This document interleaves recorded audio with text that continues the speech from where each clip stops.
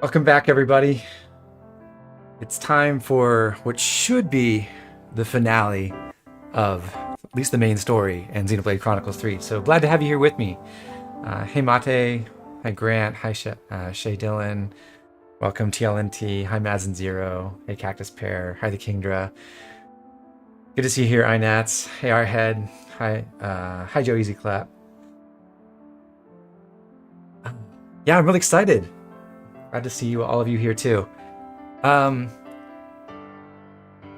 We have just a couple of things to wrap up before we get to the final dungeon. So we'll go ahead and load into the save, and then we'll check on our quest progress and see where we're at. Last time we had just finished Sagiri's Ascension quest, the very last hero Ascension quest in the main campaign. And we'd also gotten some inspiration for Senna to give new names to every member of Colony Zero. So that was the end of the Colony Zero quest line, and now they all have their new names, as you can see. So there are really only two major quest chains left. One is the series of quests in Fort Overbus outside of Keves Castle. We met some of the major players in that quest line previously. We got some info about the next step, but we haven't unlocked the next side quest yet. And the other one is the Doric quest over at Colony 30. But in addition to that, we also have this Shock to the System quest where we needed to collect heavy pomegranates. Looks like we're short by 3. We could have finished this ages ago if we'd found enough materials, but we just never did. We're going to run around real quick first to try to collect those. They can spawn over, not directly inside the perimeter woodland here, but they can show up. Oh, hello, controls. On the grounds beneath Agnus Castle. So if we go out through the prison gate, we may find some there. Also, they can show up near Colony Mew. So we'll hope to find some. If not, they can also spawn from the fabricator. Oh, there's one. They can also spawn from the fabricator at the... not the Sandbar Hulk, but the Atoll Hulk. The first broken down for Honest Hulk that we repaired in this region. There's number 19.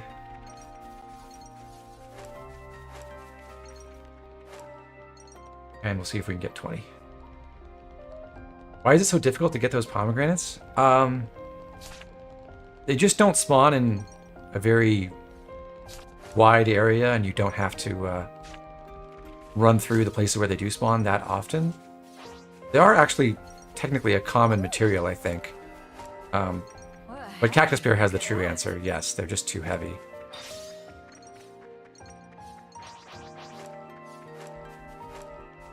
Okay.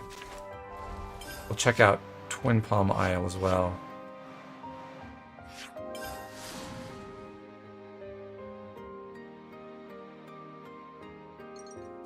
And, okay, got it. Nice. So now we can turn that in and rescue that poor woman who'd collapsed over at the Remembrance Stones ages ago.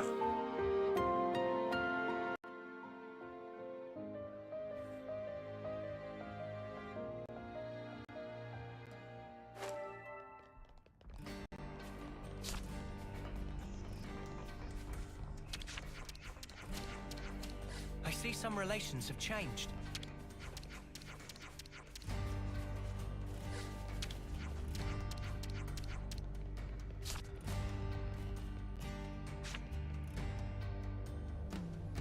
Is the audio randomly increasing sometimes, or is it just you? Huh. Like the game audio?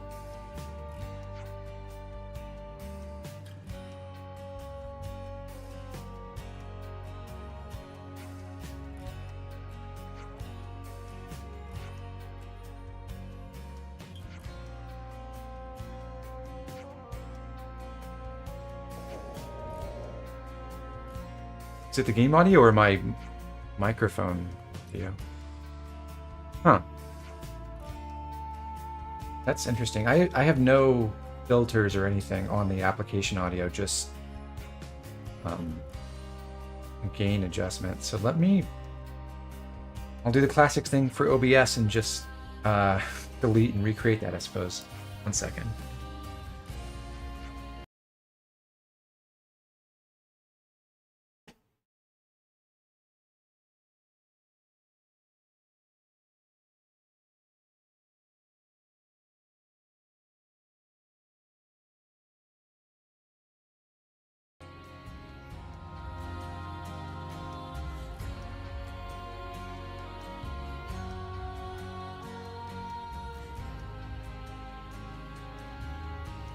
Okay, how is that so far?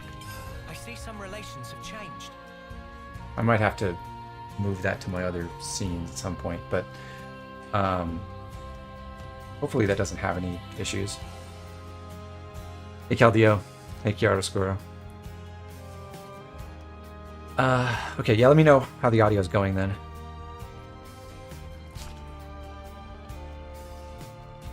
What is next? Oh yeah, while we're here, and check in with Samon and see if we can upgrade our remaining starter weapons. We might be short by a tiny bit, but we'll see. We already got Noah, Mio, Lance, and Senna. The last two are Unis and Tyons. We'll go for Unis first. Now, what was it we needed?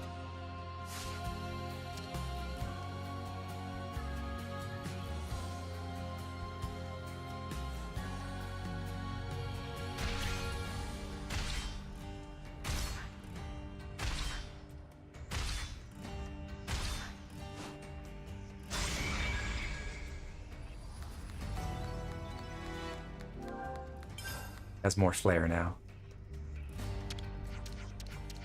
And then we'll check on Tyons. We may have enough origin shards already. Now, and we do. what was it we needed? So Tyons is by far the least valuable upgrade because not only is Tactician a class with really low attack and really low crit rate and really low block rate, which are all the things that the weapon upgrade affects, but also Tyon's the worst Tactician in the game because he has the slowest animations. And it's a debuff focused class, and the best way to improve your debuff success rate is to have Tyon's Ouroboros form active, and Tyon himself cannot benefit from his own Ouroboros effects. Same with Uni. So those two upgrades won't be too impactful, but they're nice to have. Note from last time since I wasn't here, Mio Sundancers are based on M's blades. Yeah. Yeah, M has the same model, except they're like pink and purple. All right. So that takes care of all the business here, and now we can move on to Keves Castle, or more properly, Fordo Verbis. Tyon has the coolest animations, though? Perhaps.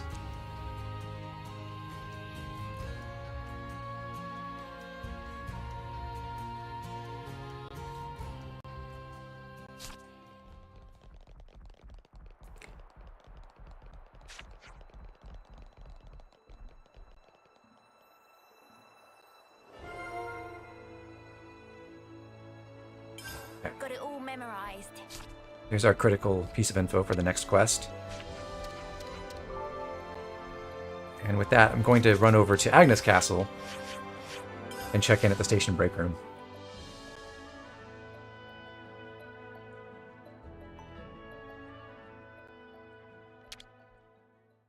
Let's make the most of our break, guys. Is this New Game Plus? No. So first thing I'm getting is I'm ordering the 40% CP boost meal. We're about to kill a whole bunch of enemies in relatively quick succession, so we'll use this one last time in the campaign. Then we'll discuss rumblings at the fort. This. So if you remember from last time, we met a guy named Gustav who was managing the ether mine south of Keves Castle, and there was we discovered some very suspicious discrepancies between the cargo manifests and the actual shipments going out from the ether mine, which makes us think that Gustav and maybe some others may be involved in a plot to divert resources away from us and our allies back to the Moebius aligned colonies. So now that we've eaten and we discussed that, we'll go right back to the fort, and finally we can check out the building we couldn't access before. Hey Esteban, welcome to the stream. Thanks for being a member. I really appreciate the support.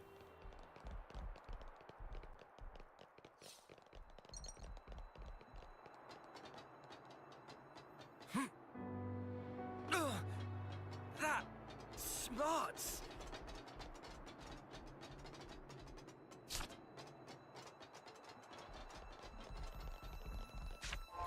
It's good to keep a record. This should be a fight we can win fairly easily. We're about to take on Gustav and some of his accomplices. Does this game have more side quests than XC1? I actually don't know the count. I'm pretty sure it has more side quests that have something resembling actual story content than Xenoblade 1, though.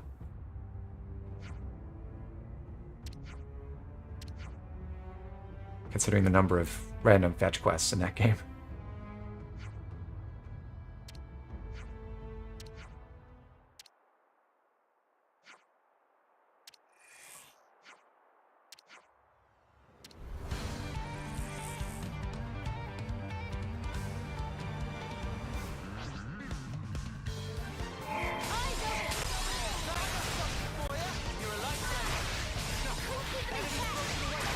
I'm just hoping not to draw aggro for the moment.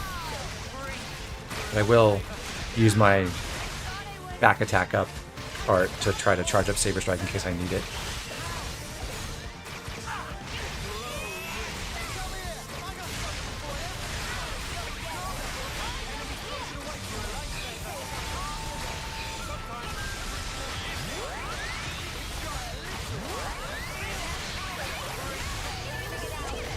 And one smash kills all but one of the enemies. Very nice. Isn't the final boss level 70? Yes. And you will see how that plays out. Is everyone in their base classes right now? Yes.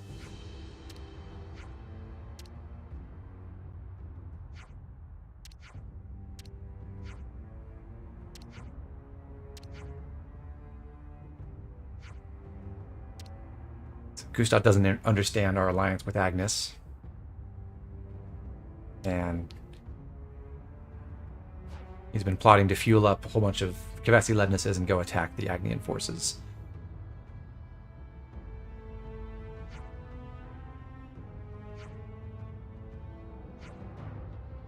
Every Xeno game needs a smuggling boss inexplicably stronger than their final boss. It's the law. Despite levels, I would not say that dear old Gustav here is anywhere near as powerful as the final boss. But yes, we will fight him again at an even higher level. So the castle guard we just we did our training mission with on the last stream is here to arrest Gustav. And we'll see how things progress from here. The Banna side quest in XC1 is your favorite in this series. This game really is missing a Banna.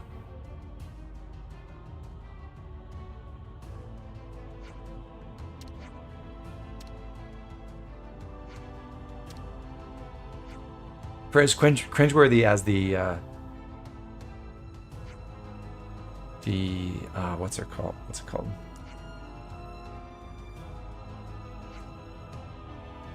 What was the name of the prototype poppy that Tora's father made? That whole quest line in More Ordain. As cringeworthy as that whole thing was, I enjoyed Dana's part in that and his eventual end. Thanks, Grant. Lila. Good to add more names. That's right. Wonder what's inside. Whoa, got a rare I see dude some all relations right have here. changed.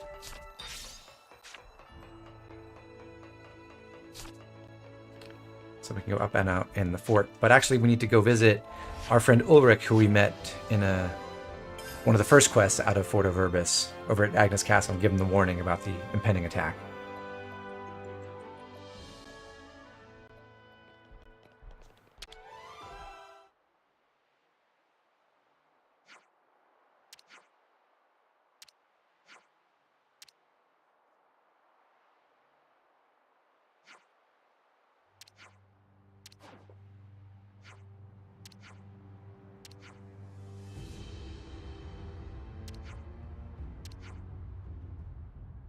So Ulrich is not our perpetrator, apparently. Not the one who was allied with Gustav.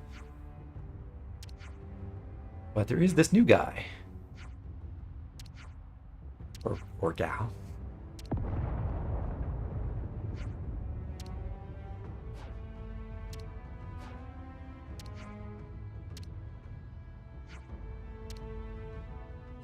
I see some relations have changed. And now there's an attack at the fort.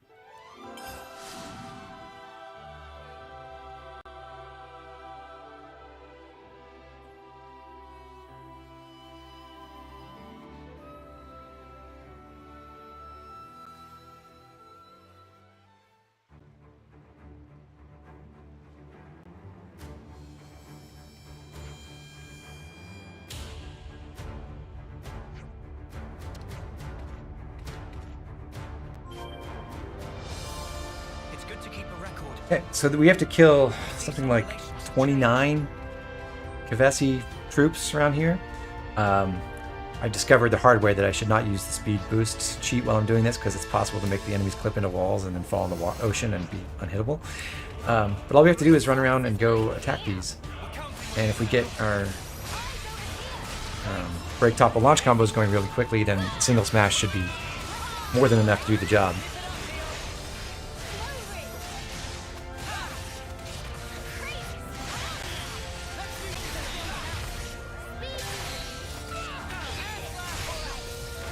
I'm not quite on the big weaknesses, maybe. But close enough.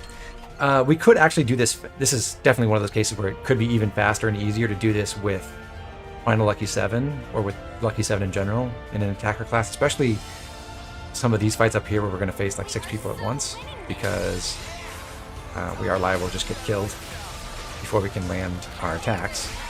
But if we get the combo going, we should be able to clear out these groups really quickly anyway. Cool.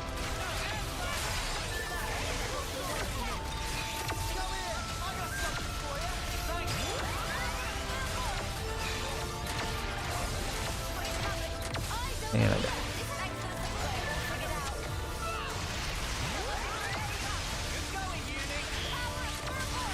Curious how all those levnesses got there. Keves levnesses don't levitate. You're right. They must have taken the boat. What boat? I don't know.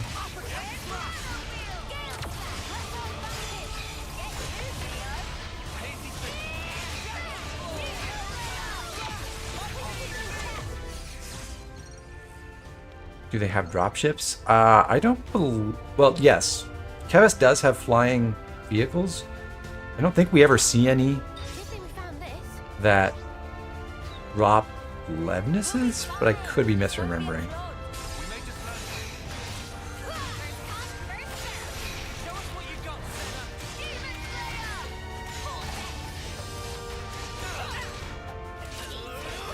Senna, hello, please go break.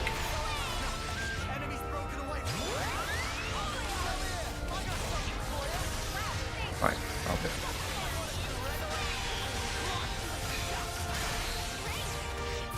And of course, Noah wasted Mighty Beat in the meantime.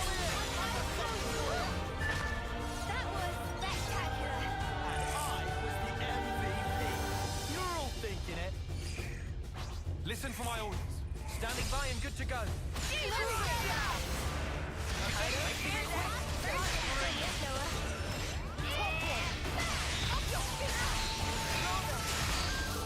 easy.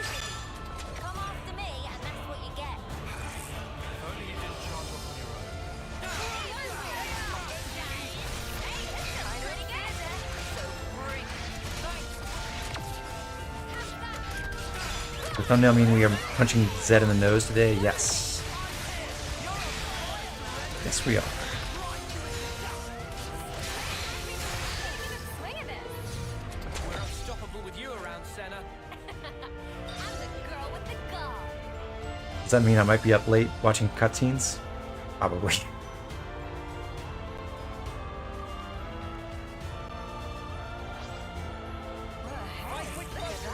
Got it. I'll call out the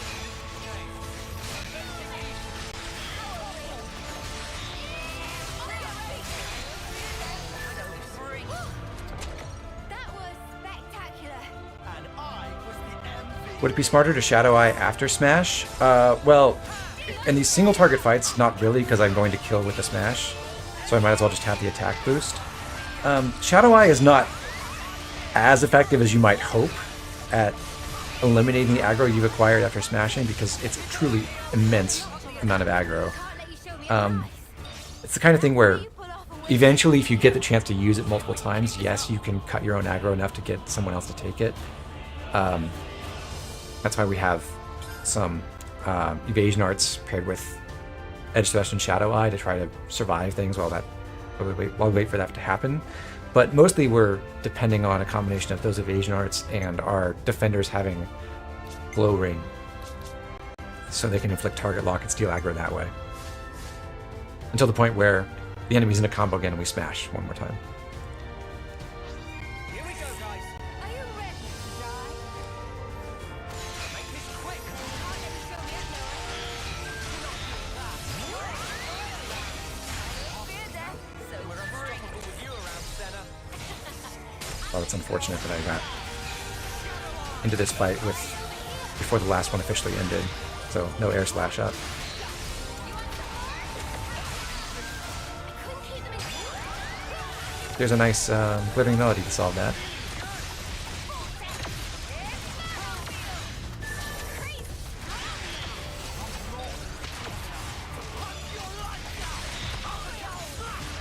Which Xenoblade game of the 4 Blade games is your favorite?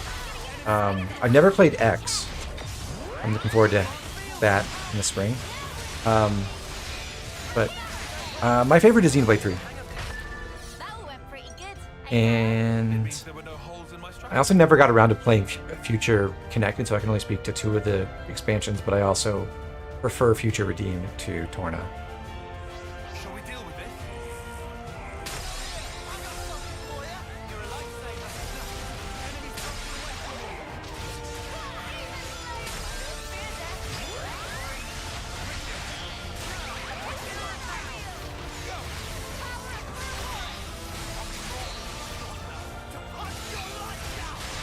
Gonna take that smash because I think I would kill with the air slash hit and not actually get the smash reaction in.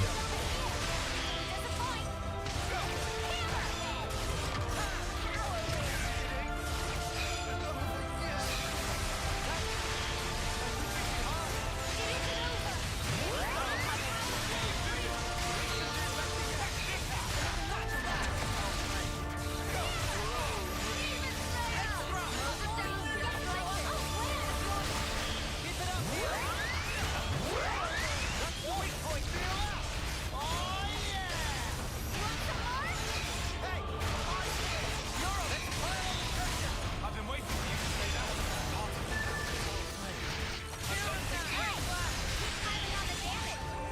You got Senna. Okay, and that does it for the raiding party. But now we meet the other inspector, Luciona, piloting this Castrates, Levnis. And apparently she's the mastermind of this plot.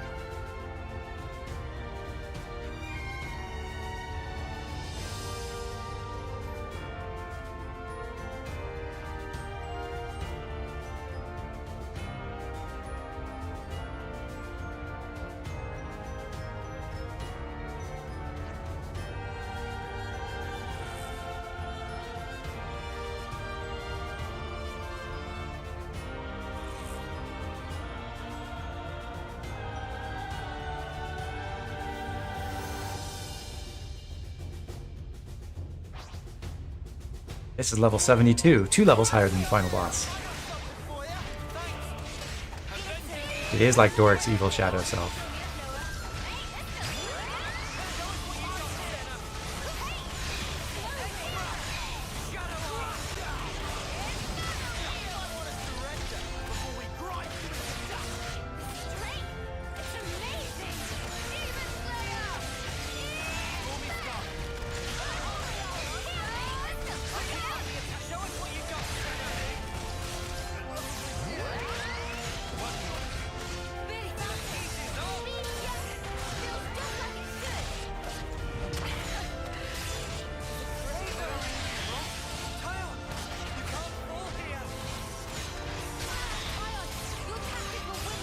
Come on.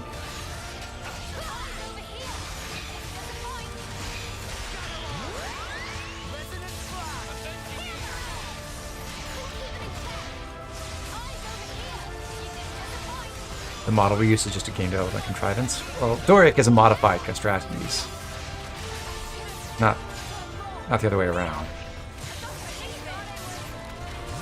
Wow, the AI is really choking on this. Kind of a pathetic showing.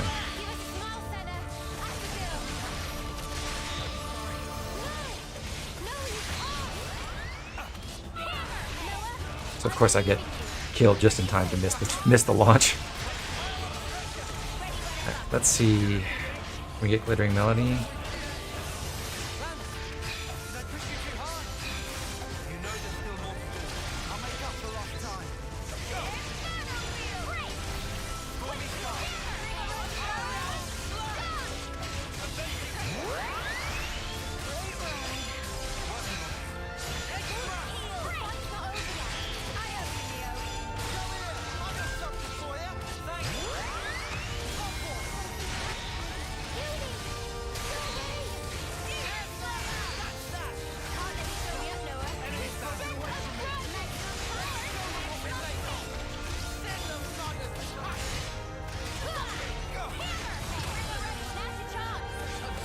Meant to dodge that.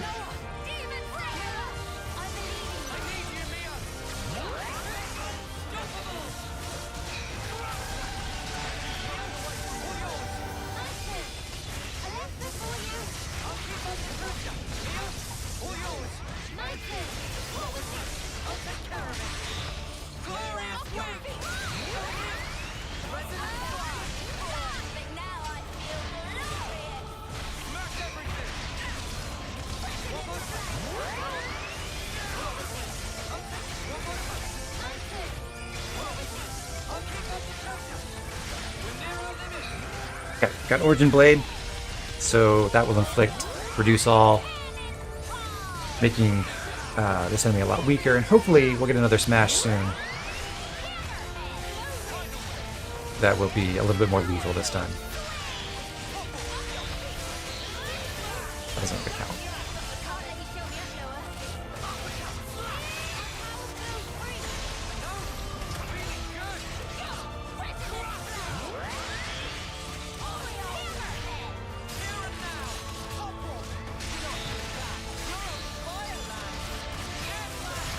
Nice.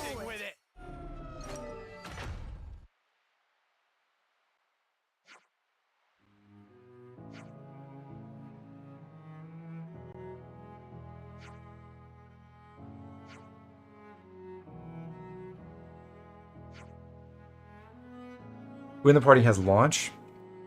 Senna has it as a master art and a talent art. I believe Mio also has Soaring Tempest. And Ashira has it.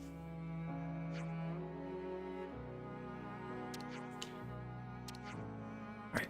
Ulrich's going to continue trying to reconcile the leadership of Keves and Agnus. So, good job.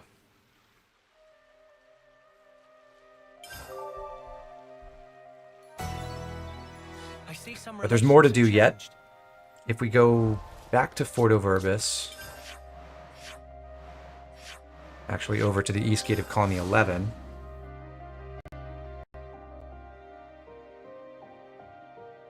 we'll hear more from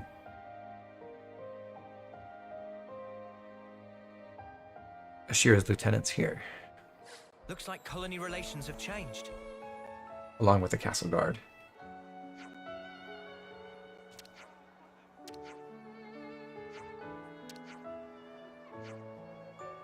So the explanation for how Colony 11 was just chilling there while being liberated right next to Keves Castle for maybe weeks was, yeah, they just put it under quarantine, shut the gate, and just left it there.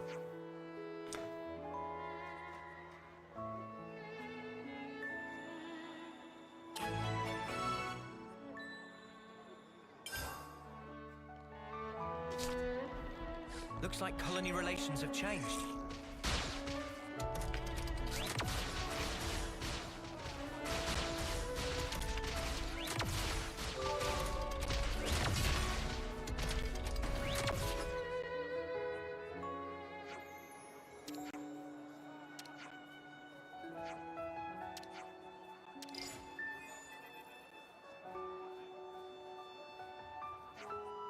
Emergency summons.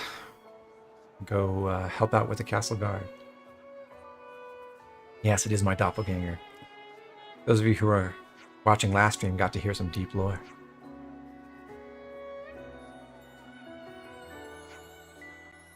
Hey, low MC, LOMC, however that's supposed to be read. Welcome to the stream.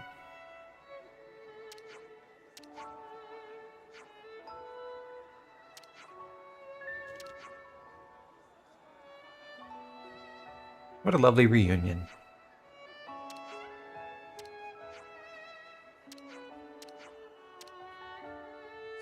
I see some relations have changed.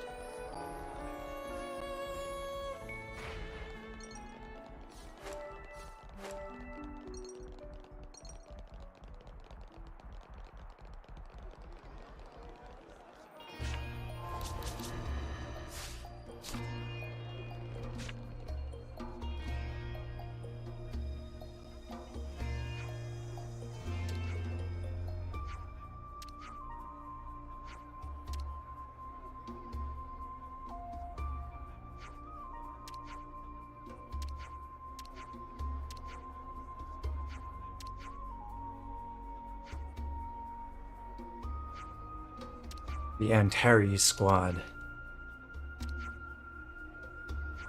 So apparently Colony 11's elite forces were actually part of the Castle Guard originally.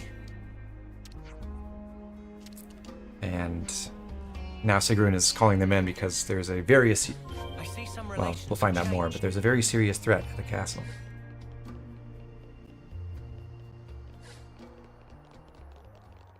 So what's this guard captain got to do with Zoran?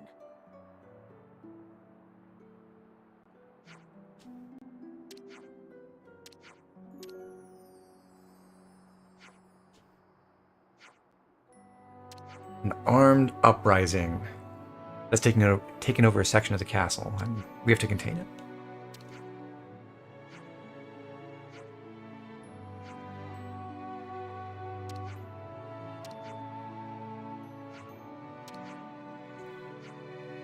They want Ouroboros purged.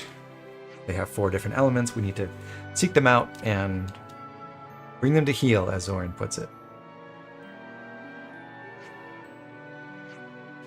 Hey, Sully. Welcome. Glad to have you here.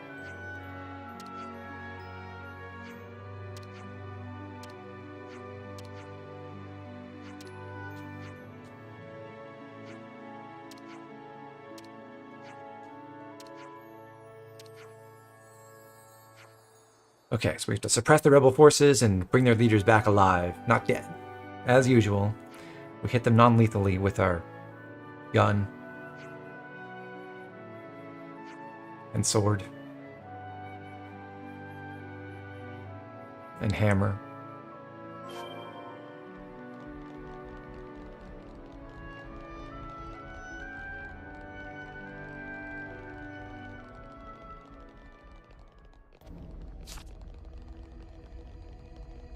Hilarious, we join on the grounds that these guys are freaking lunatics. Yes. So this brings us back into the Great Hall. We get to admire the Bionis and Mechonis mural in person as everyone goes for a swim. Hello. And then up here we face our first squad. It's good to keep a record.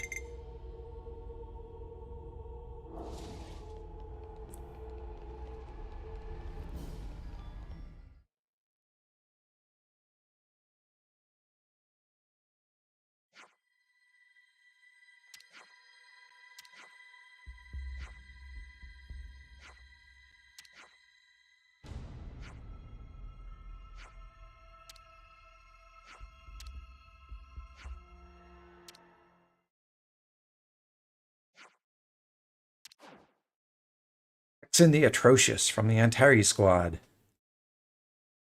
This is a neat little tie-in, giving us more backstory about Colony 11 lieutenants and their seconds.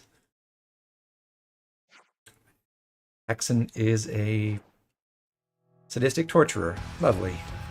And she's on our team.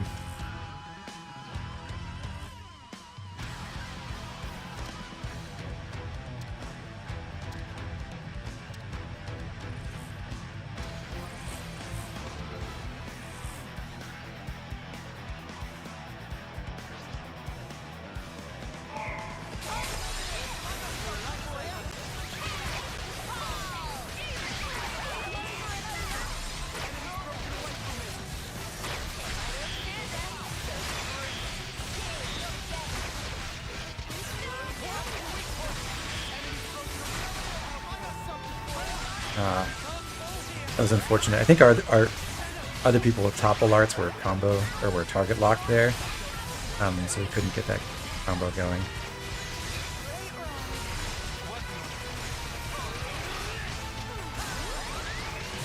Not gonna get killed by Citru, maybe.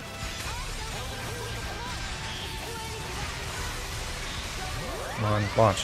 Thank you.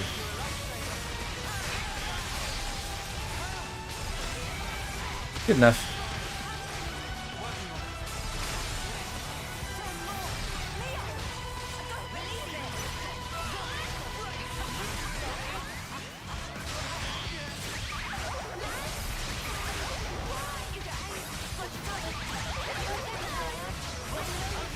This fight has gone really badly, but we'll get through it.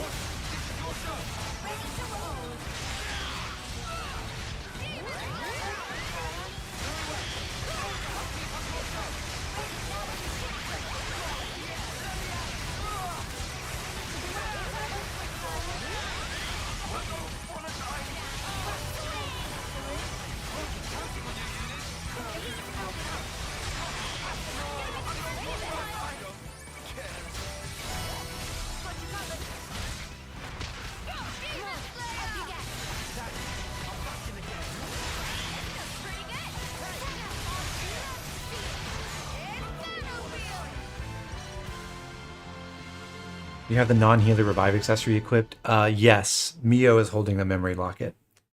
And Uni has a brute memory, which makes her invincible for 5 seconds if she's about to get killed for the first time in a fight. Both pretty handy for making sure these things just don't... You know, you might have a fight that goes badly, but you don't actually lose.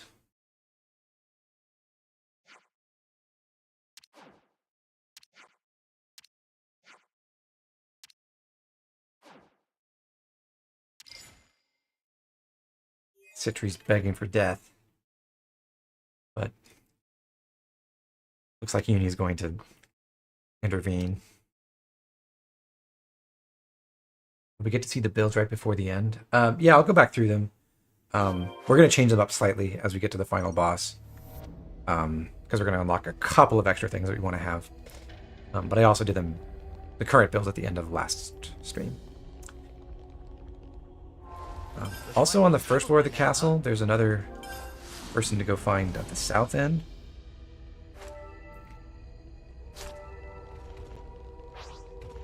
Want to not fight that Centurus.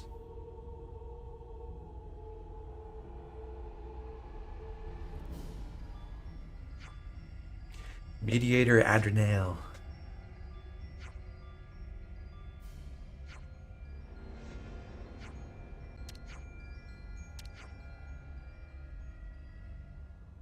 He's actually suing for peace. Doesn't want to fight anymore. But his troops need some food.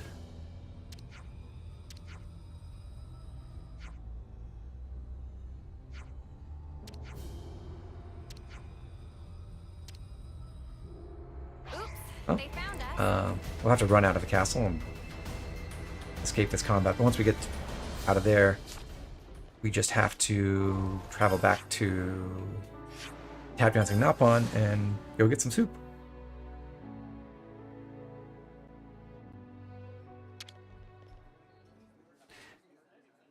And then carry it back, I guess. Imagine just walking back to the castle with big pot full of soup.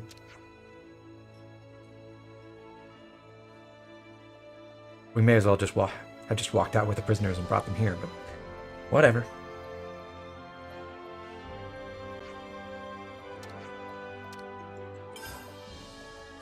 Good to add more names.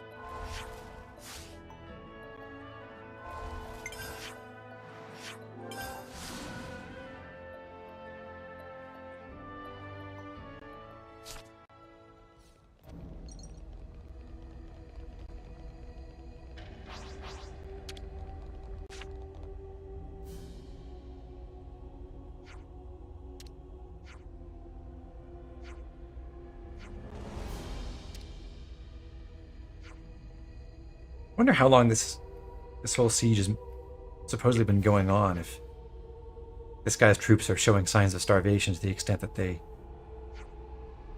that Brandon's saying you can't even, feed them properly yet because they'll have refeeding syndrome. Doesn't that take like weeks of starvation?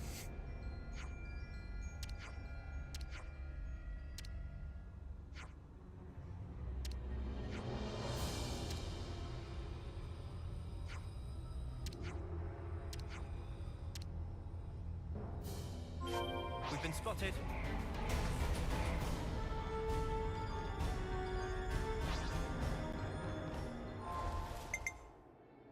We're quite well traveled by now, huh? Better safe than sorry, I suppose. Regardless, we'll meet the next squad up on the 3rd floor.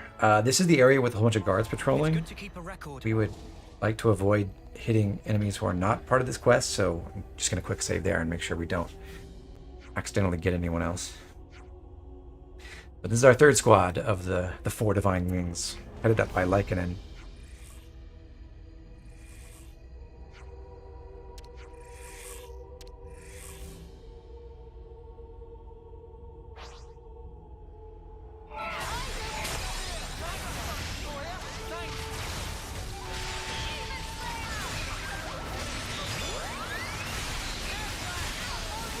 He's gone.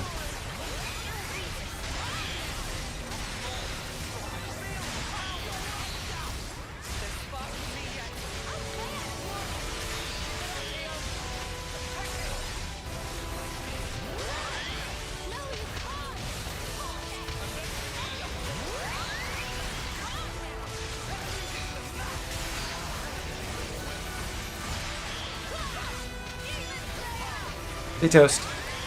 Don't worry, you haven't missed too much.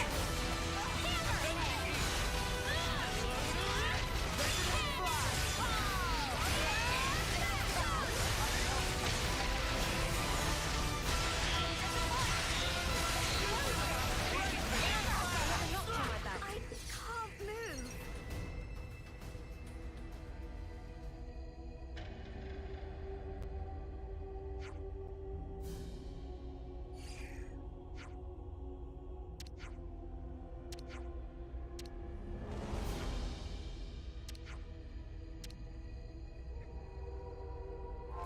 As Lance remarks, there's in Uni, there's a lot more sadism than anything else going on in the Colony 11 squad.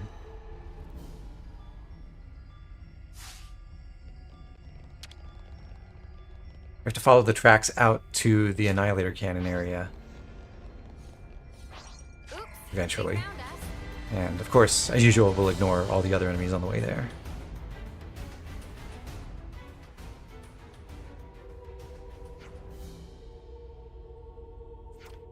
Oh, Keldeo said, you were in prison for a month? That's true, but we came here and liberated Keves Castle and got all these people on our side after we were in prison.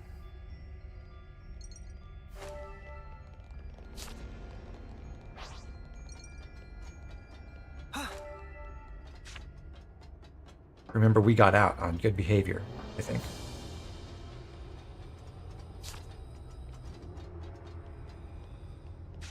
It's good to keep a record. Did I? Oops, I left. No, never mind. I thought I'd left the tracks behind, but no, it just lets you go right out here. Smarts.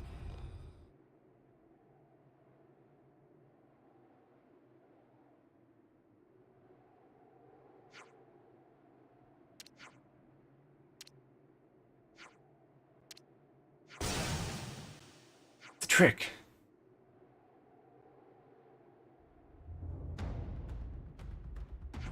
And the Keves Castle don't fly, but they do materialize out of thin air, which is probably even better.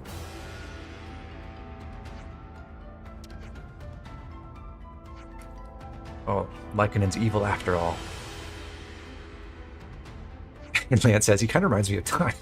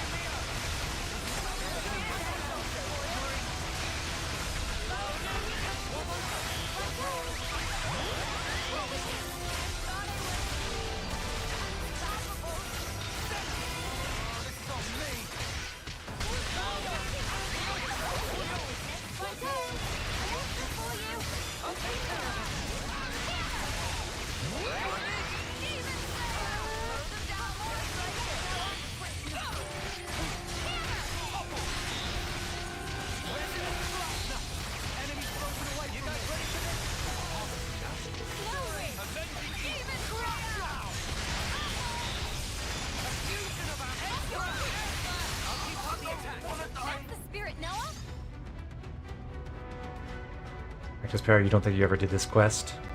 It's a pretty obscure one.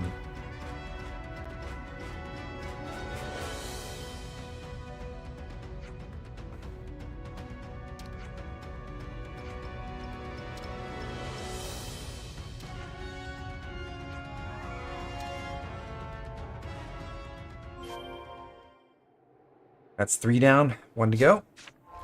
The last squad is up at the throne room.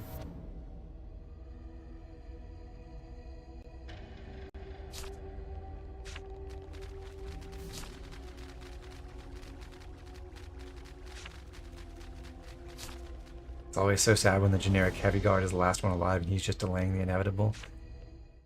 We respect those poor defenders. They're trying their best.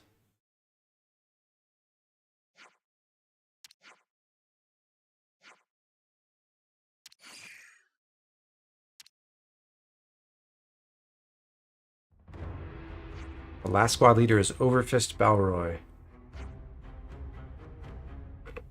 who has a personal connection with Zorn himself.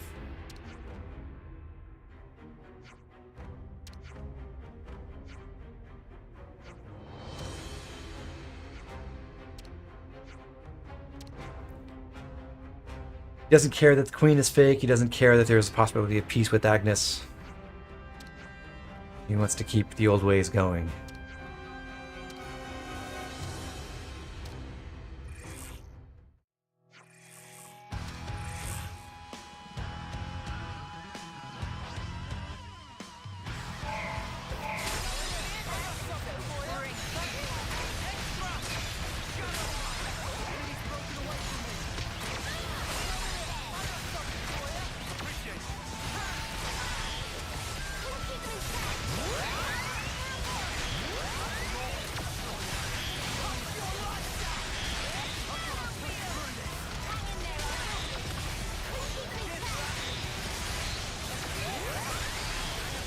Balroy's down.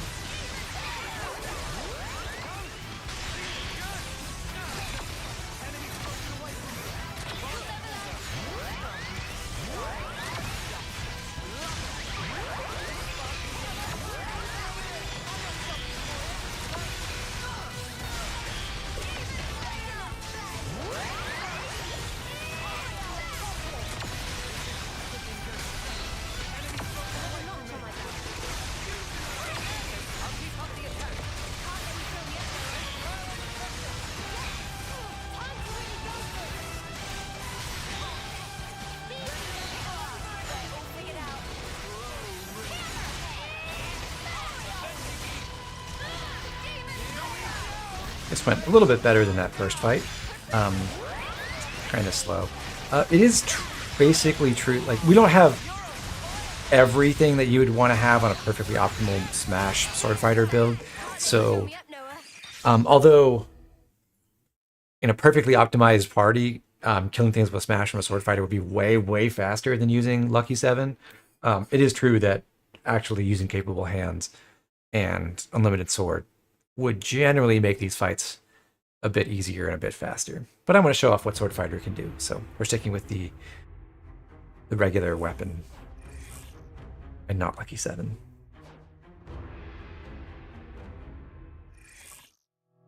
Time to go for round 2.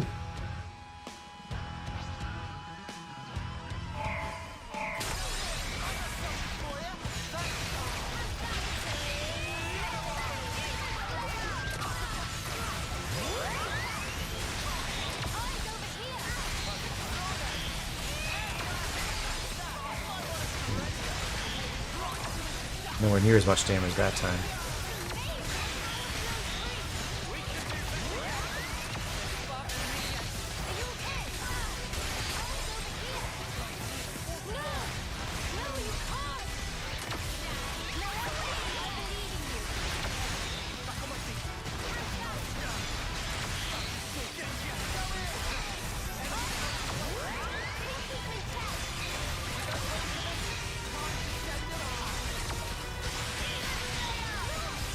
Alright, another launch, and there we go. Boss down, and we've got one more Keves blocker to clean up. We can do better yet. Sweet.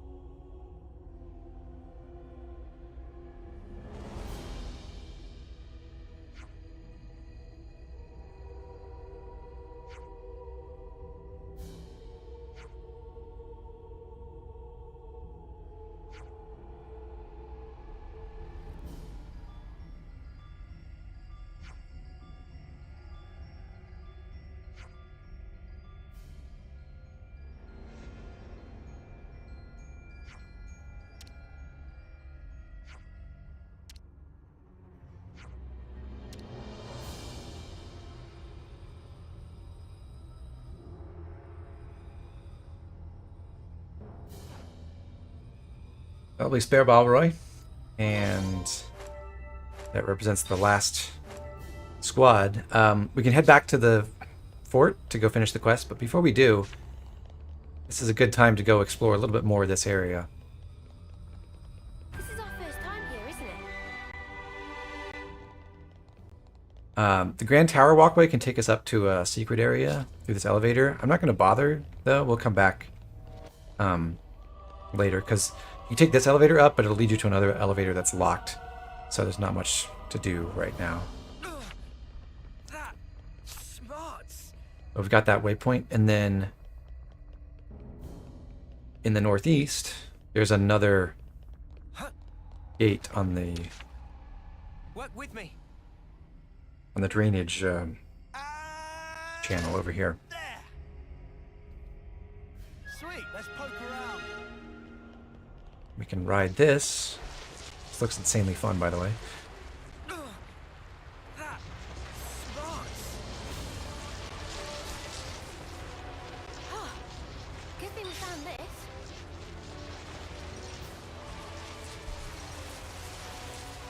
Better give it a good once over.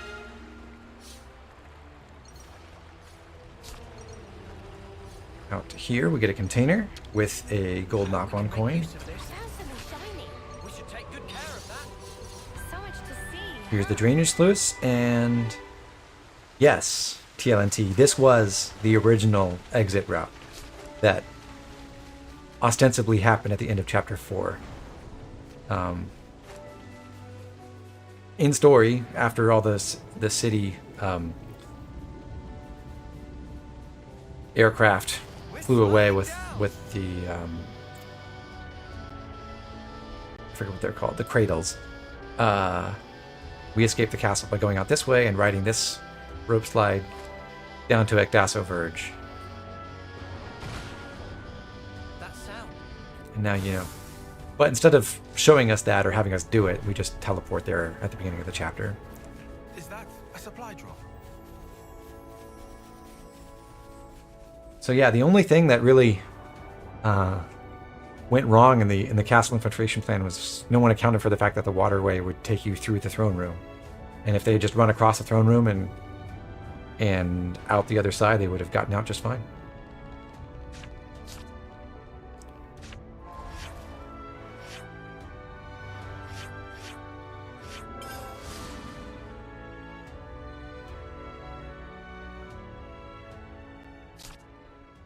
I'm feeling like I could eat.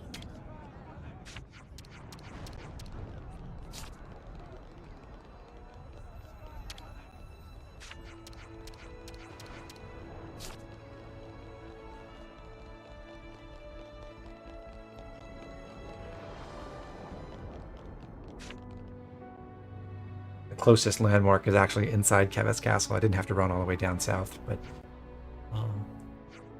it's kind of easier to travel to a landmark on the map that you're actually going to.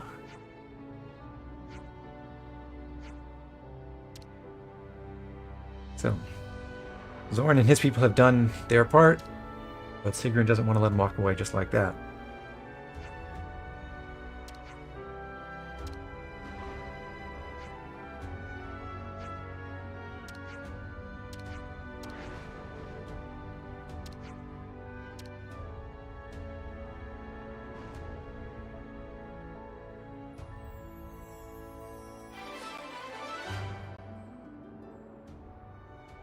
That is that.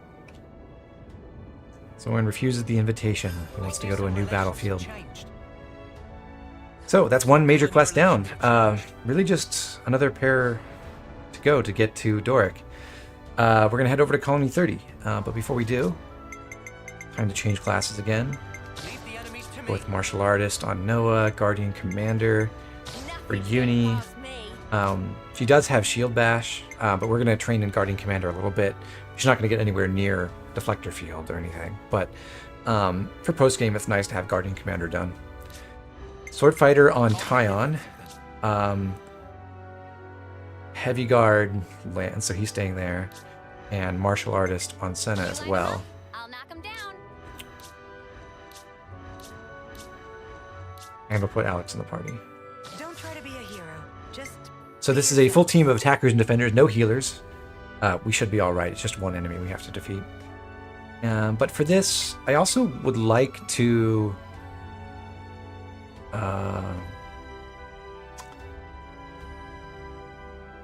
change the martial artist build a little bit. So similar to how I'm not using unlimited sword on my sword fighter Noah for the time being.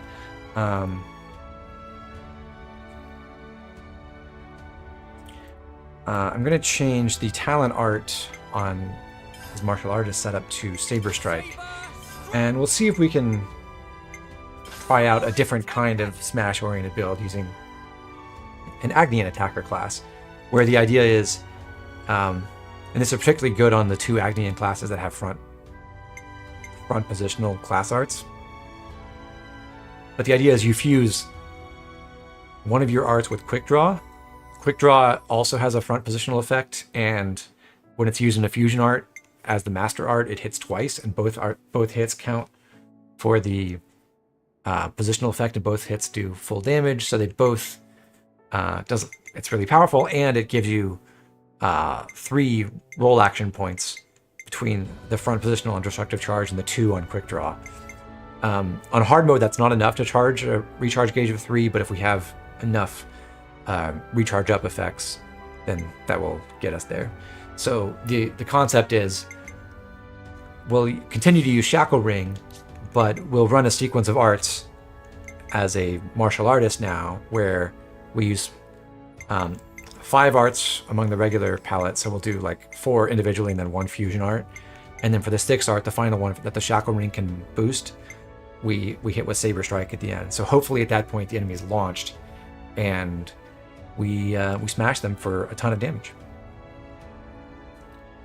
Do you actually get damage reduction during Deflector Field or anything? Does it just give Awakening? It does give you, I believe it's I forget the details, but I believe it automatically blocks and you instantly recover 50% of any damage you take. Maybe more. It's pretty significant. It makes you immune to a whole bunch of other like reactions and stuff that other arts would normally break through, even if like some bosses even have arts that hit through evasion, but they don't hit through deflector field. Anyhow, so I put Soaring Tempest on, and for our skills, we're going to drop Capable Hands and use Critical Strike instead.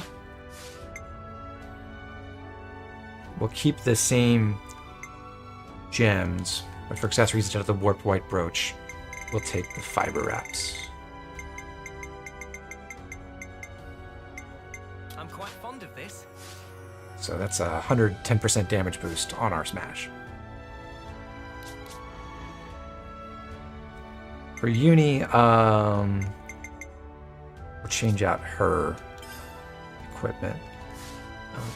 At least for the time being, we're going to give her smash capabilities as well. So Falcon Swoop with Mighty Beat. We'll take Imperial Sword with Aerial Slash. And then Shield Bash with Resonant Flag. So she can share Awakening. Ultimate Qigong. We'll take Universal Annihilation for a big damage boost to toppled and launched targets. And then Strengthening Gambit is good. As for gems, we'll go with Analyze Weakness over Brimming Spirit because it actually increases our damage. And take some better accessories. Ceramic Belt. The other Fiber Wraps. And Thermo Headgear to give her something resembling a decent crit rate.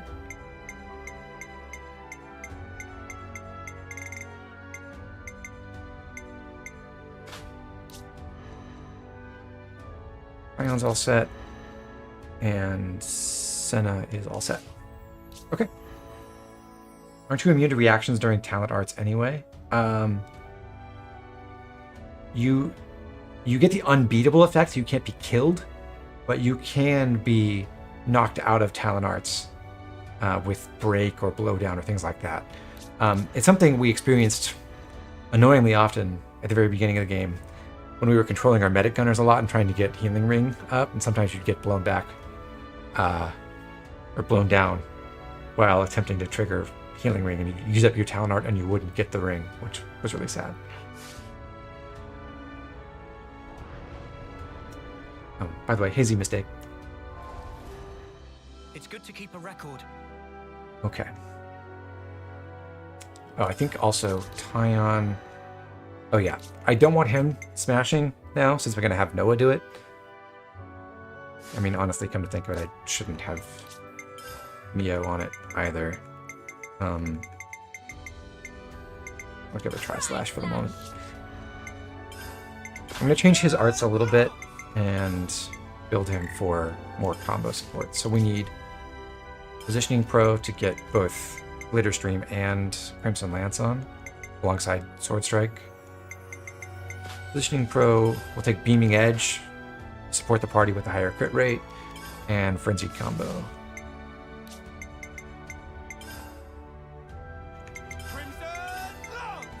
Glitter Stream. And then we want Double Strike, Accurate Grace, Steady Striker, Platinum Belt, better combo duration,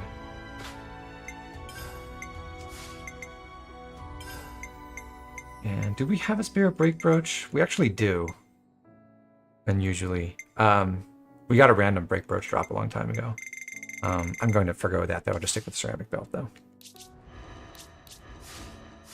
Now we should be ready.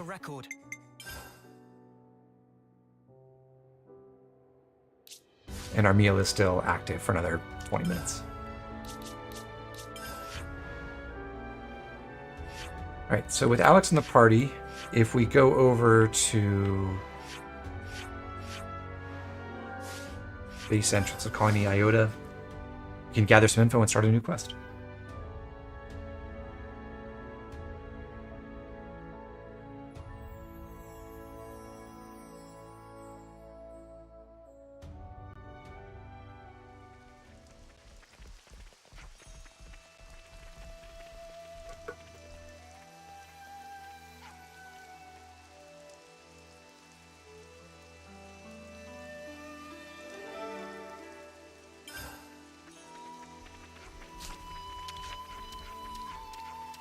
I see some relations have changed.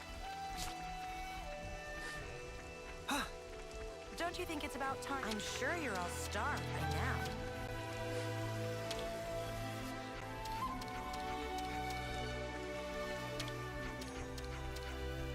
Corbin gives us the name I of see some super relations bosses. have changed.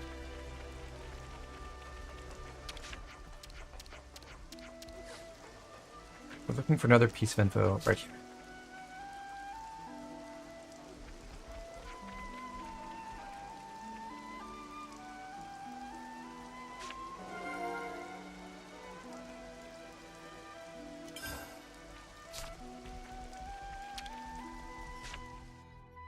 We could do with some food. Let's lay out the facts.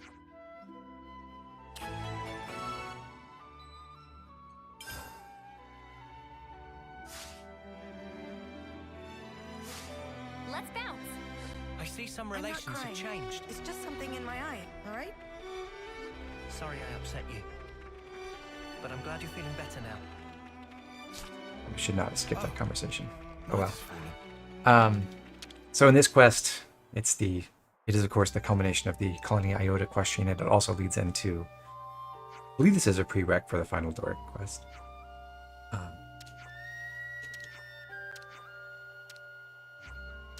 We need to do some on-site inspections.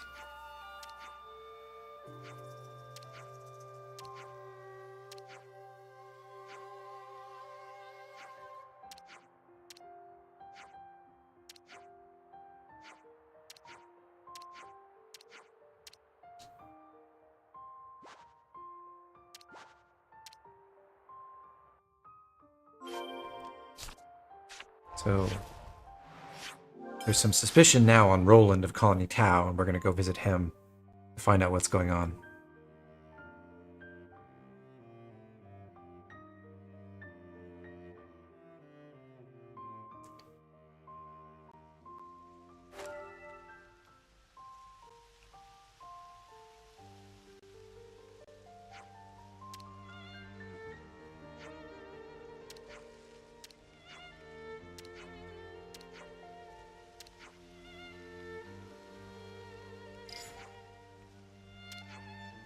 Apparently he's been an agent for Colony 30, effectively.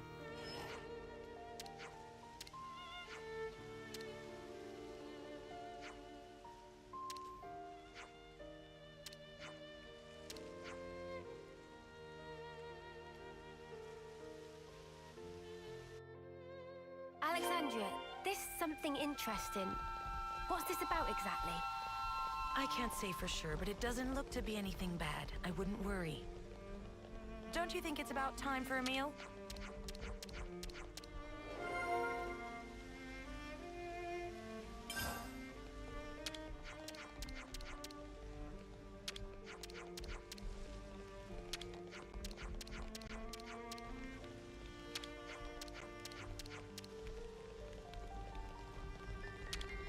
Hey, June.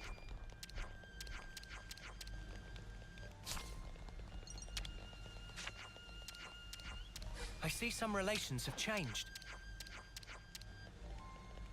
Just catching up with everyone from Colony Tau, but once we've done this, we have to go into our Collectopedia and fulfill a request for Flaren, which is what Alex has prompted us to do. We'll go ahead and do all of the other available requests as well. That's all of them. The person who is We just had to persevere. whose Collectopedia card you get for this quest That's all of them. actually depends on where you send Philly. That's all of them. The guy from Colony Iota It's looking who was complete. trying to decide what to do with his life, That's all of and them. you had the chance to prompt him to either try to find something more Just fulfilling or have to just kick persevere. back and have fun. We sent him to Colony 4 by telling him to try to That's do all of something them. worthwhile. But if we had said, go have fun with it, It's looking complete. he would have gone to Colony 30 instead, and we'd be sending parts to Zuza instead of Flaren. Persevere. We just had to persevere. It's a good feeling, isn't it? Got another colony to rank 5, that's good.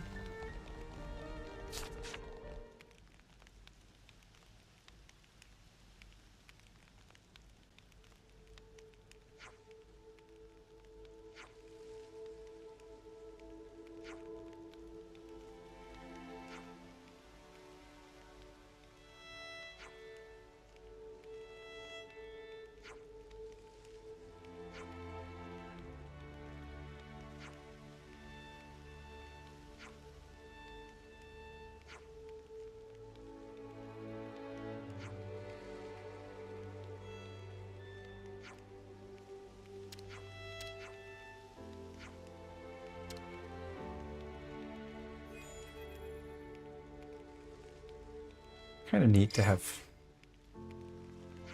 Alex describe how her project with the Collectopedia cards has grown into something greater than she ever imagined.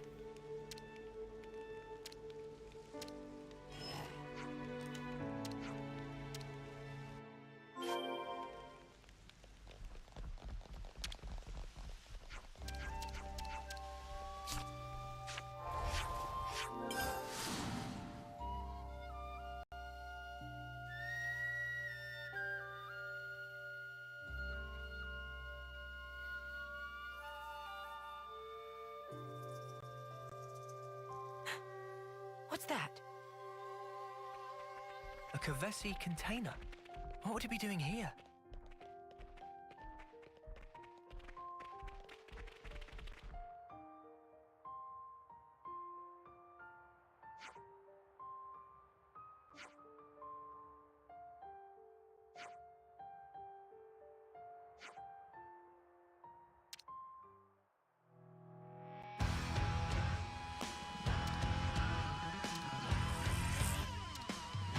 Surprise. Okay, let's see if we can get this thing to work. I'll go ahead and use my stance. I don't have the benefit of Glittering Melody just yet, so we're not going to have everything charged up instantly, sadly. And that may mean we actually kill the enemy before we get to do our little smash gimmick, but we'll see. Oh, I missed. That was supposed to be... Try that one more time.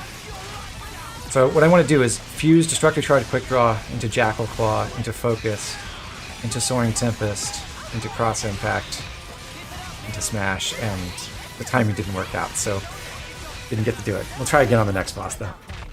The way you really want to do that is ideally wait for the enemy to be broken first, and then use that whole sequence, but I knew we'd really only have one chance to get through the whole cycle.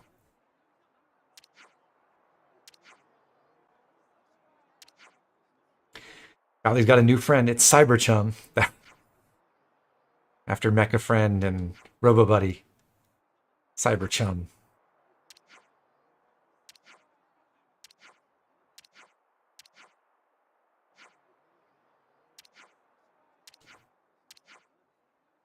So this was an act of generosity from Valdi, apparently.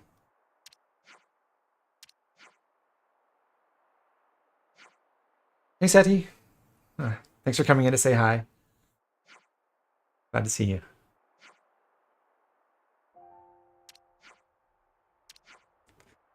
So in a way, this is a success story about the huge network of resource sharing and cooperation that Alex has set up, but it would be appreciated if Valdi's Levnesses would stop going rogue.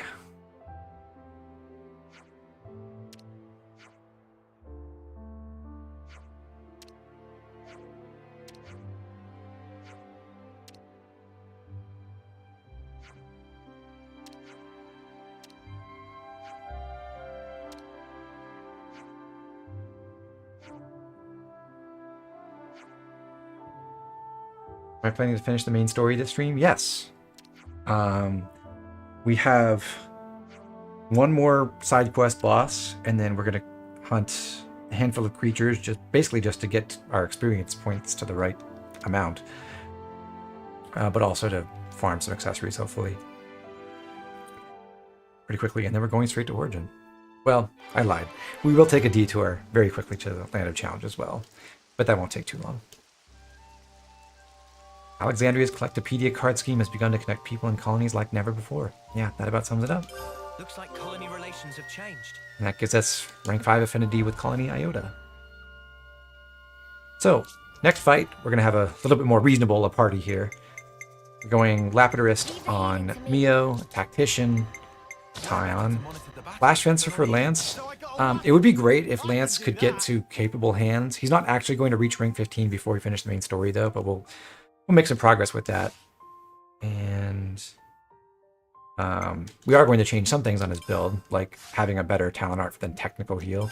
We don't want him to have Saber Strike because we don't want him smashing for us. Deflector field. We'll take that, and then with Resonant Flag, he can spread Awakening to the party as well, and he has capable hands, at least when he's in Flash Fencer, so he could potentially get that up early in a fight. So with that, we'll put on Aerial Slash, give him some survivability as well. We don't need Soul Hack on him anymore. He's not going to be fighting any more creatures. New unique monsters, anyway. So, at least not in Flash Fencer. So, we'll stick Fighting Prowess on.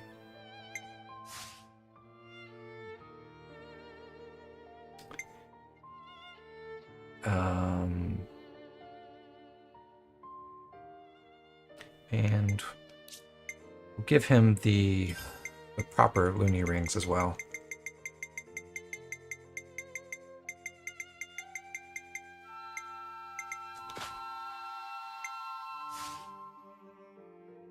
Okay. And lastly, Valley goes in the party. And I'll do my part. I heard that Colony 30 once drove off Colony Iota, even though Iota are ranked silver. I didn't know that. I'll have to ask Yuzette about it sometime. Yes, our head 51 healing power technical heal is extremely optimal. Okay, so we'll head over to Colony 30. Our 40% CP boost meal is still up, so that should last through the rest of this mission. Something smells.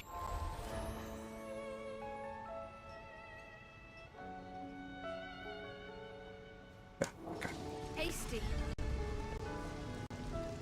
Near here, Looks we like should colony find some relations have info. changed. Yep. Finishing touches on Doric about to be applied. What thrilling news.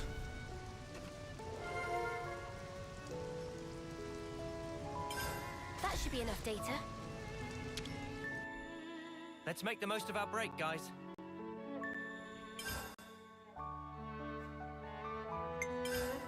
Could you all come round for a second? Alex has grudge against Colony 30 for messing them up. Valdi literally didn't know that happened. That really does sum up their dynamic, doesn't it? And Valdi's whole vibe.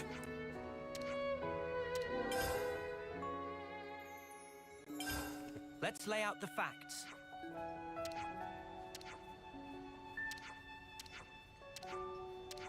Can't believe it. Doric's finally complete. Surely this will go great. With absolutely no problems.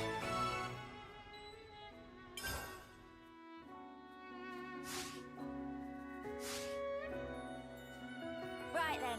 Should we get a move on? Looks like colony relations have changed.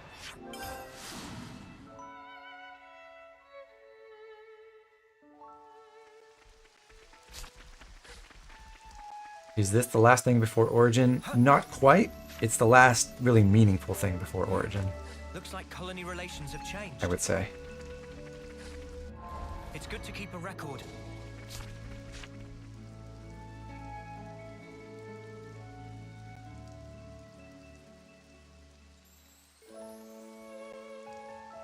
Look how shiny he is. It is.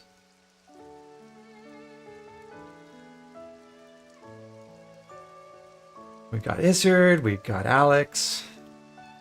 We've got Yuzette, of course. Today's the big day.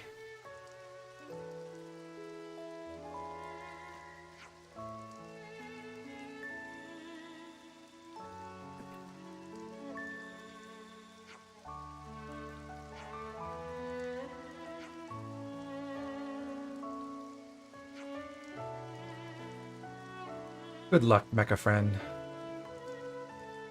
No Cyber Chum or Robo Buddy, sadly.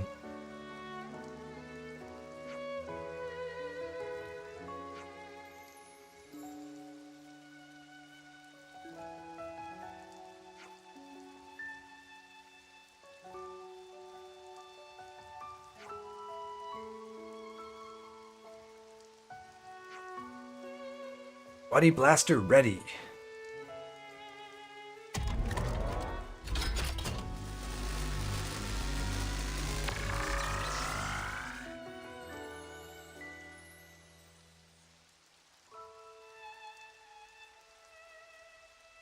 Look, Doric's made friends with those testudos. Or armadillos, rather.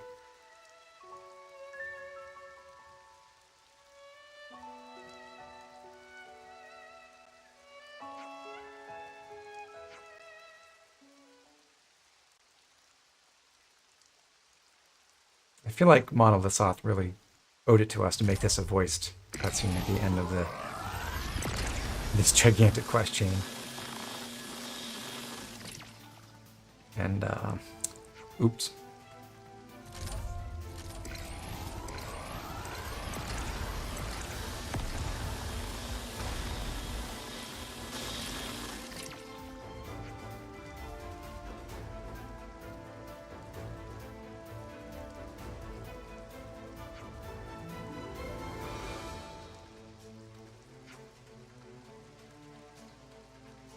How they keep setting the damn things to evil. Yeah. Someone should just tell him not to do that. But, in fact, this one's not Valdi's fault. It's Puli Puli.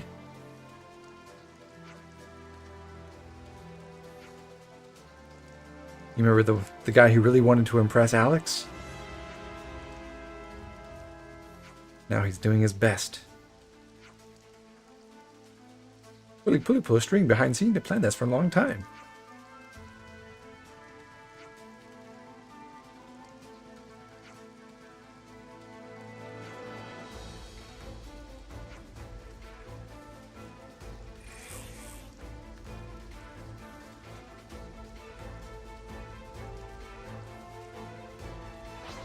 It's the knock on Moebius, yes. We'll take down the armadillos first. This time I will try to do the whole setup, so let's see. Of course I'm gonna get killed.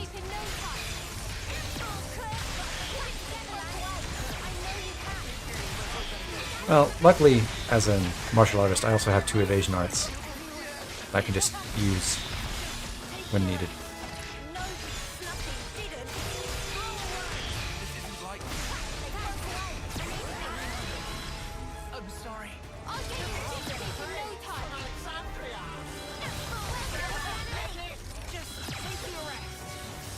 This has once again not been the smoothest fight I've ever seen. But one thing that's nice about these Agnian smash setups is that they tend to be a lot more resilient to dying than Keves versions of the same, because you can get your main smash art recharged really, really fast.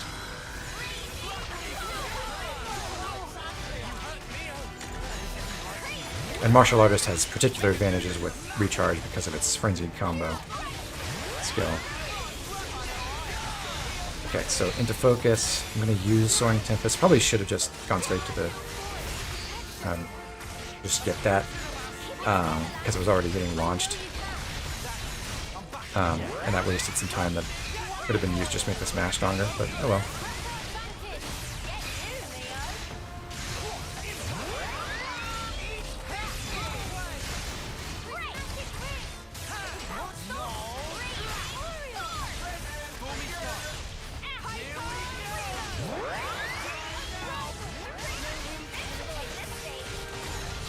Doric's stance, actually, I think he may have multiple stances, but he has one that makes him take like 200% extra damage or something, which actually makes Doric the optimal target to set single target records for chain attack damage.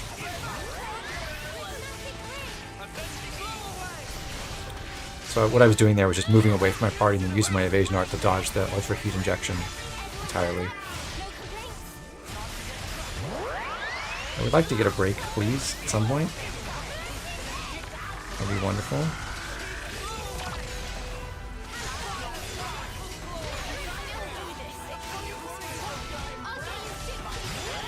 There we go. Okay. And didn't get the follow-up. Second. Am I seriously going to get through this whole fight without ever getting to do a smash? Oops. I missed my evasion that time. Man, I just wanted to show off the cool thing you can do with Saber Strike. I'm not getting the opportunity.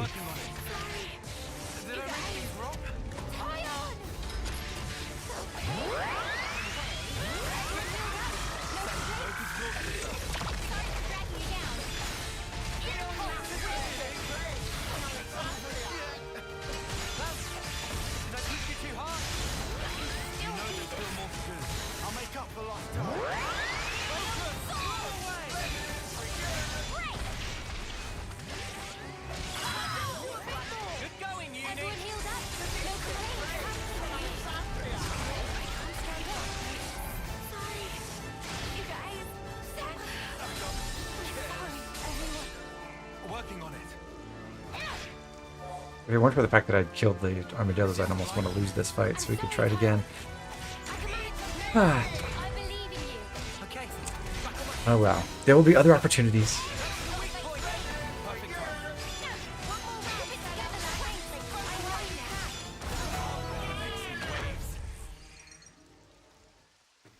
Yeah. Thank you, Mazin Zero.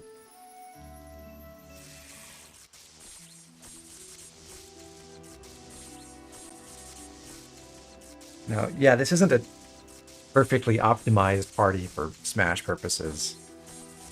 I guess I did only have 2 people with break arts at all, but even still.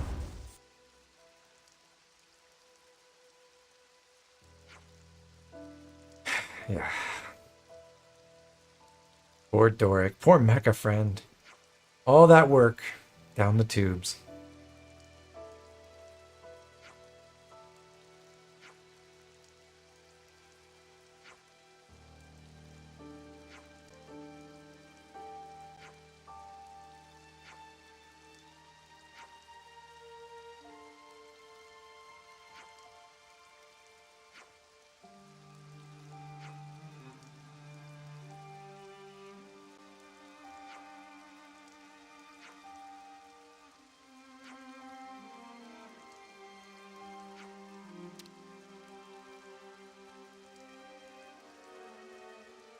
We'll rebuild him in Xenoblade 4. God, I hope not.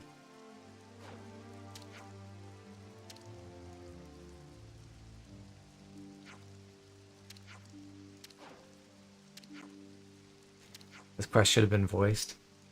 It certainly is a lot more meaningful than about these actual Ascension quests. Although I am grateful that we're able to do that Ascension quest in Chapter 5 and not right at the end of the game.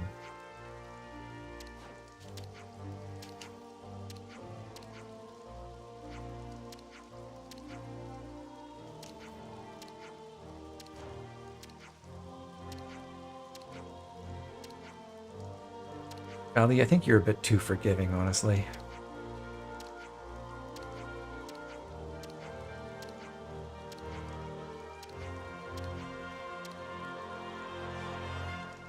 But look, Pulley's moved to tears.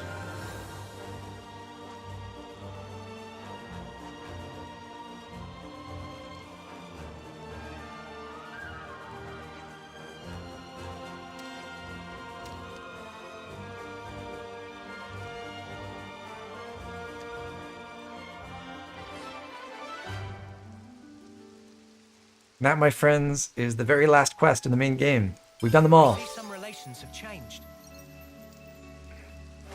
So time for just a little bit of a cleanup operation. The main thing we're going to try to do right now is get exactly enough experience to be at the right threshold as we go into Origin. So that's where we picked out these targets we're about to take on. And also we're going to change up classes and get our class points lined up properly as well. So, Sword Fighter on Noah, Zephyr on Mio. We'll go to War Medic for just a moment on Uni. Tyon can stay in Tactician. Lance is returning to Heavy Guard. And Senna is changing to Ogre. And then lastly, we're putting Ashira back in the party. My life is yours to command. Everyone's already set up, I believe. Yep. So, let's go hunting. First stop is over at Namba Mound Camp, because we've neglected this for a long time, since we haven't been harvesting any Ether Spheres, but we do have the ability now, or at least we should have the ability now, to upgrade our HD Ether Cylinder Plus to level 5. Okay, so we're handing over. Hopefully.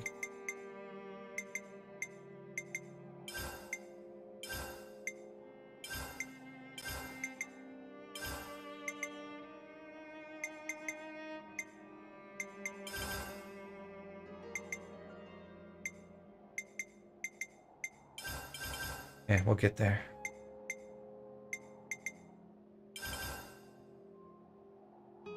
You did all Ascension quests already? Yep. We've done every last one of them.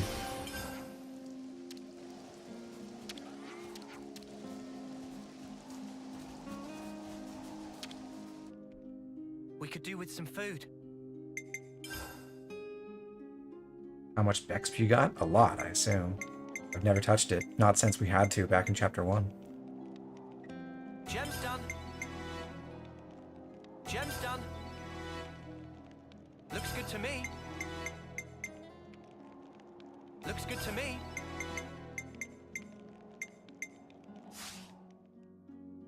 That's enough for today.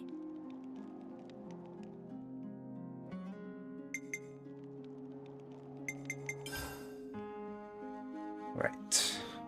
And since we're going to be fighting some enemies that can drop useful accessories, we're going to take a Crumble Crunch block bar to maximize our chance of getting those accessory drops. That's how you get big and strong like me. All right, everyone. Time to... You had to stop checking the bonus XP since you'd always look to see how many levels you had and then get bodied by a unique and use them all. It really does feel like the bonus experience system in this game is a trap. I mean, it's better than just giving you the experience straight up, because then you'd just be hopelessly over-leveled for everything. So in that respect, it's a success. But actually using it, if you're planning to be a completionist, like, yeah, it can help you overcome whatever boss you're struggling with, but then after that, it's like, well, congratulations, you get no substantial rewards from any of the next 50 enemies you fight until you're back on level with the main story. Yeah, let's go check how much bonus experience we actually have. We could do with some food.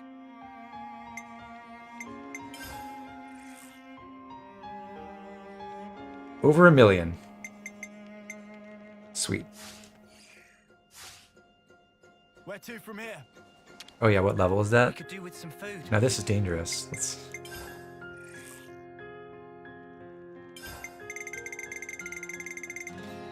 I have a cheat on that would let me set it arbitrarily. I could get to level 88. Let's bounce.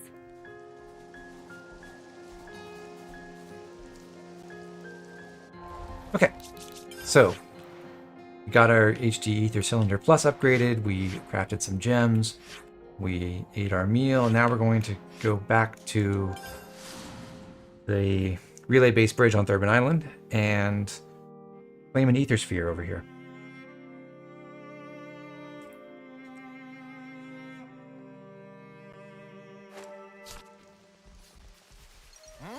What's that? Bonus XP is meant to be used for someone just playing the main story. Yes. That's really its function, is to make it so you don't have to do the side quests if you don't want to. But the side quests are, frankly, the meat of the story, at least the hero quests. And even doing those will get you hopelessly overleveled if you also use the bonus experience.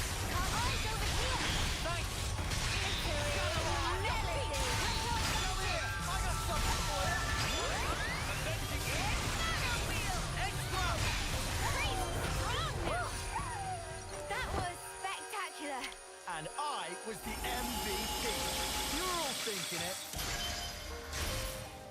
This should All right. be enough to give Eno a boost. There's a bit of high ether for us. Next stop, after we change classes again, Guardian Commander for Uni and Martial Artist for Senna I'll knock him down. is back over to Fornus. We want to fight, where is it?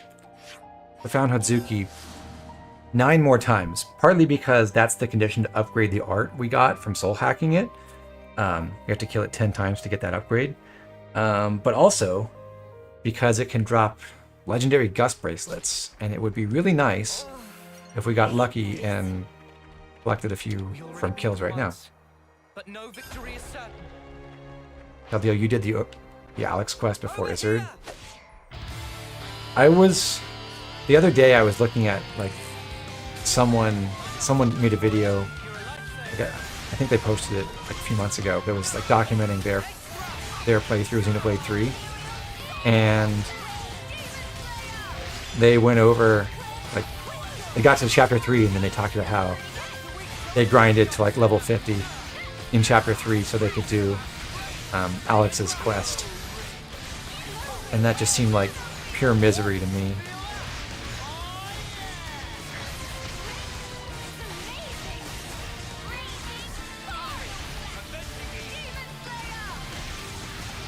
Sleep sucks so much.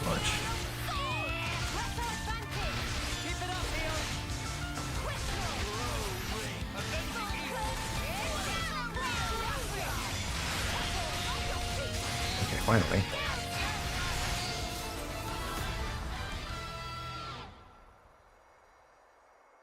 Caldeo, you did it at level 30 something? Was that on normal mode? Being careless.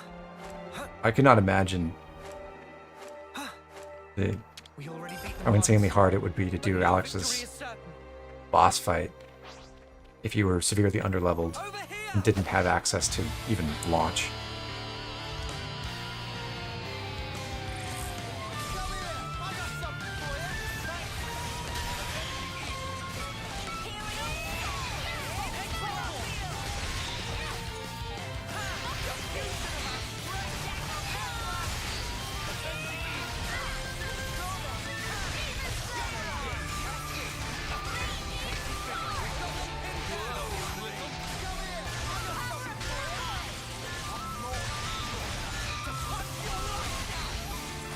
Take out the enemies before entering the colony isn't that bad, I suppose. But those fights against the squads are not super easy either. Normal mode with 4 healers. Yeah, that would probably be doable, I can imagine. Lance wants something a bit meatier. We already beat them once, but no victory So is when I'm doing this, I am luring Hadzuki and then moving out this way just so we don't accidentally hit any of the arachnos or caterpiles in the area.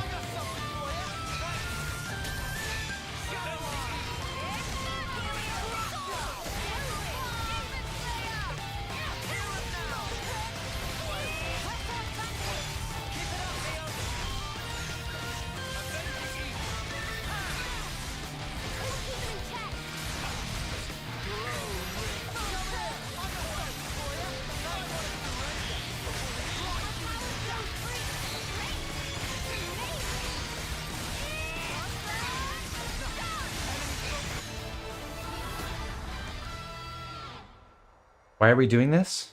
Because we need a certain amount of experience, and we also After me, and eventually are going to have to kill Crown Hadzuki 9 times, so we might as well do it now. And we're hoping that we get some gust bracelets we have not succeeded in so far. We did get a crystal anklets drop, which is useless. over here.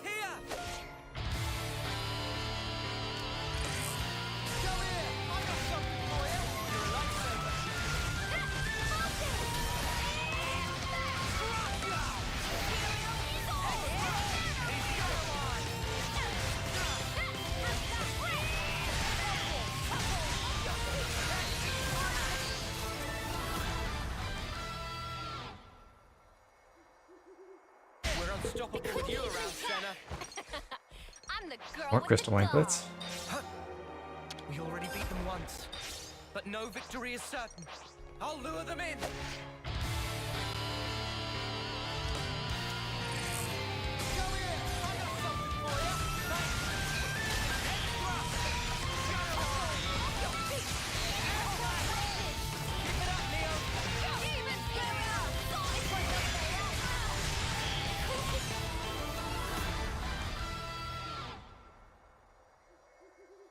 That was over way too soon.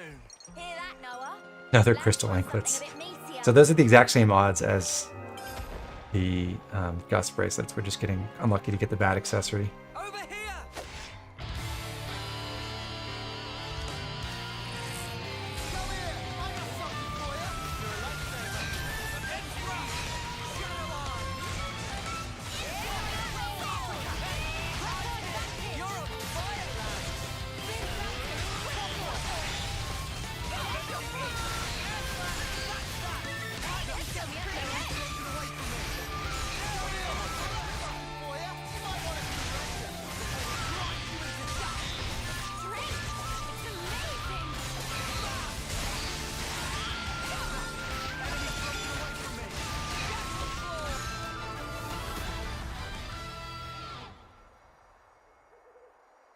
Unstoppable with you around, Senna. I'm the girl with the gall.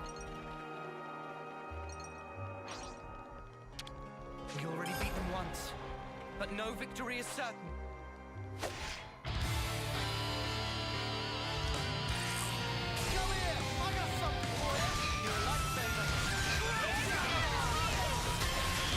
Just a few more kills yet.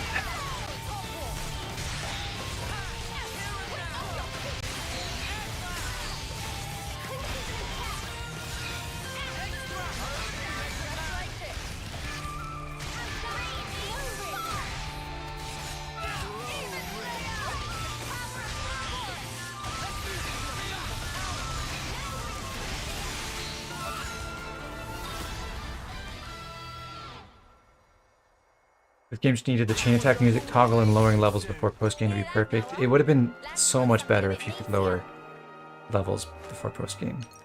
Except, I could see one way that could be We already beat them kind of bad, which is but no victory is it certain. might induce people to just sit and grind Lure them in. over and over again around, say, level 30 or level 40, which would be kind of lame. Like, people might feel like, oh, I've unlocked a new class, I have to go use this level down system to go make sure that I raise it to maximum rank on every single character immediately, which would be, no, it wouldn't make the greatest gameplay loop in the end. But I would still much rather have the option.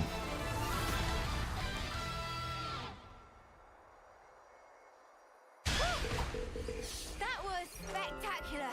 And I was the MVP. You're I seriously get another set of crystal anklets? Yes. We got 8. Ready for this, guys? Finally, something I can sink my teeth into.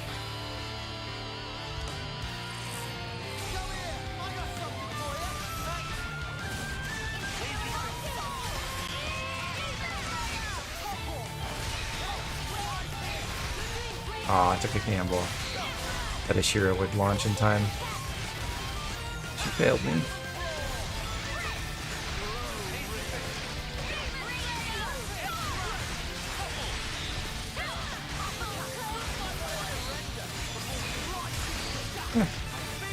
All's well that ends well.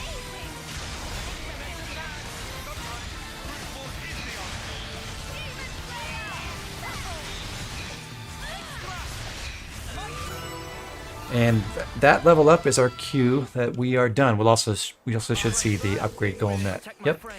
And do we get Gust Bracelet? Nope. So sad. That's rough. Oh well. On to the next thing. We're going to fight one other creature whose soul hack thing upgrades by defeating them multiple times, but we won't do it the full 9 extra times because we just don't have that much experience to spare. But maybe we can use Saber Strike with our martial artist Noah. So he's going Leave the there. healing to me. Mio back to Lapidarist, and then we're going to head over to Keves Castle real quick.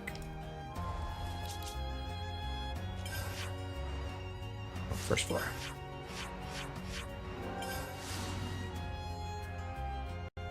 You did 1,000% overkill on every elite enemy you found along the way for some reason. I enjoy the overkill mechanic. For the reasons people are saying in chat, yeah, big numbers are fun. Ready for this, guys? Actually, one of the things I was experimenting with before I started Gotta be a toughie, huh? this playthrough, and I decided to do it the way I am doing it, is I made a mod that cuts the amount of experience you get. I think I've described this in some of my earlier streams. So that instead of getting... Well, you still get full experience in, like, the very lowest levels, so that Chapter 1 is not a horrible slog. But, around level 20 or so, the mod ramped down the experience rewards so that you would get about 30% of the usual value, and that would mean that you could kill just about every elite enemy with a chain attack with 200% overkill.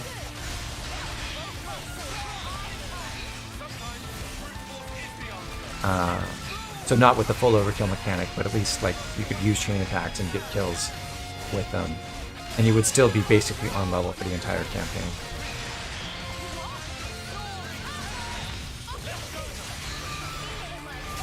Well, okay, there's your smash. Even that didn't work quite right because the timing was bad. What can you do? Honestly, maybe I should switch to... I could consider putting Shield Bash instead, but I don't think the window between me toppling and then using Cross Impact and then Saber Strike will be long enough to get the teammates to launch consistently. If only you didn't charge off on your own. Alright, so 263 XP. And... we've got... there's a couple extra groups of enemies to go fight. I want to hit exactly 356 XP with this next set of enemies. So we're going to go with Medic Gunner, Uni, Sword Fighter, Tyon, and we'll go kill a couple of Ammonies in Great Cot Falls.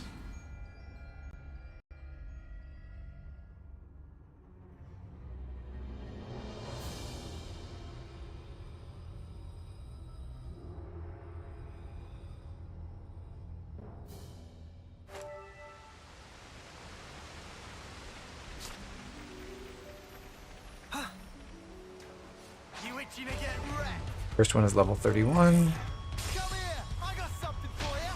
You're a lifesaver. Golden heart! Break!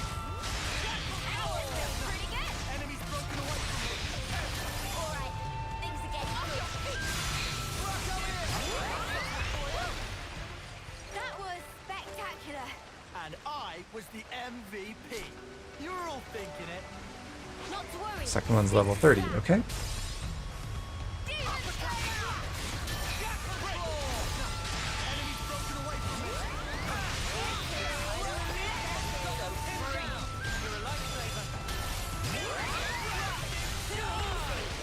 Come after me, and that's what you get.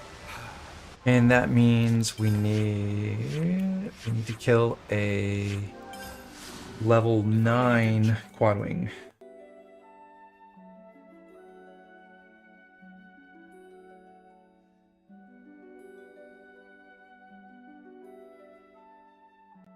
Oh, hello. I don't want to do this, but you're in our way. You can be sure of that, Hangar. Way too soon. Hear that, Noah? Lance wants something a bit meatier. That's 356, and then one more stop. Zephyr on Mio. Keep us safe from harm. We'll set Eno as our hero. Final Master Pan. Eno will be alongside. And we're off to the inlet camp in Cadencia.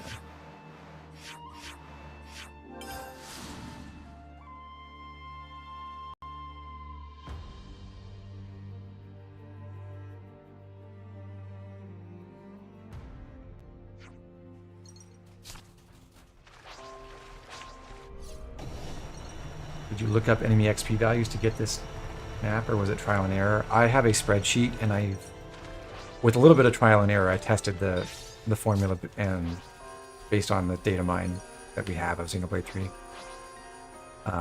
So this is planned in advance. Okay, so the last group of enemies we're going to fight before Origin I don't wanna do is this group of bandits right You're in here. our way. Well, looks like the end trouble. Come here, I got something for you. Thanks.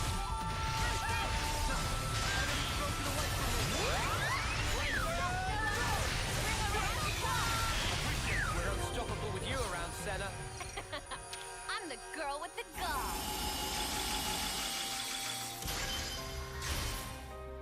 should be enough to give Eno a boost. It is indeed enough to give Eno a boost.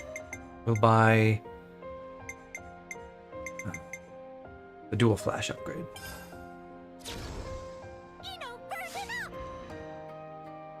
We have 428 experience exactly, and that's the number. That is our magic number going into Origin. So, before we go any further, we'll fill out some soul trees. Enhance Phantom Slash on Noah. You found power. Get heat control, art canceling. You found power. Neo can finally unlock arts canceling and get some heat control for that as well. I got a new trick up my sleeve.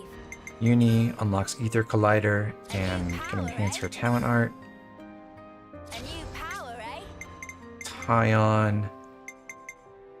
It's heat control, arts canceling, Playbook. and enhanced lurking spider.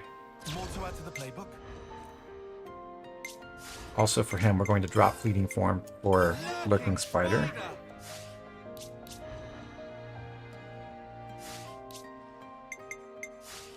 On Lance, we'll enhance sudden impact. And for Senna, we'll enhance Dino Upper and her talent art Hammer Revolution. New power. Whoa, new power. Penalty, you're asking about Lurking Spider. Partly it's because we don't use any of Tyon's arts other than Atomize anyway, so we might as well have the arts that inflict combo reactions. And not now, but in the post game, it'll be potentially useful to have a burst art on him.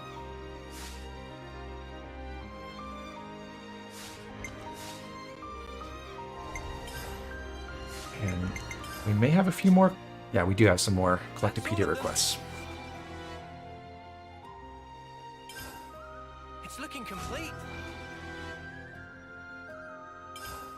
It's looking complete. We just had to persevere. That's all of them. That's all of them. We just had to persevere. That's all of them. That's all of them. That's all of them.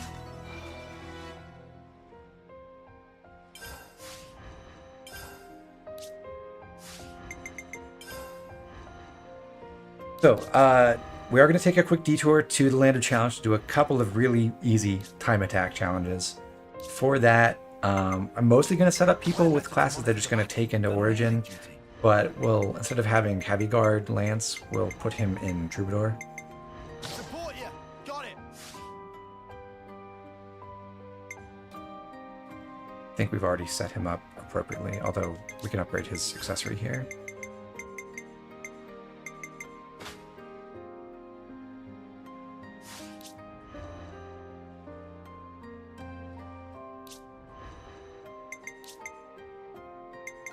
Yeah. We're going to land a challenge to get the swimsuit outfits for Origin, right? Sadly, no.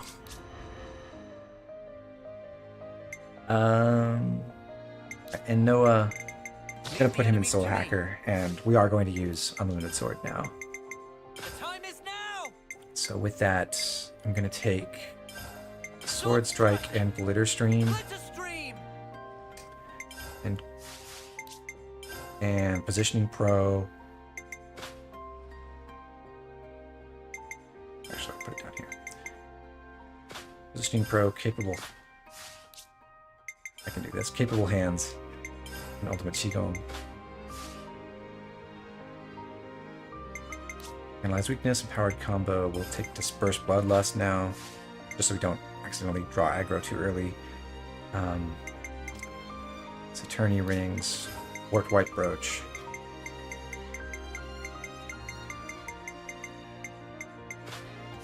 And the Shackle Ring.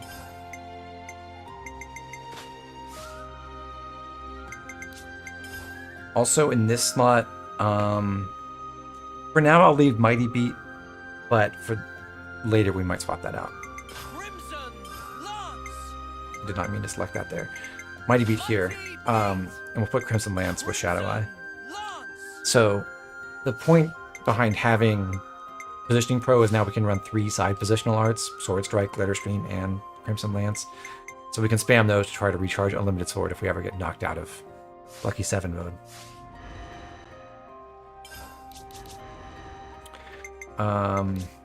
Also, one thing we did mess up on Lance is his gems are wrong. There's no real point in having Swelling Blessing on him. All it does is improve his regenerate buff, so we'll stick with just Refined Blessing. I see some relations have changed. All right.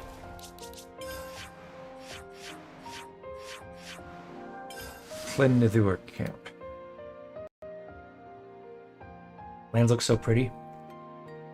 He does rock that outfit. That's true.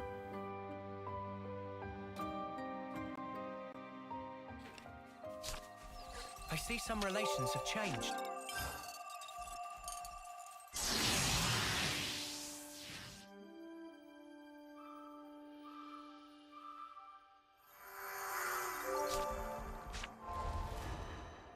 It's good to keep a record. We have 2 new challenges available before post-game. Ouroboros Fever has a special condition where the heat gauge will build up slower while interlinked, so that is actually a bonus to you. It lets you stay in Ouroboros mode longer. Long enough to enjoy to max, as the Archsage says here at the bottom. And then the other one is Pharaon X Pharaon. We'll get to that in a minute. This should not be too hard.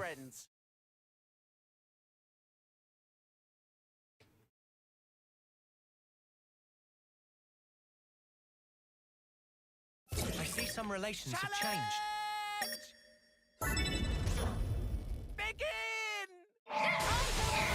Is that countdown totally desynced from the music for some reason?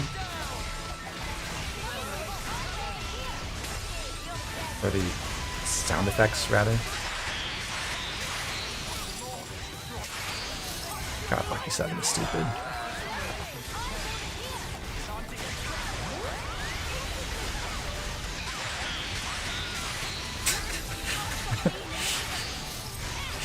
This is unfair.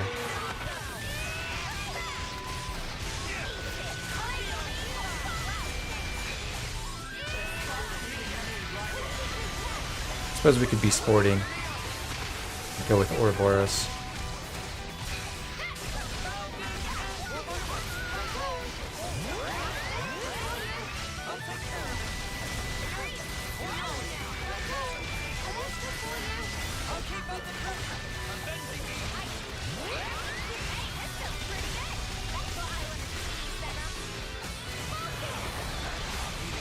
You're dead.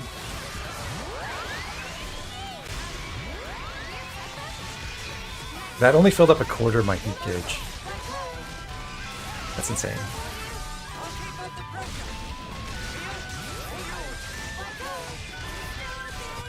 Chain attack?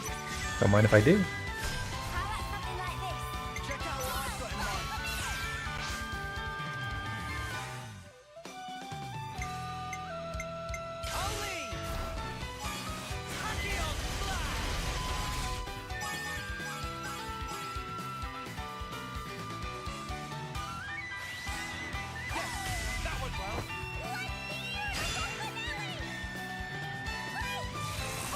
Yeah, we get to fight another Darbus.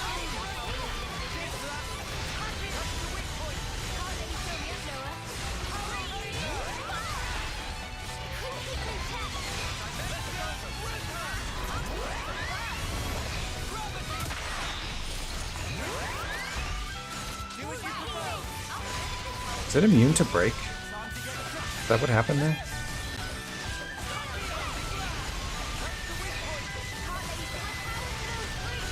I thought there was only one enemy in the whole game who had that property, but maybe this one is too.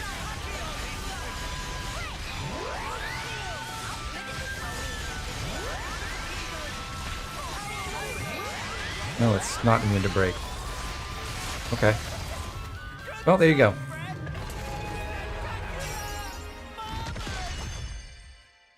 Will it bring friends joy? Archsage sure hope so. We failed. we didn't get the max bonus for topples or for avoiding KOs. What a disaster. I wouldn't have it any other It's good to keep a record. way. Fight hard! Next fight, Pharaon x Pharaon. Sparring match with Siguri and number 13. So we get to fight them both at the same time. Archsage wish to see heated bout!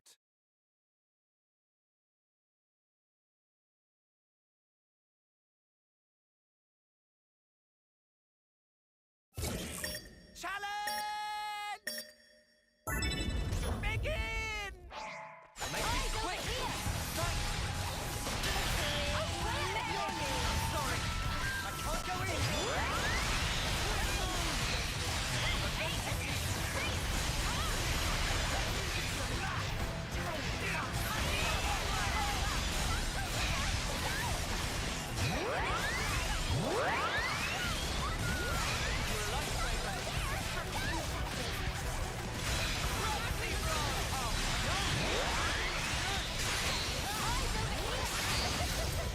Good job, Fred! Spectacular! Will it bring friends joy? Oh, wow. Archsage sure hope so!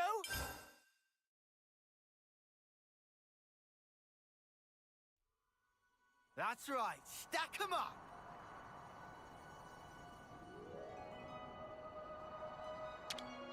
So that is the last time attack challenge. I'm not going to redo any of the previous ones. Friends cannot resist! We are on a clean sweep of S ranks, and in the gauntlet we could. Whichever challenge tickles friends' fancy. We've already done the intermediate challenge.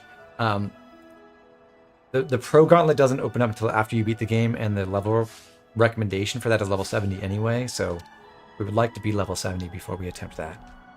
So that's all for challenge mode right now. Told you it would just be a quick pit stop. And I'll use my shortcut to get out of here.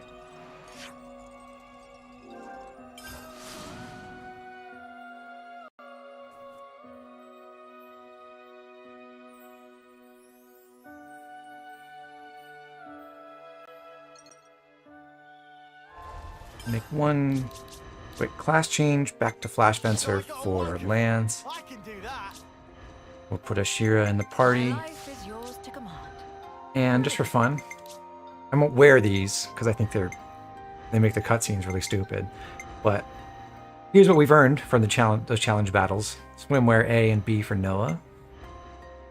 I'm a fan of the black and red one myself. Swimwear A and B for Mio.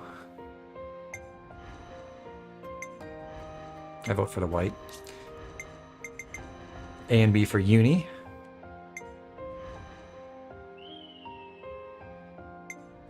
I vote for A again.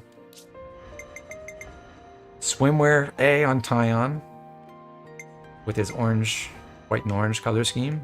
And then swimwear B, the neon blue. We've also gotten Throwback A, which is a version of Jen's outfit from Xenoblade 2 for Tyon. That's probably like the weirdest parallel that you get in these throwback outfits, because I don't think there's a lot to connect Tyon and Jen of all people, but I guess they couldn't give it to anyone else, so there you go. And yes, as Arhead's saying, this is like the one way you get to see Tyon's core crystal, which is just a very acute triangle. I guess you can zoom in. Can you? Oh yeah. Well, I guess it's an arrowhead more than just a triangle. Shiny. For Lance, we have one of his swimwears, but not the other one. You know, he's a full bodysuit type of guy. And Throwback A, which is from Ryan, Xenoblade 1. And for Senna, swimwear A, also a very practical outfit. And Throwback A, which is a version of Bridget's outfit from Xenoblade 2, suggesting that maybe there is some relation between Senna and Bridget, after all.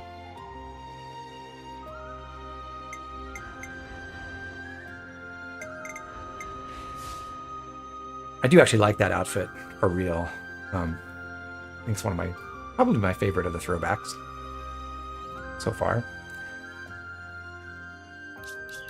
But there we go. That's our party heading in to Origin.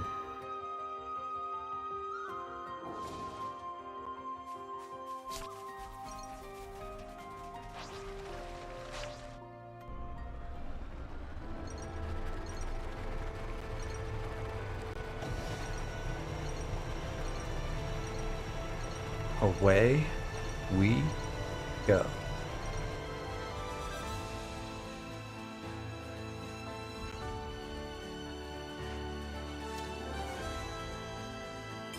Yes.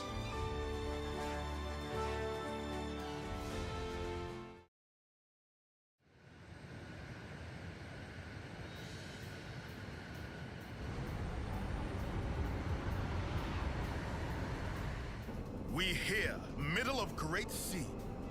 Noah, please to activate cloaking device. Roger.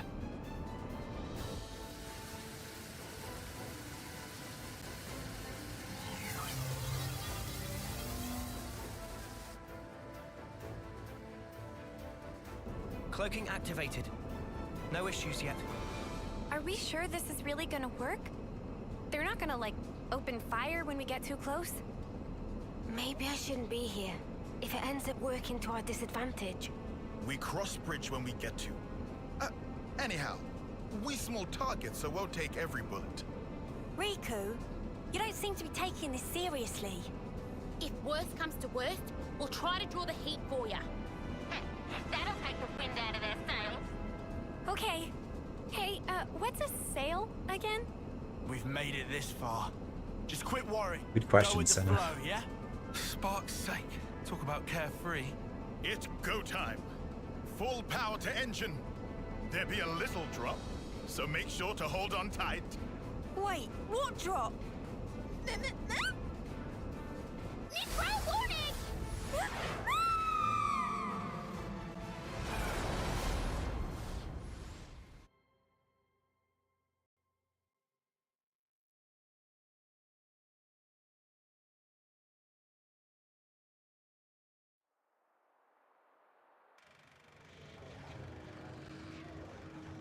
So you've come, Ouroboros.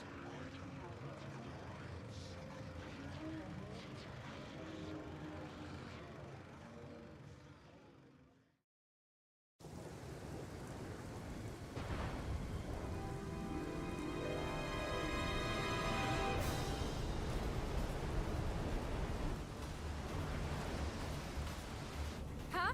Check it! The sea's looking funky! And not only sea.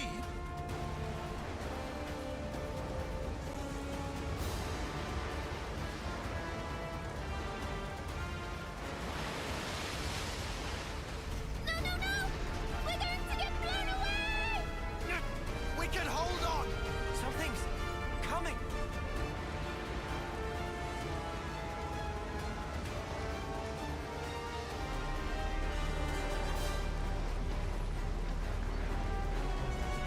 Out on the other side. What is that? I sense Moebius. Lots of them beyond the vortex. It must be Origin. So that shadow, that's what we're after! It's sparking ginormous! Easily 10 times the size of a castle. The place where everything began. Origin. The Kevesi Queen is there. Not to mention... Why even resist, when you could simply resign yourself to the flow? The endless now is our change.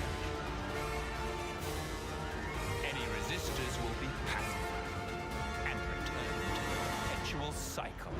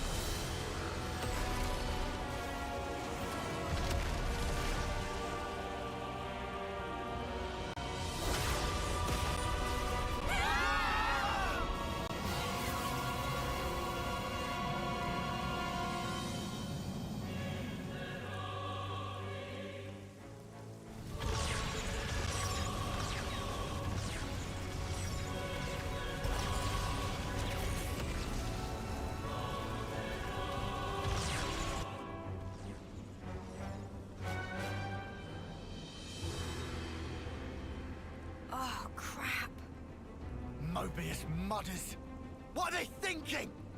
They're even shooting at colonies that haven't been freed. Taking pot shots now? They're still their allies. If they lost the plot... You alive? Monica! Just barely. They dropped one of our ships. How you?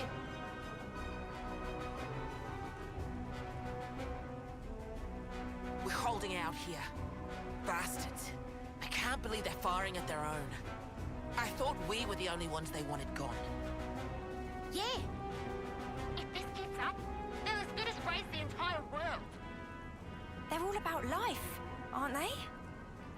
As long as they have origin, they can keep on making more of us. For them, this might just count as charging up. Reveling in the final glimmers of The our screens lives. are not showing other characters' faces because of a rendering issue. When the last light fades, they're planning on starting over. In a world without us. That's all kinds of messed up. Can you still look there?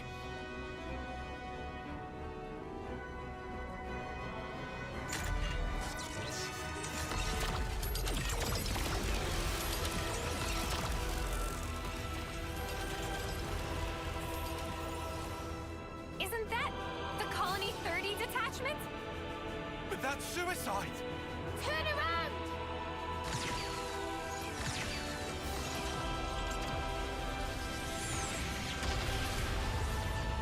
Or Colony 30.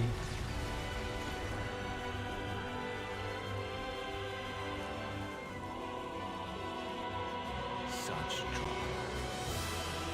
So much unavoidable tragedy. In order to preserve the endless now. Fear not, you need not grieve. Lives come back around. In due time, you will all be reborn once again.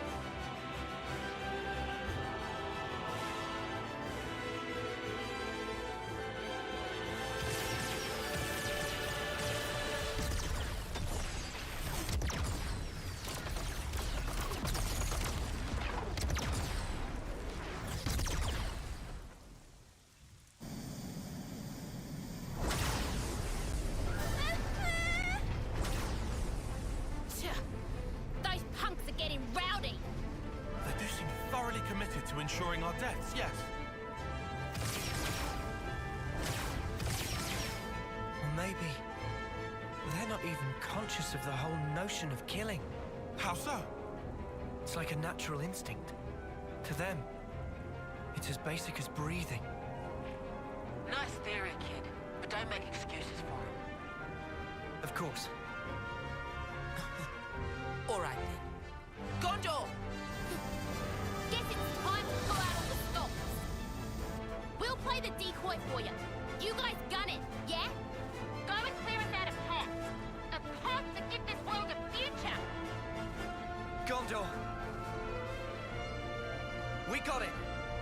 If we're gonna get to the vortex, we'll need your help! Riku! Pass me the controls! Aye, aye. How's the engine doing? Spick and span. Admittedly, we lose some instruments to attack just now, but engine proper is raring to go. All right, let's punch clear through. Hold on to something. It's gonna be a rough ride.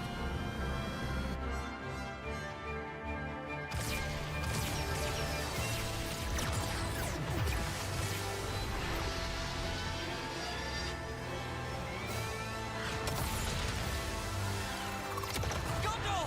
It's just a threat. Keep going. Mind your own ship, Dan. Distance to vortex rim, 340. Powering shields to max. Noah, when punched through, open throttle to full. We climb up flow in one big swell. Roger that!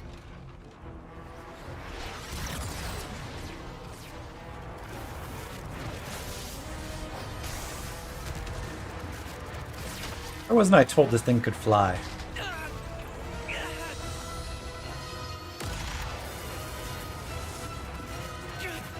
We can't take much more! Get in! Or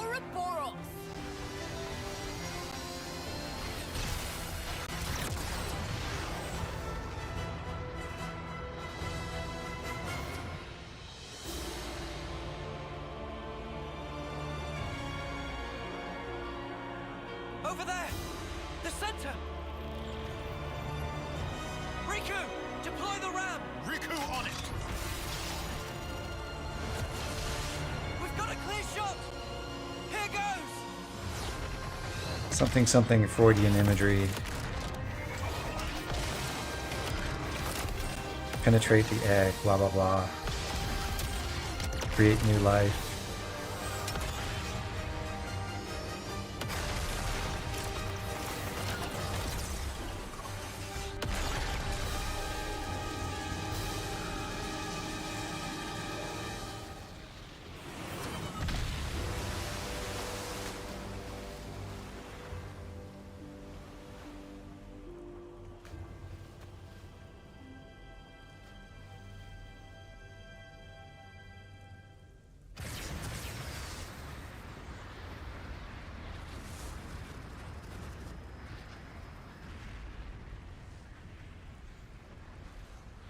Eggs are evil and sperm are like mega awesome is a lesson taken from this.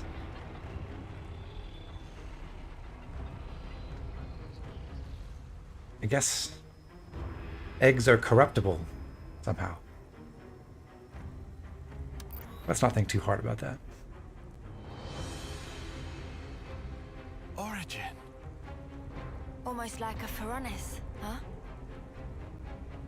The original Pharaonis.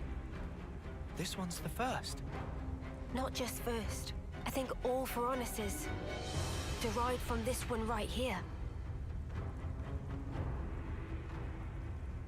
Why does it have a face? Because all Pharaonises have faces. Tradition.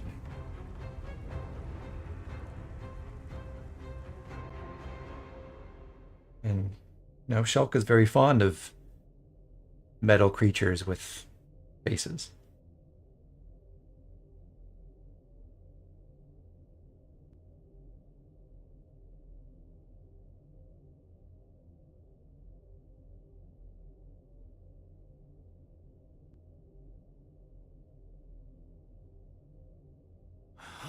Whoa.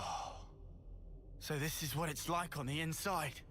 It's all just machines and more machines. I also see trace amounts of the black fog. Hey, this metal. It's like Noah's sword.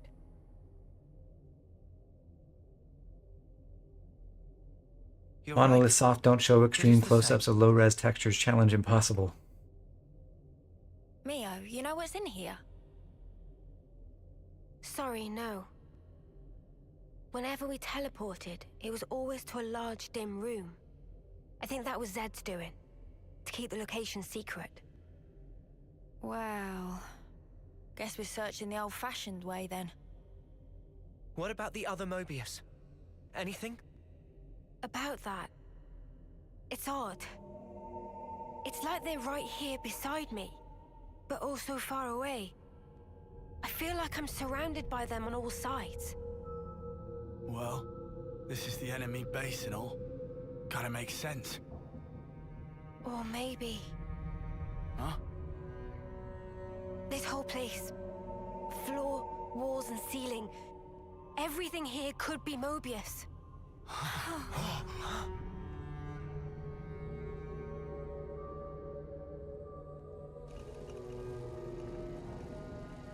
Is it them? No. The transmission pattern's different. This feeling. It's like it's calling to us. You think it's the Keves Queen? Maybe. Where then? Can you tell?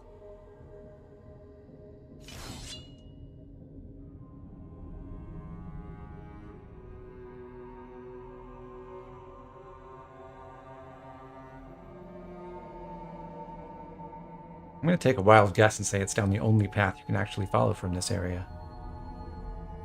Below. Do we go, Noah? Yeah, let's go. It's all been leading to this.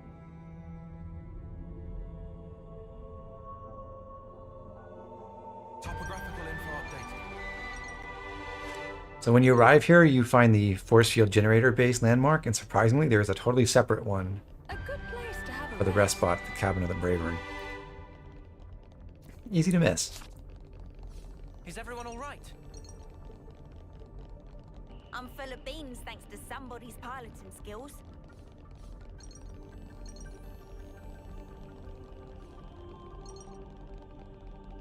Here to greet us at the entrance to Origin is a quartet of bizarre droid enemies. The Advanced Scout Team. They are not bosses. They are vulnerable to doom.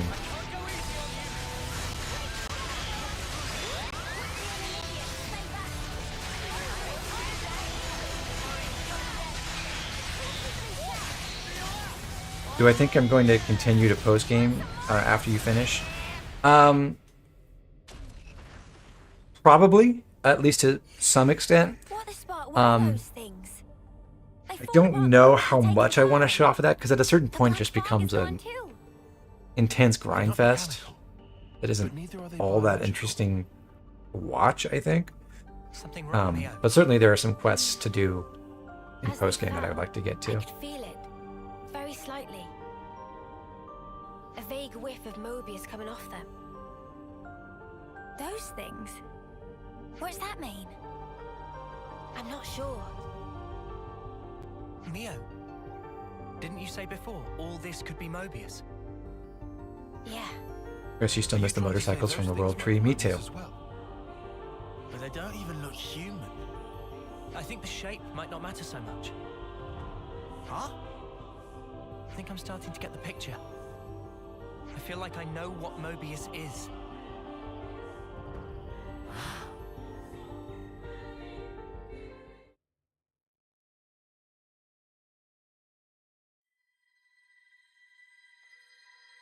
You who wield the sword of the end. The endless now is under threat of being cut short.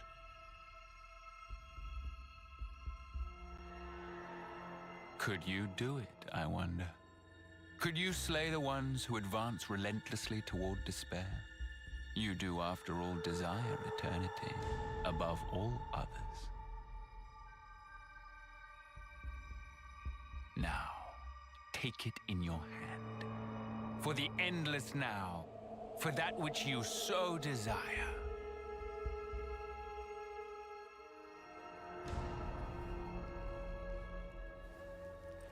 Didn't they patch the scene within because he used to have his sword that Noah broke? Yes.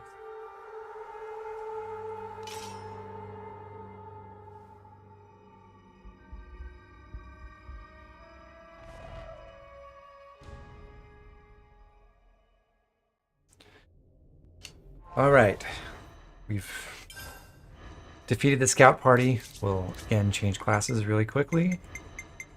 It's back to Troubadour for Lance and over to Ogre for Senna. And now begins the long walk. We have a lot of sights to see here in Origin. We're gonna avoid all the combat as much as we possibly can, though. See you, Cactus Pear. Thanks for joining. And I will have fun ending the world. Not so often you get to do that as the heroes in a story.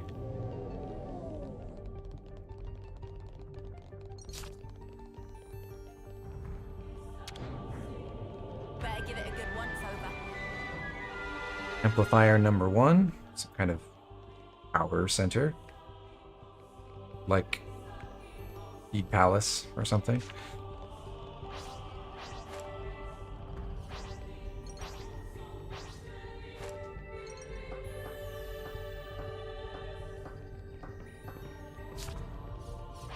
Evade those mutes. They're like robot We can make use of this. bats. This is something decent, right? And then if we go this way, drop down here. Is that what I think it is? This path down.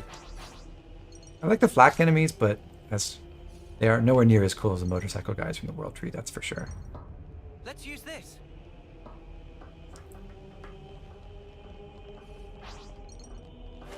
Go around, we should be able to get to this container. Wonder what's inside. Well, hey, look at that.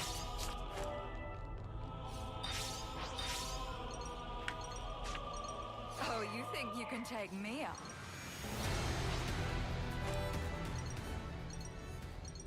This is new. We should take good care of Not to worry. Just stick. You just realized N sword has the Moebius symbol on it. That is a new thing. His old sword did not.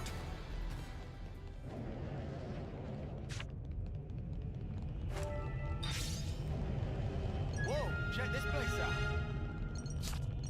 What a view. Who knew this hulking great thing would be under the Central Sea? Hey, this one means. These are like Moras, but roboticized. And in here we can find the amplifier control room. There's a trio of unique monsters over this way, which we will not fight now. We can see down in the center of origin, though, we are going to get into that area here in a bit. I'm going to try to evade the enemies and come back and get that container in that side room there. The origin enemies are similar to regular Keves and Agnian soldiers in that there is no level difference that will make them stop aggroing on you. So it's not like you can come back here later at a higher level and not have to deal with this. Something so valuable here. Although you could just kill them.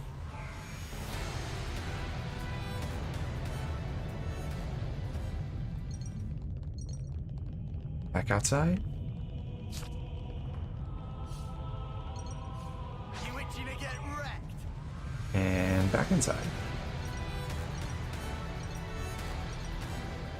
Whoa, over there. Look at this. So Say, let's amplifier start number with 2 the has doors down below. something that you could generously call a puzzle, I suppose.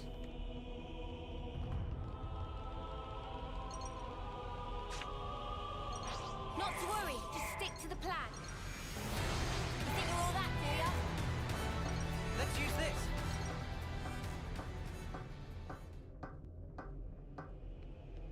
How many other items in Origin are used for anything? Like the loot you can get from the containers, there's nothing really of any serious note.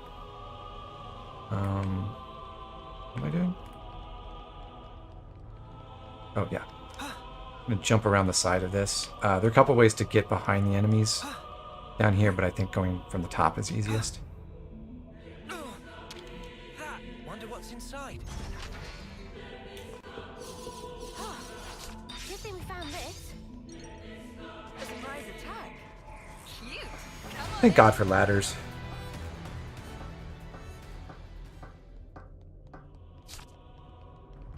Guys, check this out.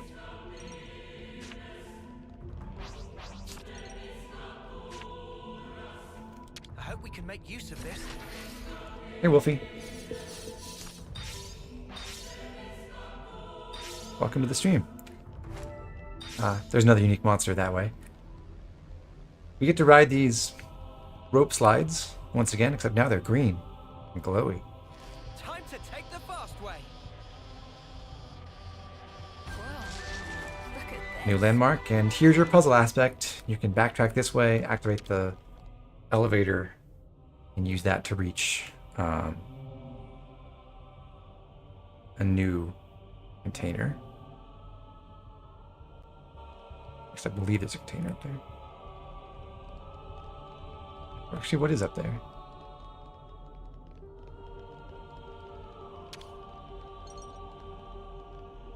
It should be operable now.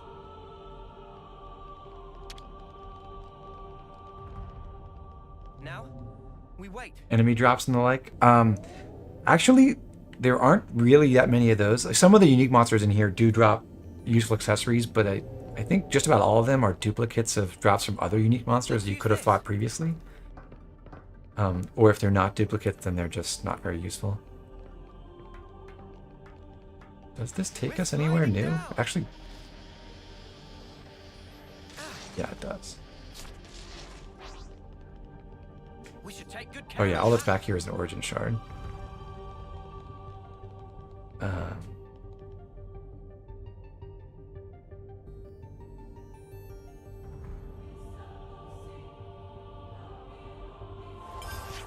So that's our reward.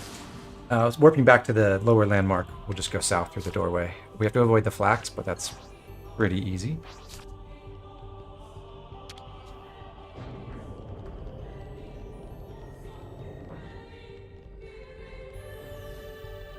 For this area, we want to not fight this Horish.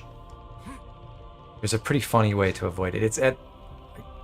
I mean, with super speed, maybe I could just blitz past it and not get seen.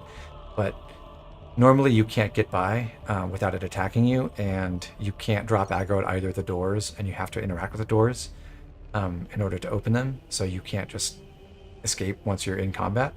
But if you just walk alongside it, like this,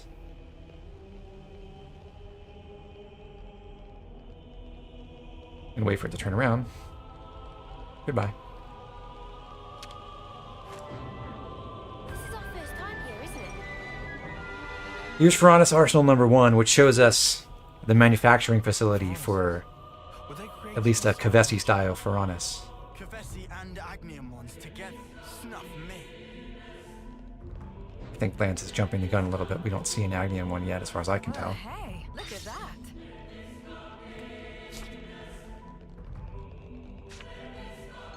We'll try to sneak around the droids at this container.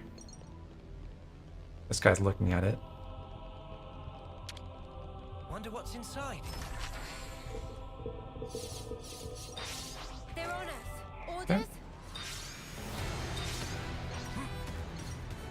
Better give it a good once over.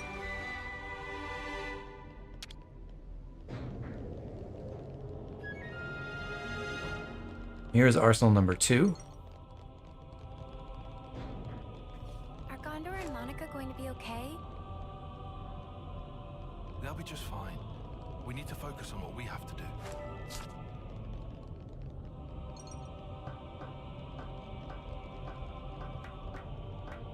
Arhead, you love the music of this place. I enjoy the atmosphere too. I like the aesthetic too. Over there.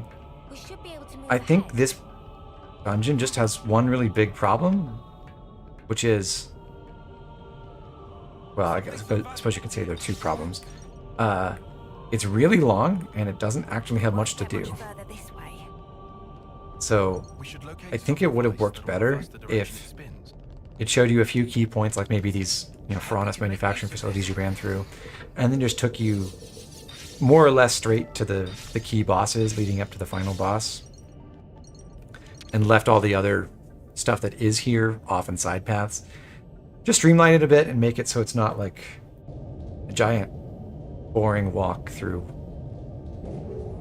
a place with not a lot happening. I mean, even if they bothered to give, put more combat in here, that would be something. More mandatory fights. But there isn't that much of that, so it makes it faster to run through, but it doesn't feel like they really used the area to its potential. What we just did was we interacted with the console to make this machine rotate the other way so that we can ride the platform over to our next destination, which is this door over here.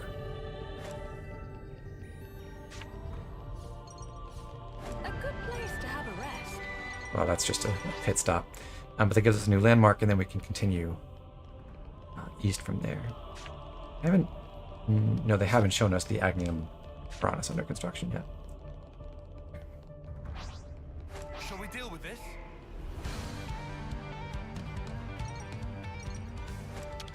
I'm gonna run out here and get the landmark at the Arsenal number 3 first, and then come back and do the other side of this puzzle, if you can call it that.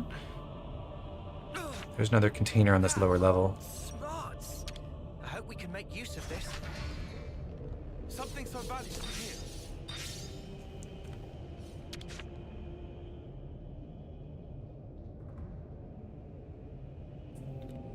I suppose I should mention that we did actually grab at least one legitimately useful accessory. There was a tyrant ring, not in that container, but in the one before. That's the launch duration accessory.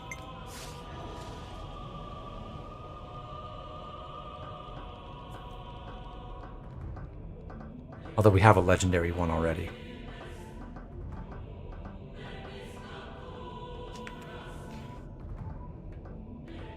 Every day's a training day. Just gonna run around and go grab the origin shard behind this unique Horish.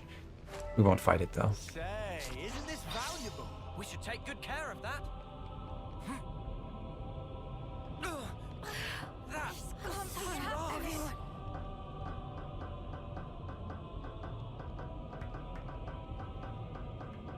Probably should have just warped back to this landmark that we grabbed, but I forgot.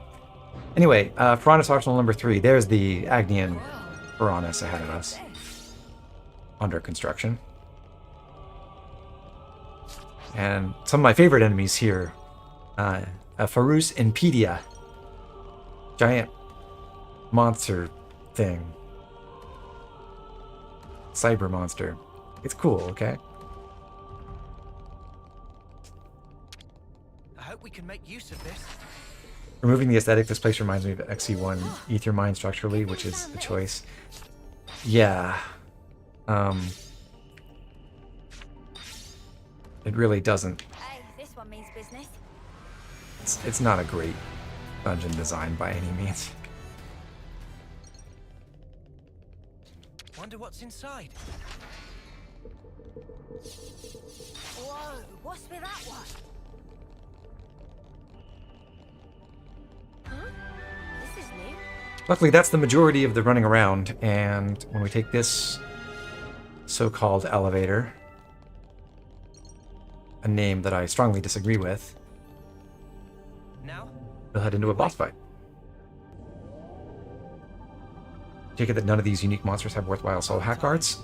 It's not that, it's that I do not want to kill them yet because they will give us a lot of experience that we're not necessarily trying to get before postgame.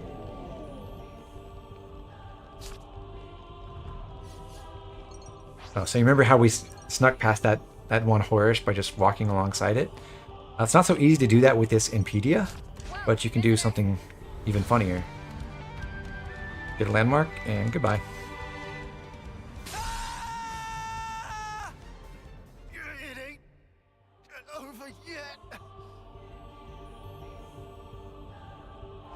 It's good to keep a record. Okay.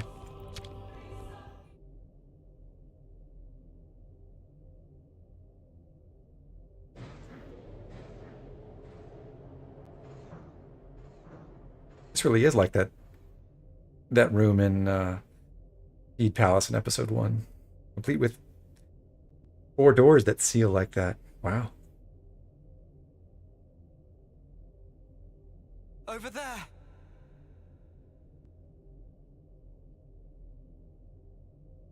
Could it be?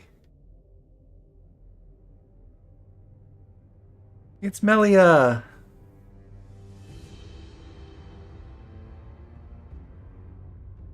Man, that's our queen, Melia. That's vile. How could they do this to her? With all we've seen of Moebius, I'd put nothing past them. We have to release her. Yeah. Took you long enough. I know that voice. It's N.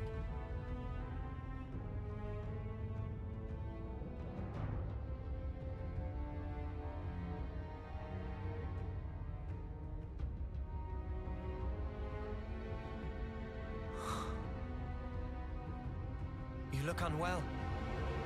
Like me. When you had us locked up. Got my just desserts.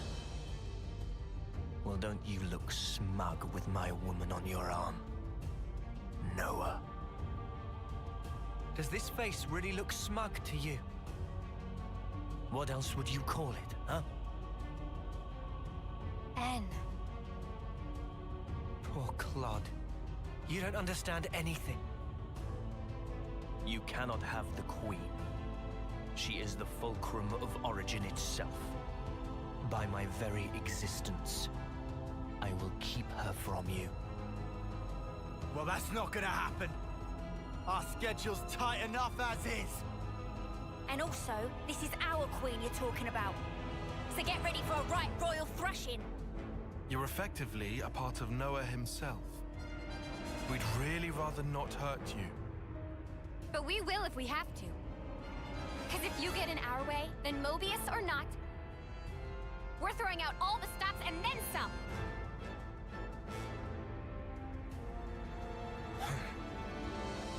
Don't fool yourselves. Willpower alone won't change the world. We'll prove you wrong. You'll see. Watch. You cannot hope to win. Not while I stand here, at the brink of the void. Void. That's just your grief. What? It's called sadness, N. We came here for you. Angry easy mistake. Harry McIntyre did an incredible job. And to rescue you from your sorrow. To rescue me. What meaning does that tripe hold for me? Now that all is past, why should it matter? If you don't know, then let me teach you. I'll drag you with me. Deep into the void, to the depths of despair!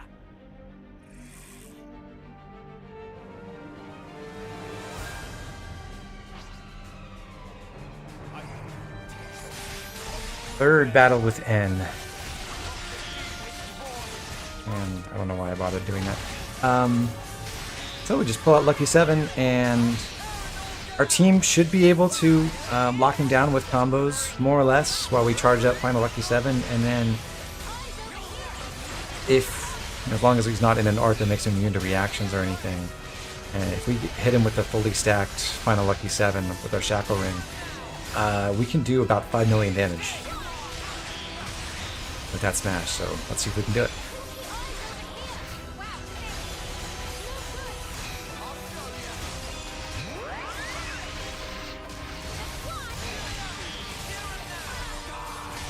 Oh, great timing on that topple.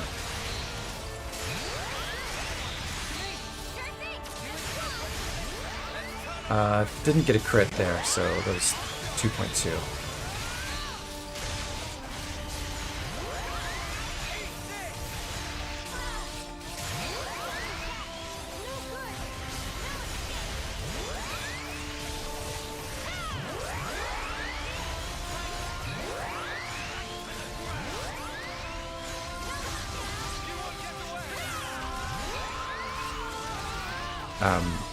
Not occurred, it was a bad time to use Final Lucky 7. That is one of the arts that makes him immune to reactions.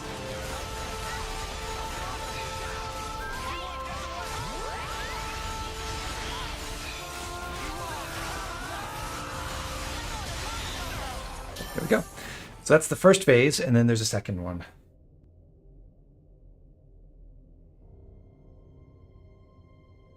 I'll ask again. Why did you do it? Tell me! How could you murder the city's people?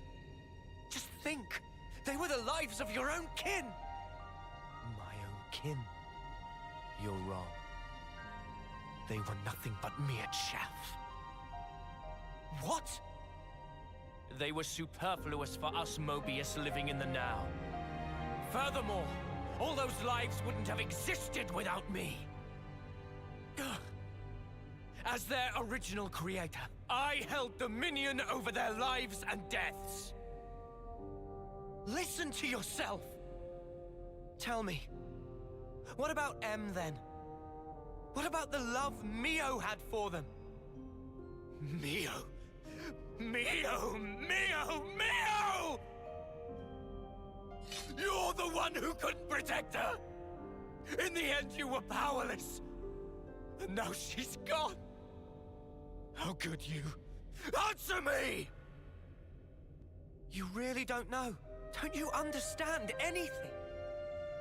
I don't get it. Why, N? Why do you keep punishing yourself like this? You took the wrong path. And then you had to walk it alone. You just messed up. You messed up royally.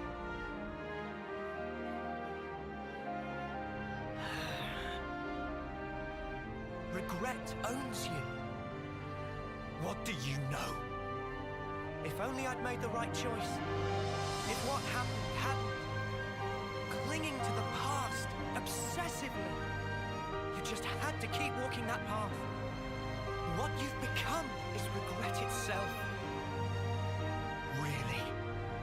And what does that make you then? I am... all of us. We're hope. Their hope, he says. What lofty heights of arrogance. Like some self-proclaimed savior. Not at all. They're the words of the one you held most dear.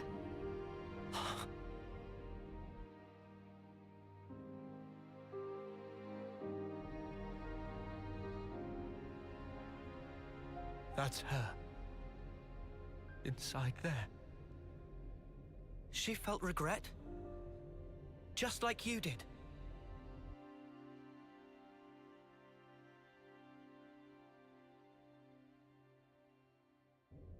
And yet, she had hopes for the future. That's why she left everything to Mio.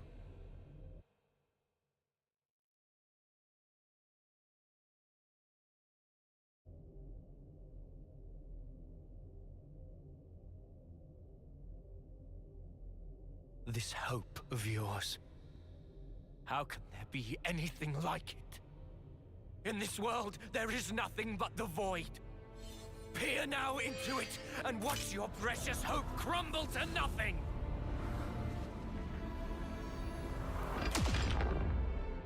You insist, Anne. I'm trying to tell you! That's just the sadness speaking through you!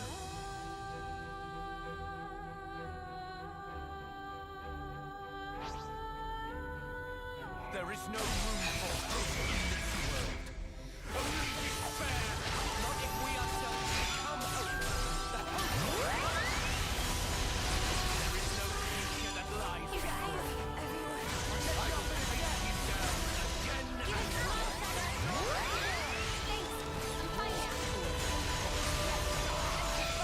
You still with me? Give it up! You're a lifesaver.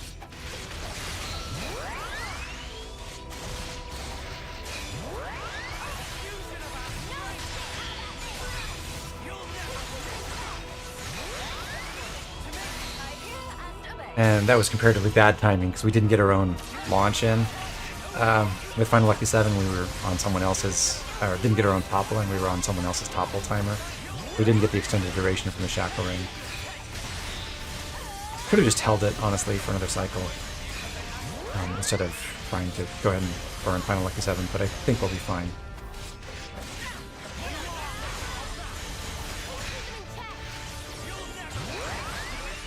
Or not.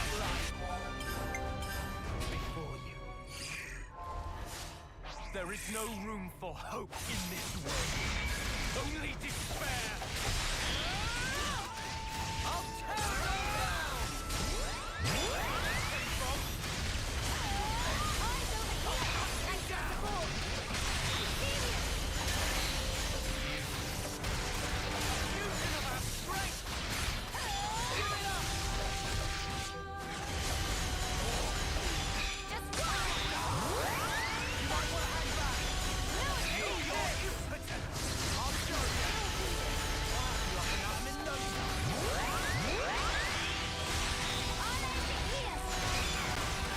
I'll take that launch myself and then go Dimension Ripper after.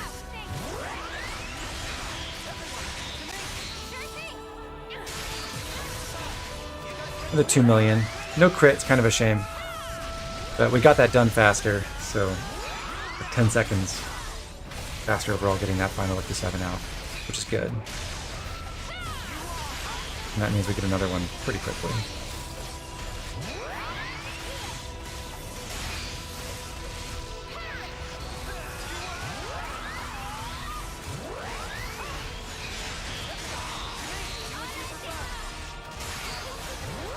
2.5 million. Also not a crit.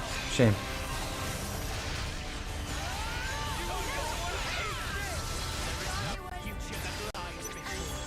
Didn't actually want a chain attack. Whoops. But I can still use that. Do I have someone else with break, or is it only... Oh, never mind. Only Senna has a break art, so... What I want is, Noah's Ouroboros.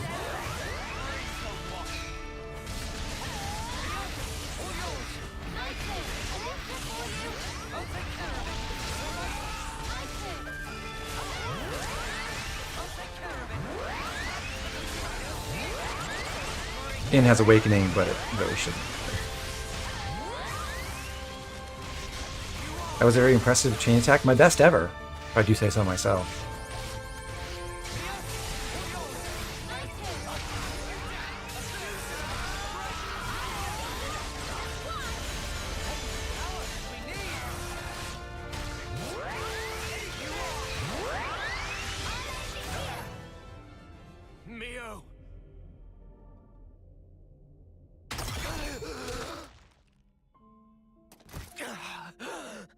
Kind of unfortunate, I think, because we should have had close to 100% crit rate. But N can block, and he has a decently high block rate. And if he blocks, you don't get crits on those final lucky sevens. I believe if you like circle around behind him, then his block rate is either lower or non-existent. But I didn't bother. I want to be with you forever. Those words back then were the truth. It's what she really wished for. Yes, that's right. I wasn't mistaken. When I tried to give her eternity, that was the correct choice. And you ruined it! Because you've changed! You still don't understand. You were together so long. How can you not get it? She wanted you to go back to the name Noah. She wanted you to call her by the name Mio. Why? Why are you the ones who get to stand there together in this world, edge to bleeding edge, filled with sorrow? Perhaps we just got lucky. Got lucky? Trace it to chance encounters. I've met so many people. Lance, Uni, Tyon, Senna, Riku and Manana. My friends have been invaluable. And of course, I met Mio too. There's a very small difference between you and me. If I had been in your shoes, I'm sure I would have chosen the same. You would you? Yeah. But not anymore. I think there's actually something Mio and my friends. And not that was just them. very important and very But the uplifting other about Mio Noah saying and this. the Like, other me. Every really, he person has I the same have met vulnerabilities, has the same shaped me and insecurities changed who I am. as N did, and Thanks to them, if he's I can honest, he's choose lucky that the he's future. not following the same path. Even if you do It's- succeed at returning the world to its original form, there's no guarantee you'll live It's a long enough to reassurance that enjoy it. N still has the power What within him about too. that? Do you still intend to persist regardless? Yeah, we will. We'll fight our way out of these 10 years. That's all. N, you were just like us once. An Ouroboros, fighting for the future. But one day, you gave up on it. And made the choice to protect the now. But you know, that's okay too. To protect and to endure. They're shapes a wish can take. And I knew exactly what that meant. Mio, won't you come with us? You could try to move forwards again. After so long. Imagine he just joins as a hero Confronted, right right? now. Well then, easy choice.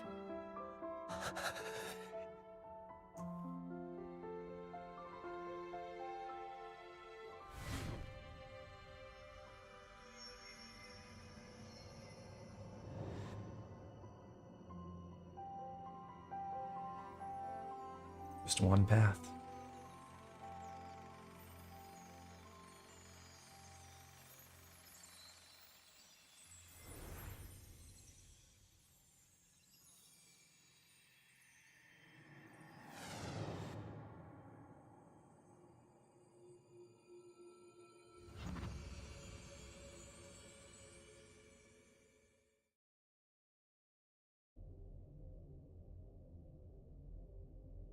What in the... He vanished. What exactly does this mean? Noah? Is he dead, or what?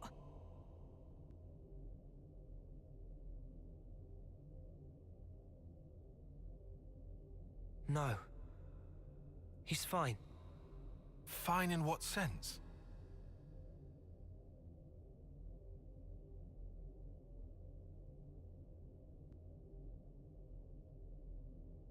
For now, No, I'm not let's do going to what we explain. came for.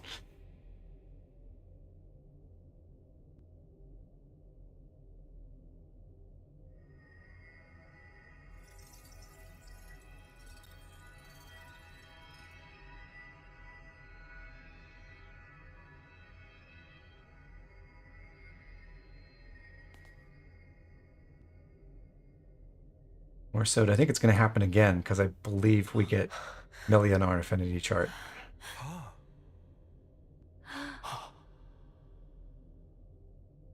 I had a long dream. A very, very long dream. In my dream, youths were fighting. And as many times as they fell, they always got back up again. A dream of young people simply trying to survive. Majesty. Noah, correct? I have been watching you. All this time, through the eyes of my simulacrum.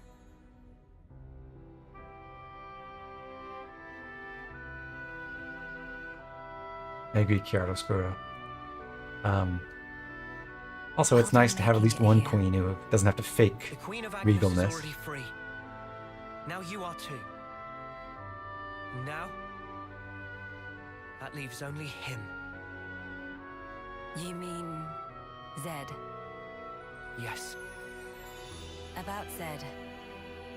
He is not a person, but a concept. Concept? Everyone can feel uncertain, frightened. These feelings coagulated and then given a human form, or Zed. Unlike those people who are granted a Moebius body, he is a true Moebius. Sounds ominous. So he's not even an individual? He is, and he isn't. There is some Moebius within you too. But perhaps you realize that. Your Ionios lies in frozen time, born from the Moebius wish that chose the endless now. So then, both us and the world, everything that exists, it's all false. Everything that exists is reality. Present lives. And future ones. Moebius aside, the wills of countless people persist inside of Origin. The sword of the end you carry, and Ouroboros, they take their shape from these thoughts. Protect the now, or carve a path to the future, the wielder decides.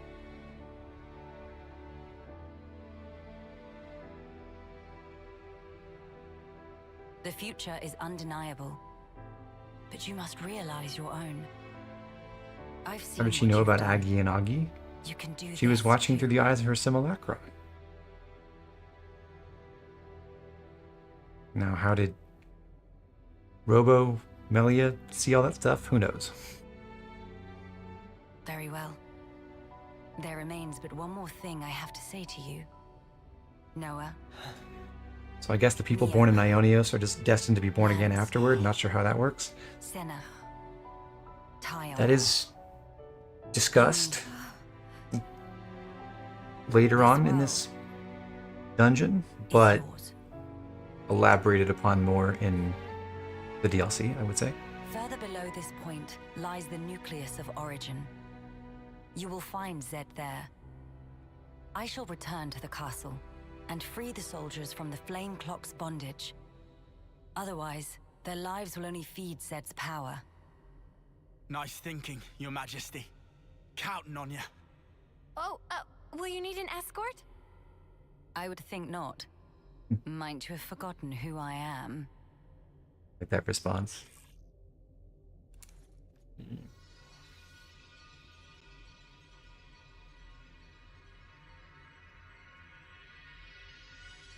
One look and a nod.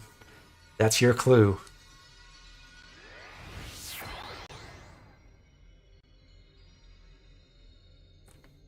Yep. Whoa, awesome. She used the rewarp staff. All right. Yep. This will be the last battle. So I have a minor complaint about the way the two queens are handled in this game, which is that there's no way we can lose. I don't think it's a spoiler at this point.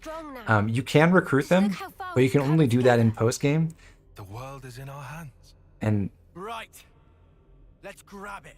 The way post game works in this game is like ostensibly you're just reset to the point before the final boss, just like in the previous games, which puts some of the their respective ascension quests in a weird state of semi-canonicity. It's strange because they don't happen before you go defeat the final boss, but then the events of those quests sort of imply that they should have happened before you go fight Zed.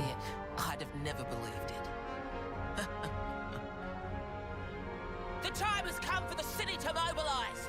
Keves, Agnus, support them all. Gilgamesh, deploy. The epic.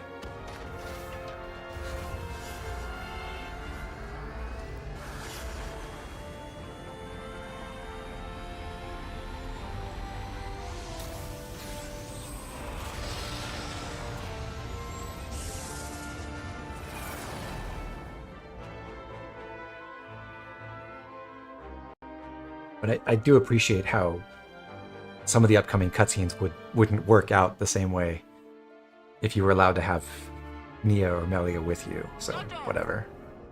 What is it now? And can you not use that knife? We're ready to launch a full offensive on Origin. Back us up. Mother dear. Like I wasn't gonna do that anyway. Aw, she called her mother.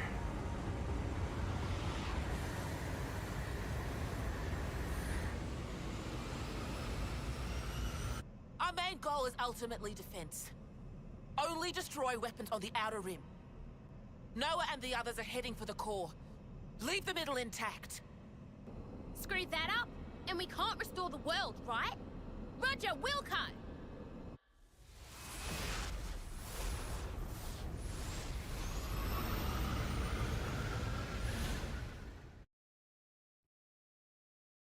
You get the feeling developers really like giant mechs. Whatever gave you that idea, TLNT? Interestingly, the game does not tutorialize it at all, as far as I know. But you may have seen when we were using Lucky 7 that the bottom left art was missing. Now that Noah has fused with N, we do have another art in that position. So we'll see that in some of the upcoming fights. We're going to change classes again. I'm fine with attacking. Including a brief cameo of Moebius style M, or Mio again. Although sadly not in her M outfit. I don't have that unlocked. I'll take the offensive then. So this is basically a wholesale change for just this upcoming fight. Everyone but Uni changing out of their classes. Going with Martial Artist on Senna, because she's going to stick with that all the way up until the final boss, and the second to last boss will get her to rank 20 in that. Ion and Lance and Mio are more or less just devoting excess CP to other things, because if they just stayed in their default classes for the rest of the game, that would be overkill in terms of maxing out those classes. And for Noah, we're specifically trying to get to rank 15 in martial artist to unlock frenzied combo, which will be helpful against the final boss. So we got to do a tiny bit of work with our Saber Strike build, but it's back to unlimited sword time. We want capable hands, and we want the warped black brooch. Warped white brooch, rather.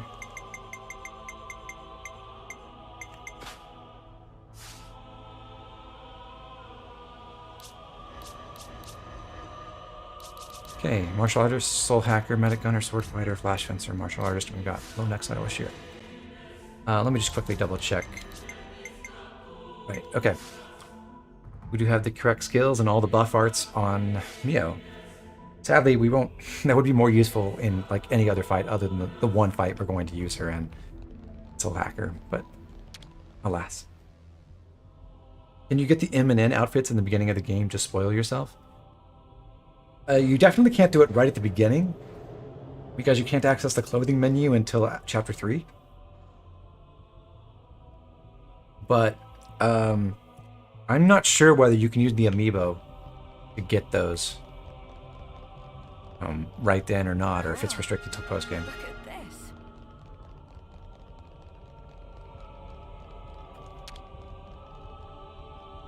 Now? And otherwise, the unlock conditions are, well, Actually getting to meet both queens. I believe you can only unlock both of them in post-game. Just a few months ago, it'd have been unimaginable. The task you have to do to unlock the M outfit is technically not restricted to post-game. You could go do it now if you grinded enough, but I don't think the NPC who gives you the outfit will give it to you before you beat the game anyway. Better give it a good once over.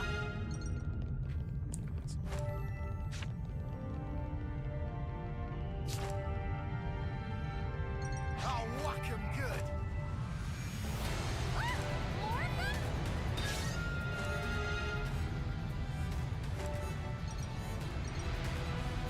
Here we're entering the Hangar, which is a location that I think is reasonably cool, but it's definitely one of those places where really the critical path should have just avoided this entirely. Like, there's no reason to make you run around and do even more of this stuff before you get to the last 3 bosses, in my opinion.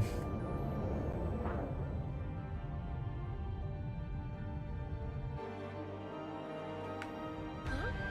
This is new. Wonder what's inside. One thing I think would be cool is that after the last fight with N, Lucky 7 would use the unused upgraded stats of its arts if they were at the right levels. It would be wonderful if there were any way to get the upgraded values of Lucky 7. Up here was an Origin Shard. Since I have enhanced pickup range cheat on, I was able to get it while I was on the ladder, but that's why you climb up there.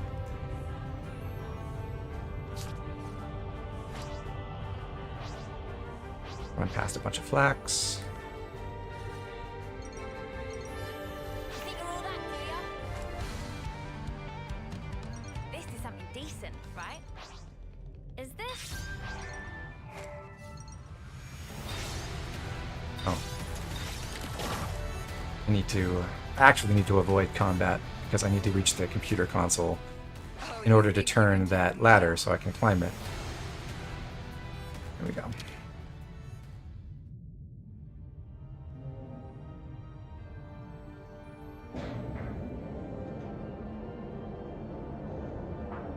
Kind of weird that they put N in the middle of Origin instead of having him be the penultimate boss. I think the arrangement makes sense. There is something that's rather dumb about the final boss rush, though, which is the third to last one doesn't appear in this dungeon if you never did Uni's Ascension quest, which makes sense given that you can't have the player go kill her before she could theoretically go up here in a side quest, but it just makes it so you go through this obvious arena and there's just nothing there.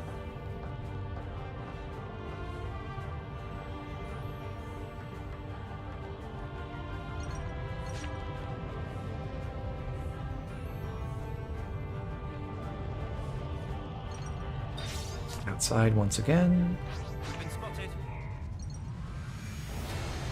And from this section of the hangar, there is a rope slide we can use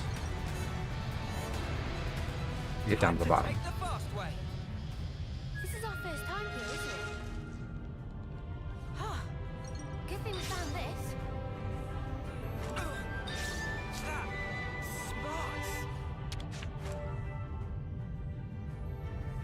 Can you fight X after the final boss? Yes. I believe. Well, actually I don't know.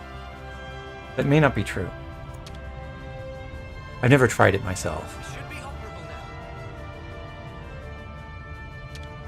I don't know if defeating Y sets some kind of flag that says, oh, you've gotten past the X arena.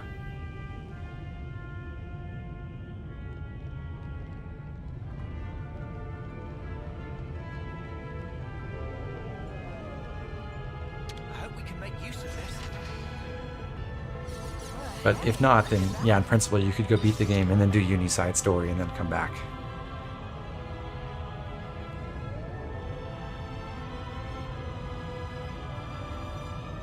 Finally, something I can sink my teeth into. Hello, pressing reveal. The surprise attack. Cute. Come on in.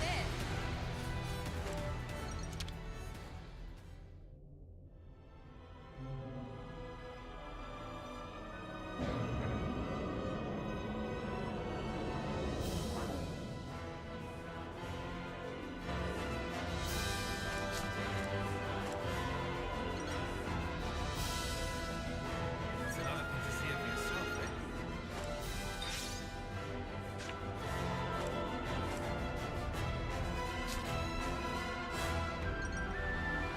Supply storage number 2. Hope we can make use of this. Which hero will be brought for the final boss? We'll talk about that. I think there are a couple of decent choices. Oh, that's a rare one. Next quest marker brings us to the... Not that. It's good to keep a record. Double checking. Yeah. The last group of non-boss enemies in the game.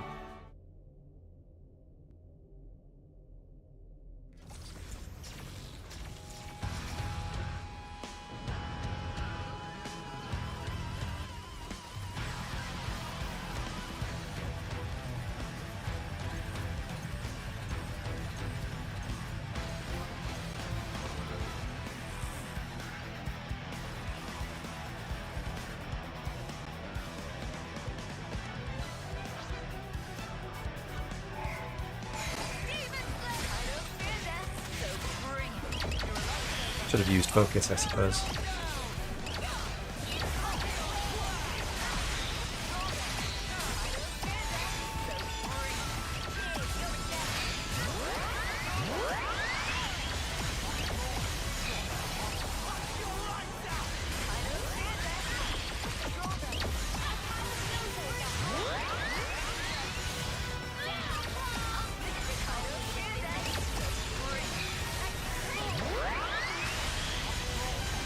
Yes, Harmonic Wave is the third art on the left side.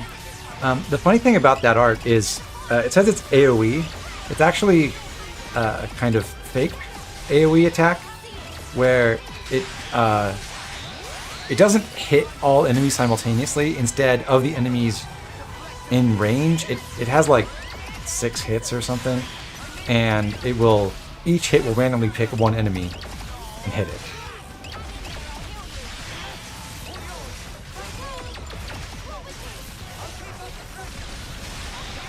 But mainly it's just a damage enhancer for Tachyon Slash to make it even better to spam. Otherwise there's not that much of interest about it. It is... Well, it's actually the only left side art for Lucky 7 that does damage, I'm pretty sure. So, like it does appreciably increase Tachyon Slash's damage with the fusion bonuses and everything.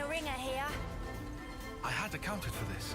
It doesn't have a positional effect, which would have been amazing. If that was also like front position, you could just charge up Final Lucky 7 twice as fast.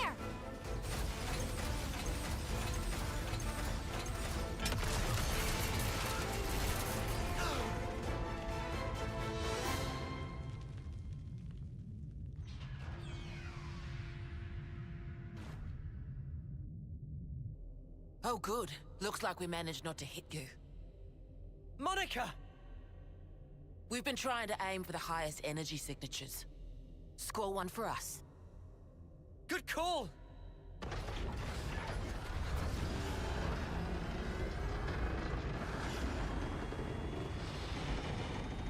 Goodbye, Gilgamesh.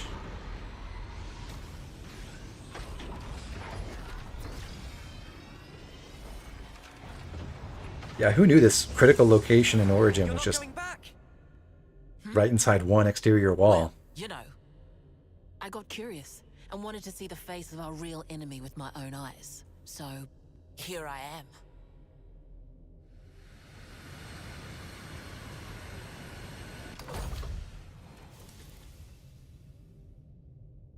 I thought I'd drop by, since the attacks wouldn't let up. And what do I see but you dags having a picnic? Gondor!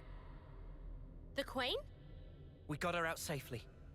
It's just us and Zed, our real enemy, finally. Right on. Then you won't mind a little company. What are you coming for? What for? Well, you know. The head honcho's bigging it up in there, ain't he? I got curious. Gotta see the big bad with my own eyes, right? Huh? You wanna clue me in on the joke? Sorry. Deja vu. Or something like that. Huh? Thank you. Thanks to you. Now I can say definitively, there are things in this world How have the city failed to kill Zed for this long? we must protect. Well, by what we're seeing right now, it seems like they could have done it, but they didn't have the tech to reach Origin and penetrate its defenses, nor did they have the allies they needed, like TLNT is saying. It's the official explanation. Everyone's lending us their strength. They didn't even know where it was, It's all riding on us. actually, until they got that info from N. And yes, they didn't have Plot Sword, so what would they do? Okay, so now it's just 3 more bosses. We'll change classes again, back to Lapidarist for Mio, over to Tactician for Tyon, where he's going to stay. Heavy Guard for Lance, he's going to stick with that. And that is all the changes right now. Yep.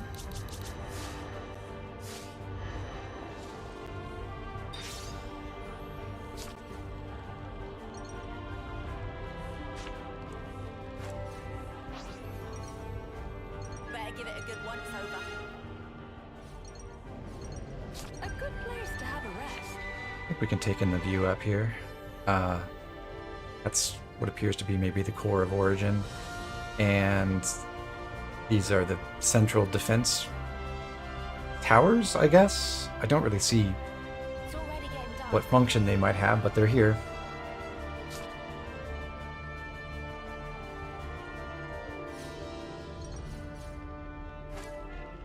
So much to see, huh? Wonder what's inside. This container has a glistening metal, which is not useful for us right now. It extends days duration, but it can be useful if you're trying to farm materials in postgame. And there's unique flak, which will run right past. And I don't want to go that way. We're going to sneak around on this side. There's another flak that drops down from the wall, but if you hug the railing over here, you can avoid it.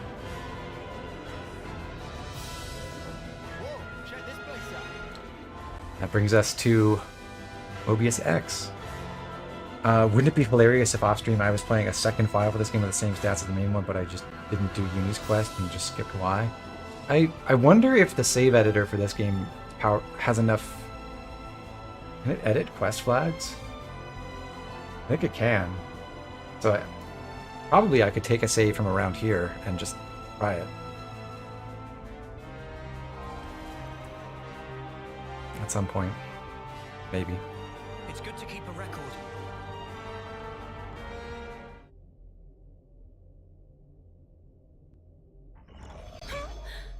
Look at all you roaches scurrying out of the woodwork. You've got some guts.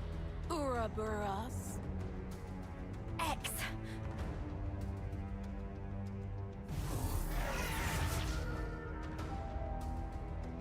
You want Zed, right? Well, you can't have him. You still think you're calling the shots here? I'll prove you wrong, once and for all.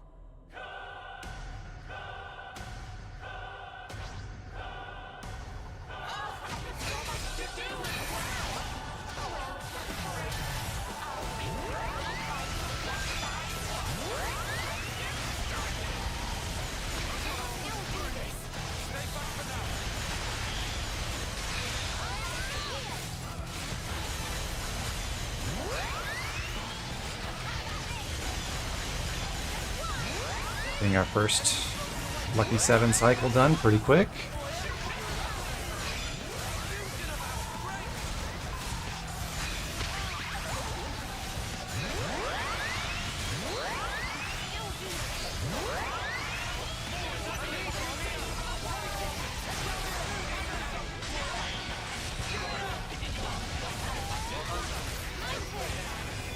Would be nice if we could have seen an XY fusion Moebius.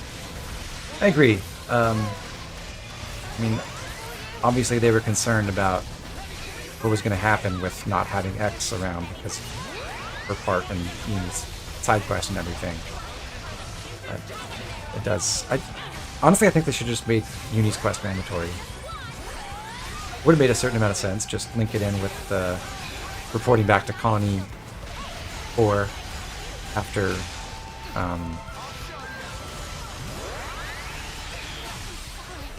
After Ethel's death.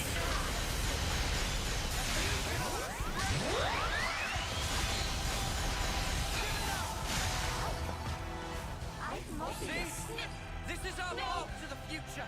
I can't. I don't want to die. Zed, I don't want to die. So there is no separate cutscene. We just get that dying plea to Zed. And it's going to be the same for Y. But yeah, I think they should have been... I think Uni's quest should have been mandatory, and that would have made the final dungeon a little bit less weird structurally in terms of boss progression, and they could have been a little bit more creative with the final fights as opposed to just basically redoing... I guess we never did properly fight X in Moebius form, but we're just basically going to have Y Redux with nothing much of interest that's new.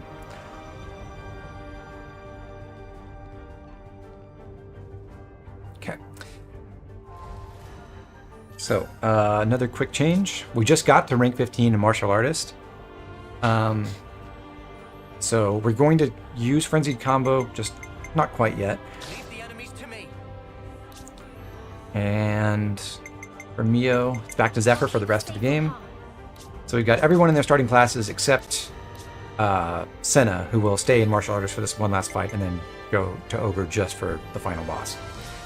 And with this party, I'm going to run Fiona as our hero for an extra healer and for more buffs to spread around. Since we were discussing this earlier before the cutscene, I think the idea being presented to you from the game is that you ought to be using Monica or Gondor as your heroes. Gondor is actually really good as a chain attack hero, so if that's what you're doing, she can be very, very effective. Monica is less good. She's a good chain attack support hero in the sense that she makes it easy to get consistent rounds. She has relatively high TP herself. She has a version of the defender effect, the Eagle defender effect, to restore the person with the most TP, and her chain order lets you reactivate one extra person. So they're both like reasonably okay, but neither of them I think are really best for our purposes. So what our team is missing as we get into the final sections are not so much combo support. We've got a good amount of that. Noah might be using Lucky 7 to just inflict combos on his own, but we've also got a launch on Mio, a topple on Tyon if we need it, and a break and topple on Lance. And then, of course, Senna's using martial arts right now, but she'll go back to Ogre and benefit from Fury Smash for better combo chance. So it's not like we're suffering for combo support, which is why I don't think Ashir is necessarily amazing. Although if we're going to pick someone to do that, it would definitely be her. I think the things that we most need help with are like buffs and party-wide other support effects. Uni has Oriole and Resonant Flag to spread buffs, but that's going to be pretty slow. She does have Glittering Melody, which is useful. We've also got Glittering Melody on Mio if she can charge up her talent art. Ion, meanwhile, is carrying Beaming Edge, which is the most important party-wide buff skill. And we've got Swift Song on Mio as well. So, because we have Beaming Edge and Swift Song, we don't necessarily need Miyabi or Masha. But I think Fiona can be really helpful because she can also generate random buffs and spread them to the party relatively quickly. And in a long fight like this next one, and particularly the final boss, I think that's going to be the most important contribution we can get from a hero. The heroes get unique select quotes in Origin. Let my bow do the talking. The future awaits. Did they really? It's my job to blaze a trail for you, Dad. We're gonna change history. I think those are the normal ones.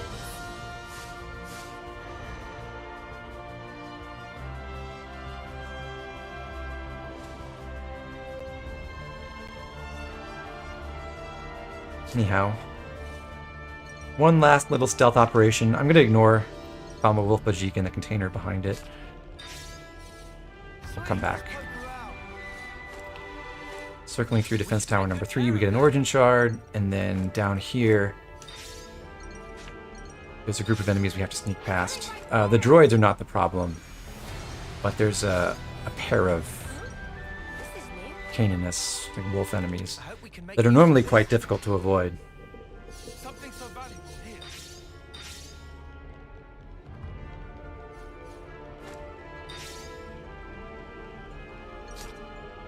These two. We may actually have enough colony affinity that they just don't see us. Yeah, we do. But in the speedrun, you don't get those bonuses, so you have to like very carefully cut a corner, run on your way back, drop aggro, and then run past them again before they respawn. It's good to keep a record.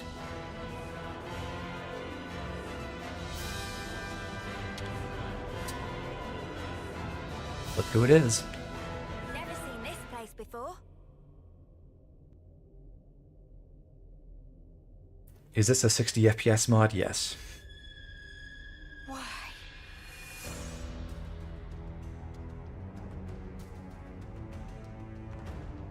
Warm welcomes to you, Ouroboros.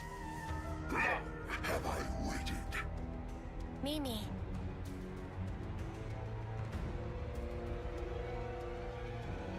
We'll end it here.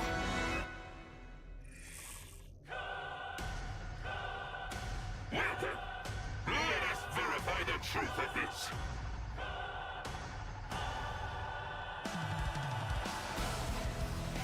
If you wish to be safe,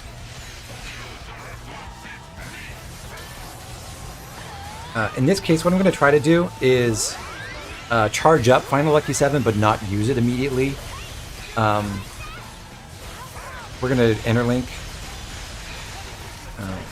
and try to apply Origin Blade to inflict reduce all on Y, so that we do better damage with our big smash combos.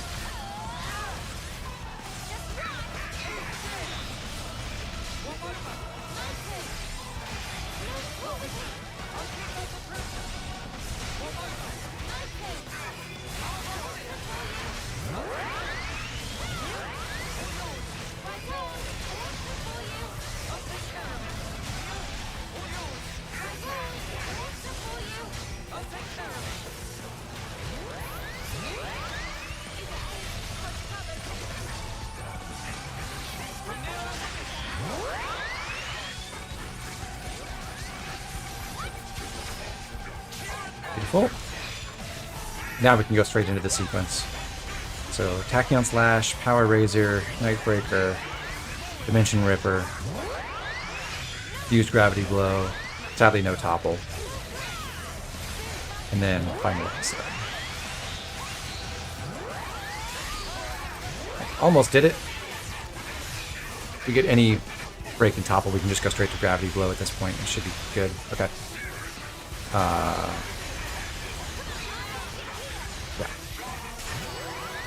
And there we go. Senna, rank 20.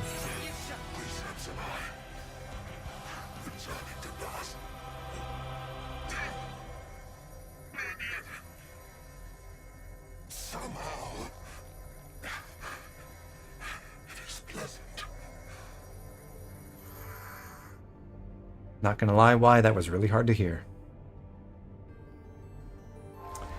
But there you go. That's the second to last boss. And now it's... we'll take the elevator. What kind of place is this? Behind. This fight isn't ending anytime soon. Rare dude, all right here. Are you feeling all right? I'm fine, innit? You haven't chipped a nail or anything, have you? Across the central passage, which shows us up close the enormous array of what look to be giant core crystals from Xenoblade 2.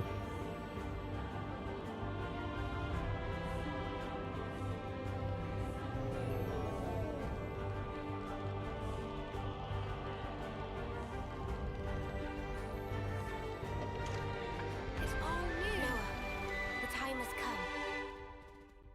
Yeah, time to change the world. Here we are outside the amphitheater. Take a quick pit stop. That's all of them. Fill out outstanding Collectopedia requests. We get another Tyrant Ring from Heath if we need that. It's looking complete. It's looking complete.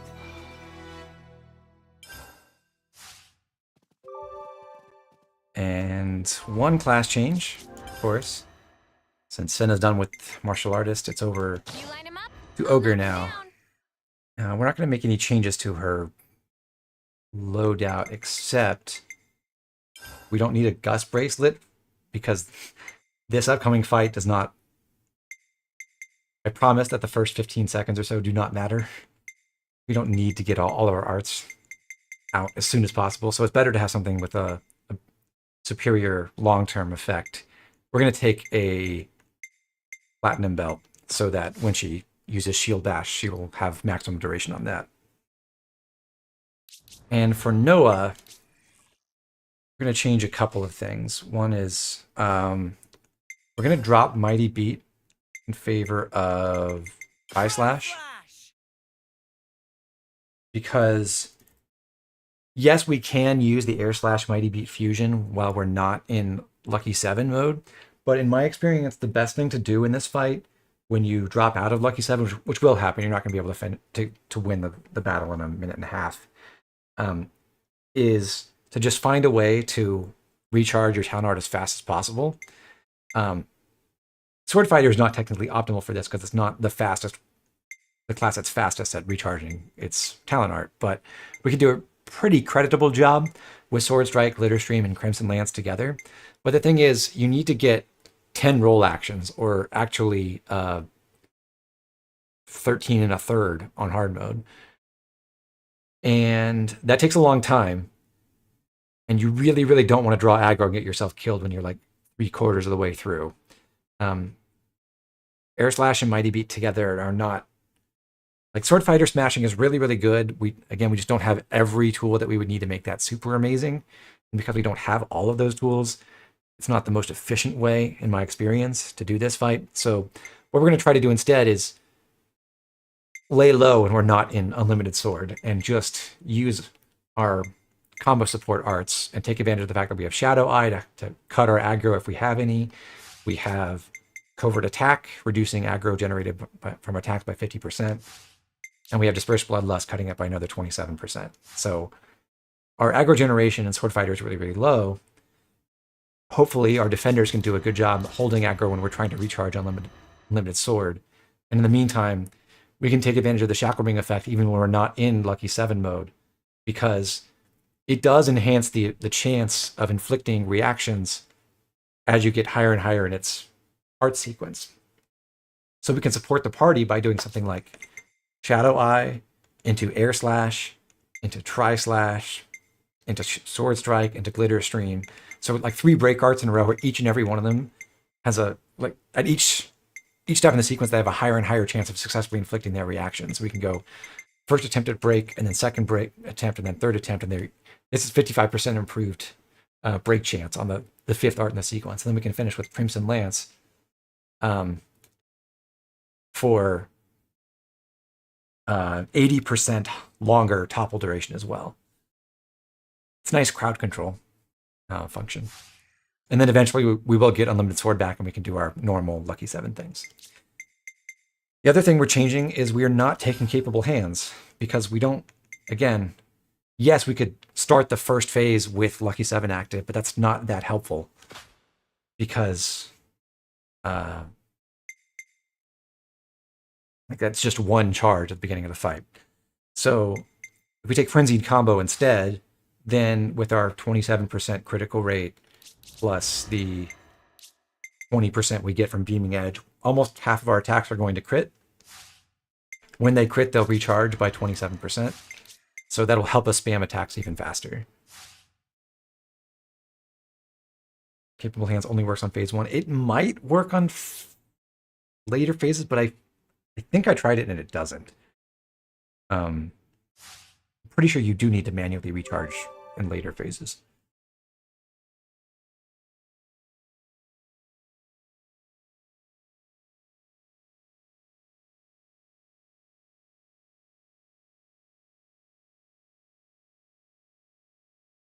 Okay.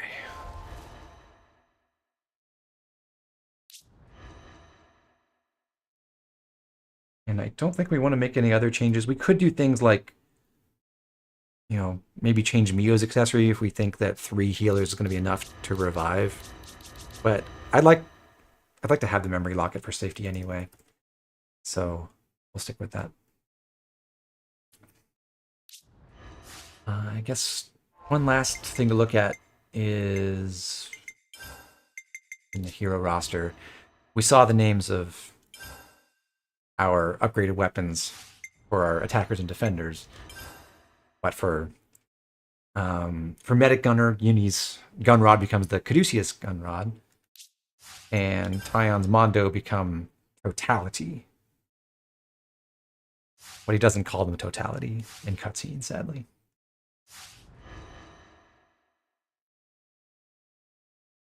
All right, so we've got this beautiful looking squad, everyone with 3091 experience at level 69. Nice. And at rank 19 in their class, so let's see how this goes.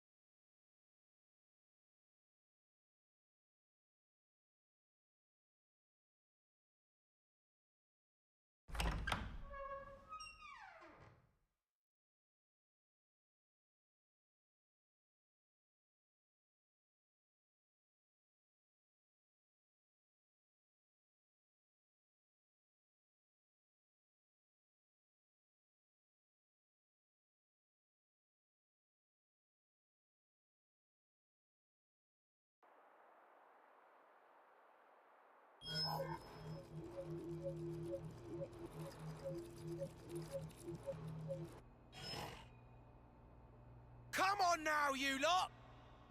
It's time for Colony 4 to show off his fangs! So what are you loafing around for? Get your asses in gear! Oh, sorry, boss. It's just the engine's conked out and won't start. Well, then kick the mudder till it does! You gotta be firm! Really give it some elbow grease here! Sir, that's insane! This is a delicate instrument. Delicate? My arse! Whack it! Smack it! Show who's sparking boss! I'm telling you, That's you my can't commander. Just kick it and... I believe he is the only colony commander who gets to feature in Here, get on the boss! these scenes properly, because everyone else becomes a hero. All right! Now we can come out swinging. Who's with me? Yeah! We owe our lives to them. Now's the time to show them how we shine. Come on, full throttle! Can't let the other colonies steal our thunder now!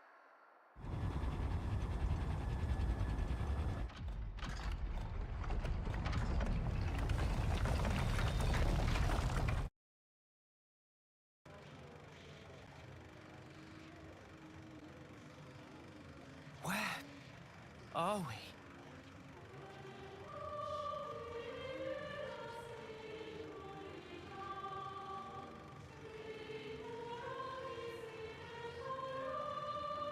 Zed.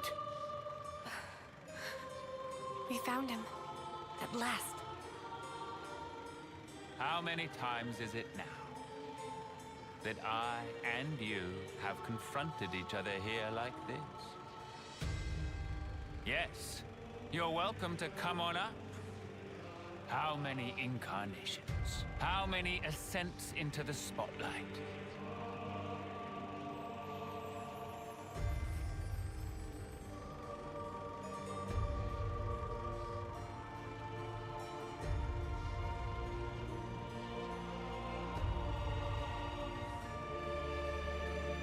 Once again, I shall endeavor to ask this of you. Tell me, why not resign yourself to the flow? It's unfortunate.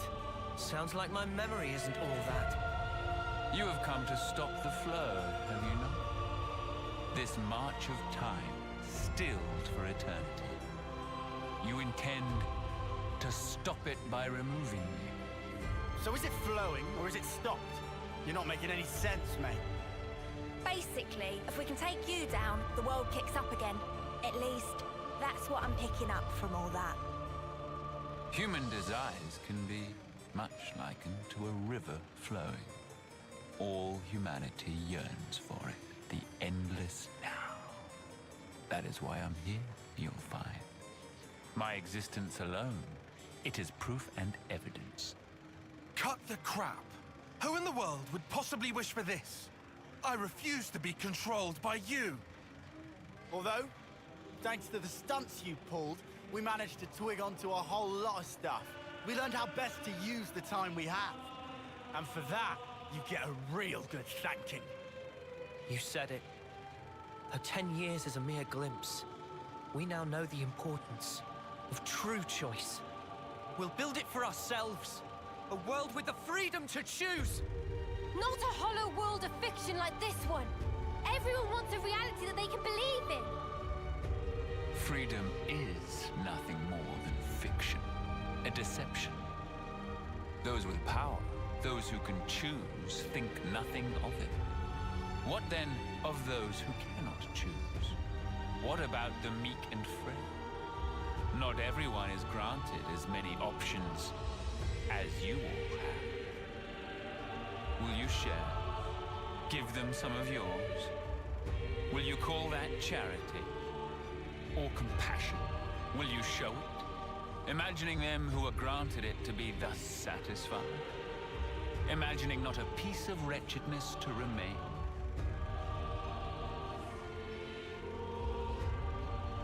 Making the best possible choices under duress? Living the best life?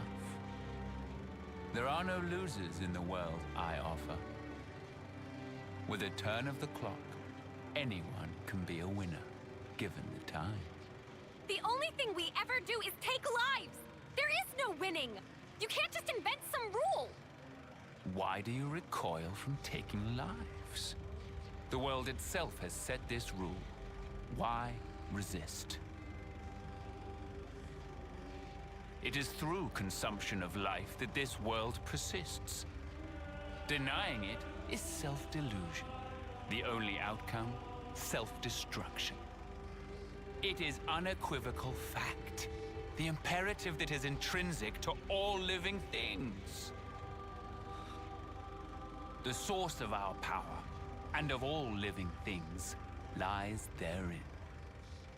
Young, spirited people, trading lives, aiming for new, ever loftier heights with each new day. That explosive motive power is something we lack. The essence of life. And we are here to express ourselves as an embodiment of life.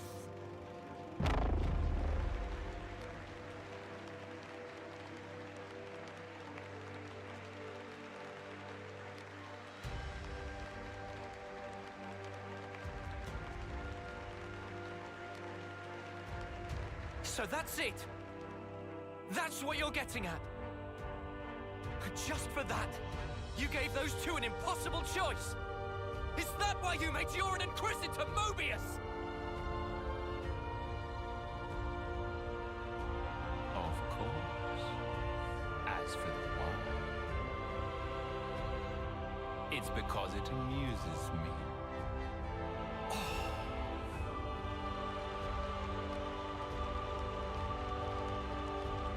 Action-packed drama of your lives. We are its foremost audience. Now then, play it out for me. What will the next act entail? Bereavement or revenge? A revolution, perchance? This world is never boring. Not while your lives continue to make it so effervescent.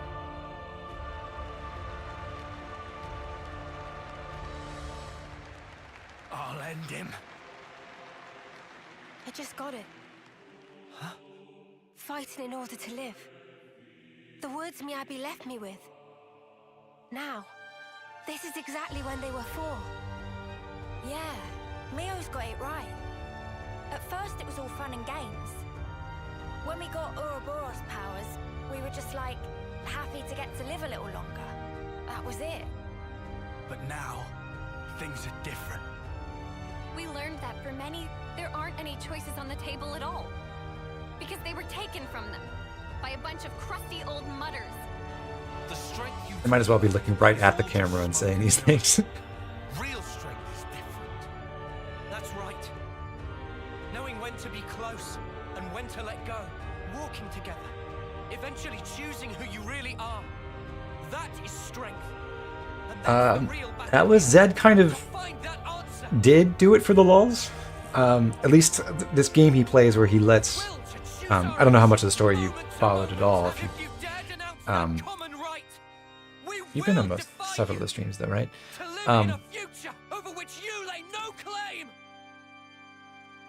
Yeah, you've been playing this long-term game where he just, generation after generation, lets the Ouroboros people try their best to take him down and just laughs in their face when it comes to it. The curtain rises.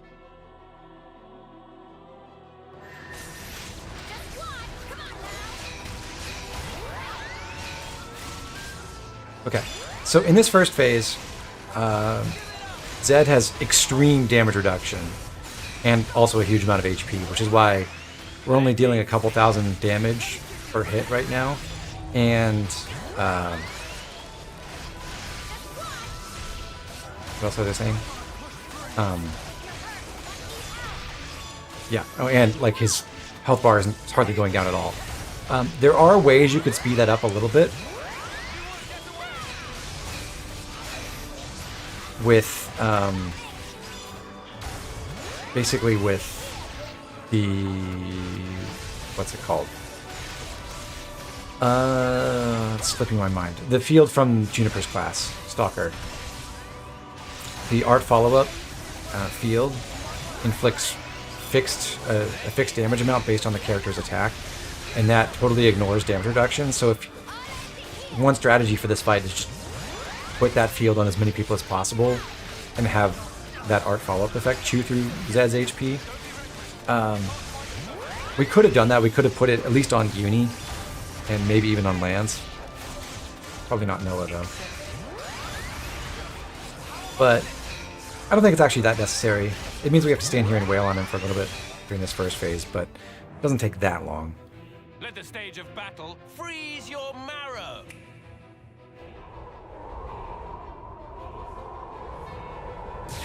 And yeah, I think Mads has a good perspective of what Zed represents and what motivates him in the chat. What does this do? The ice field slows down Art's recharge, so you can see it's picking up very, very slowly now.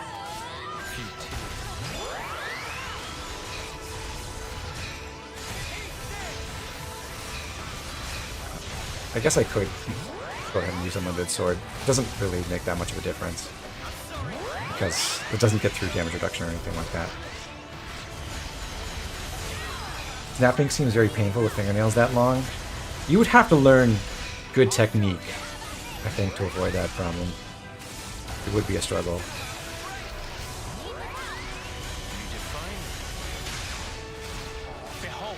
By the way, the one... so the downward arrow into the red circle icon indicates that we're in this negative field that's slowing our recharge, and the other debuff icon is Interlink Seal, representing that we can't interlink any of our characters at the moment. And now instead of slow arts, we're in a burn field.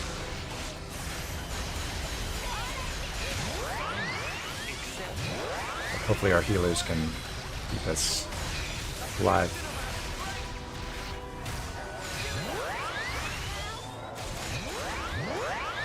I think Zed has infinite break resistance in this fight.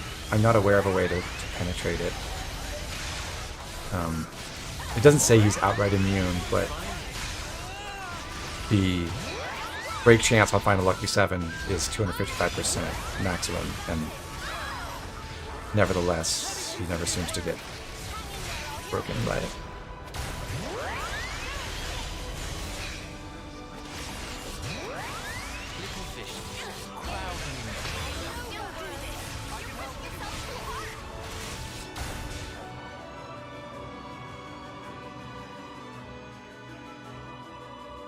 I will face you as many times as you want. The struggle is all that you are permitted.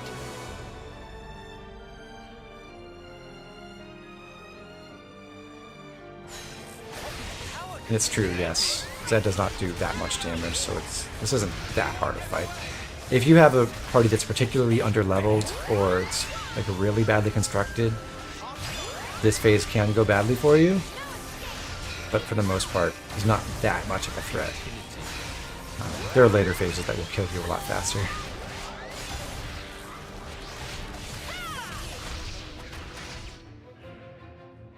I have always known just how gutless you creatures are.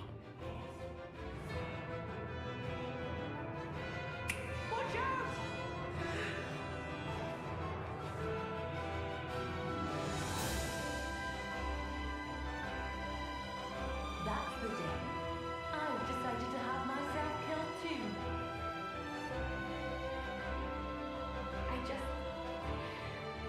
I didn't want to believe that we were the same. I'll live for him, for Yoren. Live and keep my friends alive. This I swear.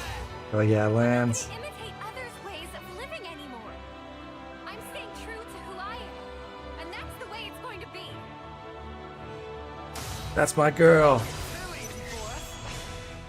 Instantly launch an Ouroboros chain attack with Lance and Senna. There's one slightly disappointing thing about this part of the fight, which is it is totally pointless to maximize your damage in these chain attacks, because Zed will instantly recover whatever damage you inflict. You can see like the green numbers just totally erasing whatever damage we deal. So all you really need to do in this phase is just finish the chain attack as fast as possible. You're ready for us. These fists just don't stop us. Stay right there. Got a surprise for you.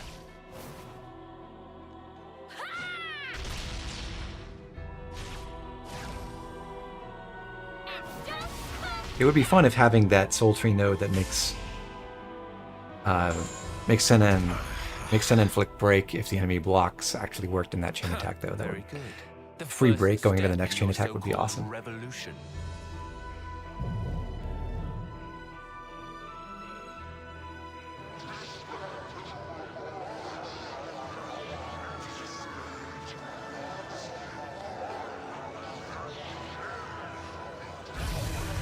The joke of Xenoblade 3 is that Ouroboros wanting to destroy the world makes them more like Xenoblade antagonists than heroes, hence N and Z mirroring a Shulk line.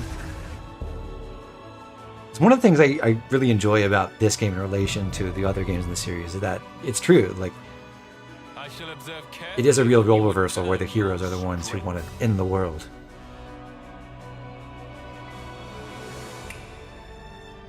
What do those distorted voices say? I don't think it's anything particularly distinguishable.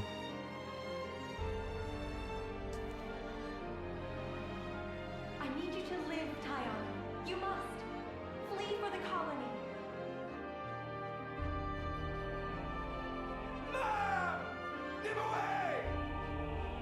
Who cares about the past? We aren't gonna give up. I know what I have to do. I work to better myself, so I won't make the same mistake. Gonna smash you in. I'm gonna end this. Too right, you pick mine. We fought so hard in the world in the last two games though, losing that work stinks. No, we're fighting to restore those worlds. And not leave both worlds in endless limbo.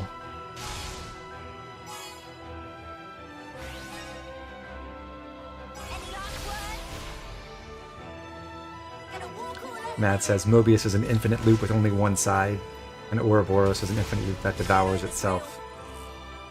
Yeah, there's...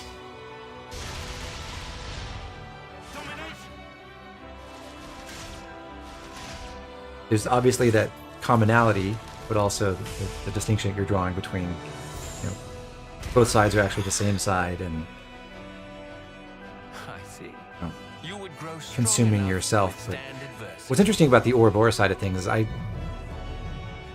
have not understood that before as a metaphor for any, like a positive cycle.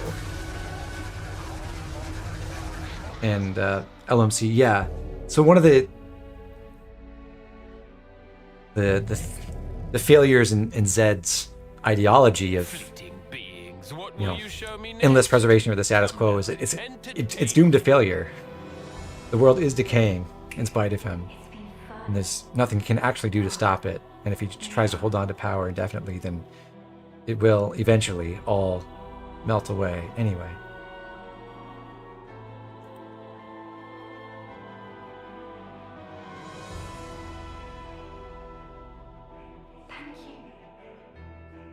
So, in the end, he cannot win.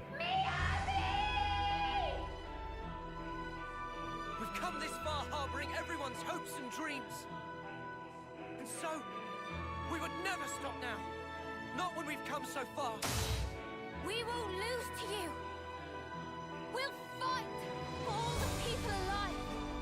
Their desires must build the bridge to the future. We'll finish it here. I'll handle it. All right.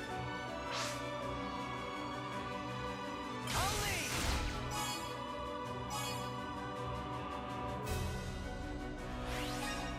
I can follow that up.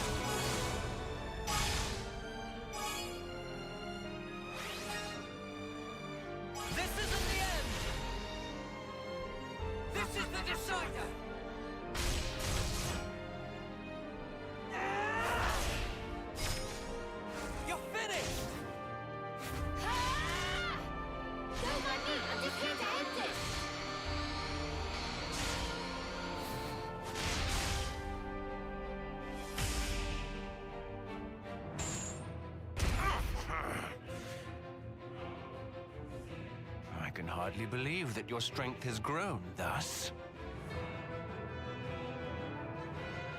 You would usurp me, grasp the future. I cannot assent. The curtain closes. No, you.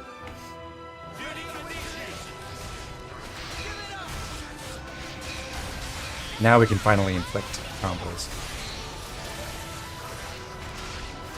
We have unlimited sword, almost half recharged again, so that's good. I don't especially care about getting my combo sequence exactly right. I'm more concerned with just spamming my arts as fast as possible.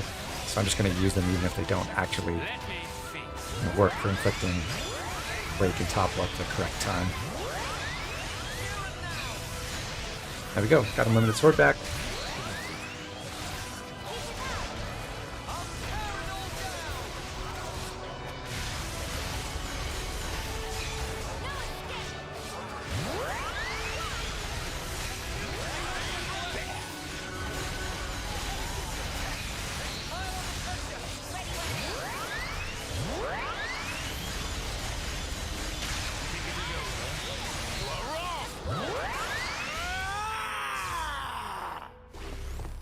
Boss fight number 1 down.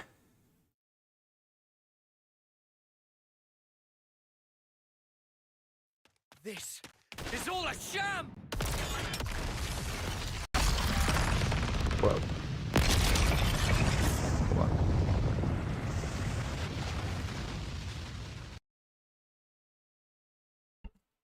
Sorry, audio issue for a second.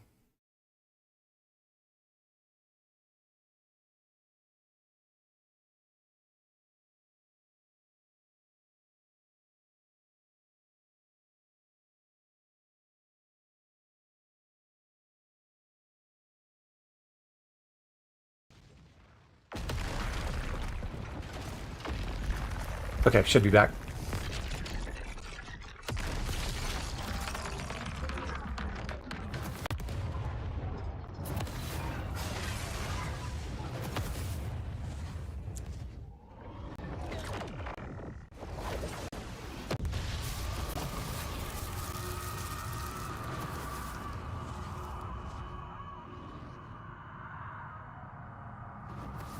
Is this Zed's true form? Or Hey, Zebetite. Origins? You've been behind a bit, but you'd like to tune in. Glad to have you here. If you restart Origin, time in perpetuity will flow once more. The opposing worlds will overlap. What lies beyond is oblivion. You ought to be aware of this. Yet even knowing it, you advance toward the future. Why? Why? Let me turn it around for you. How can you be so sure? There should be a future where it doesn't happen.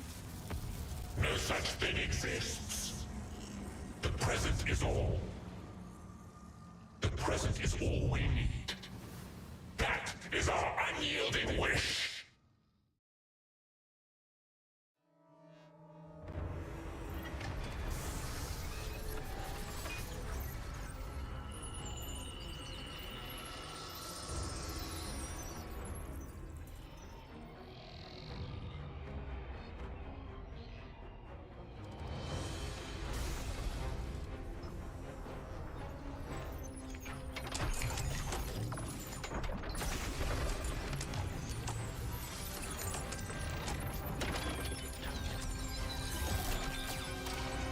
Now, you didn't think we could finish a Xenoblade game without a giant mecha fight, did you?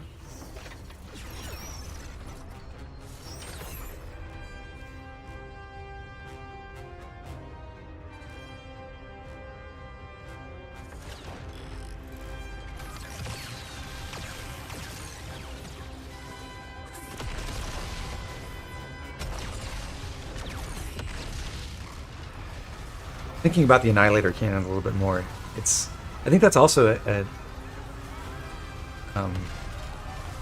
neat metaphor for how, like, the fundamental flaw in Zed's conservatism is that, like, change is inevitable and things are going to decay no matter what. But he and his forces even end up embracing that very destruction to enforce their control of the world. So they accelerate the process of annihilation and, you know, use it as a weapon themselves to just bring about the end of their perfect world faster.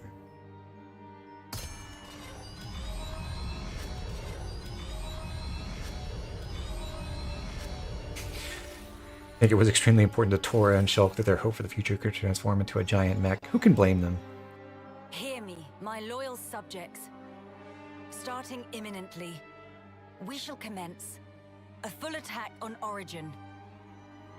The battle is not a fabrication. It is a fight to seize control of our lives. I need you now. Entrust your lives to your rightful queen, Melia Antiqua.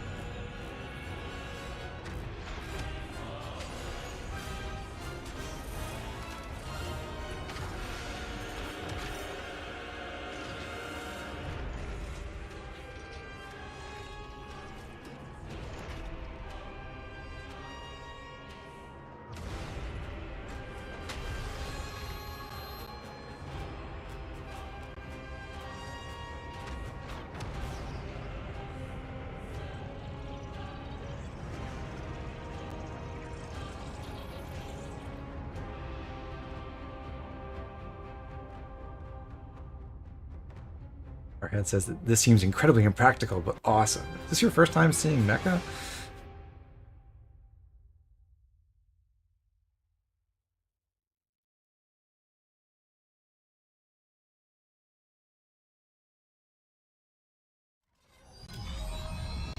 And as I've discussed on stream, I am not an anime guy at all. But I've seen some in my day.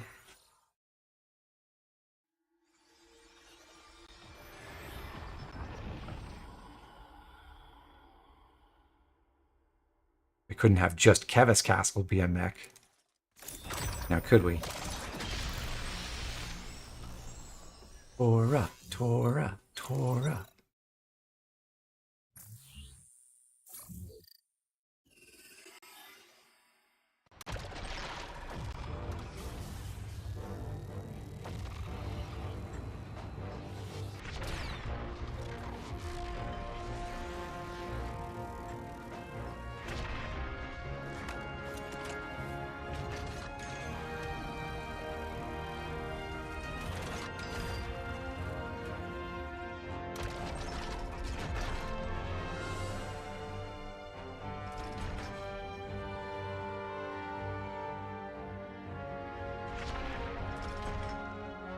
That's right, the Cloud Creep is the brain of Agnus Castle. There are people fighting against all odds to create a future for us all.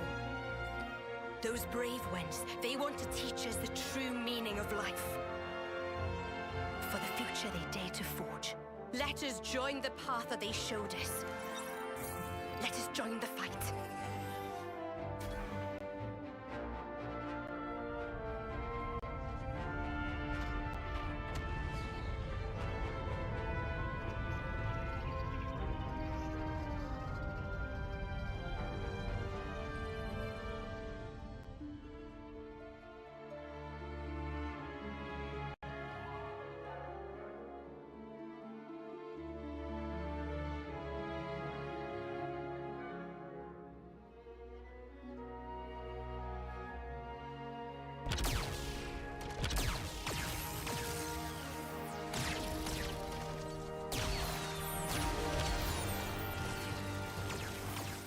So chat, which team are you on? Yellow lasers or blue lasers?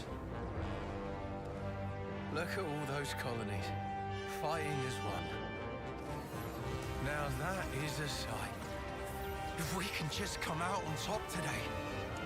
Commander, we'll do it. We'll build it for you. A new world for every one of us.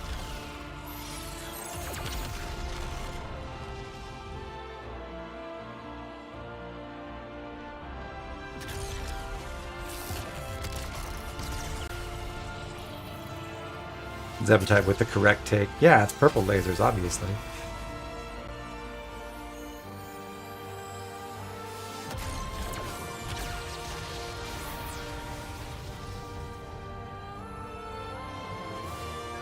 It has been a while, Mia.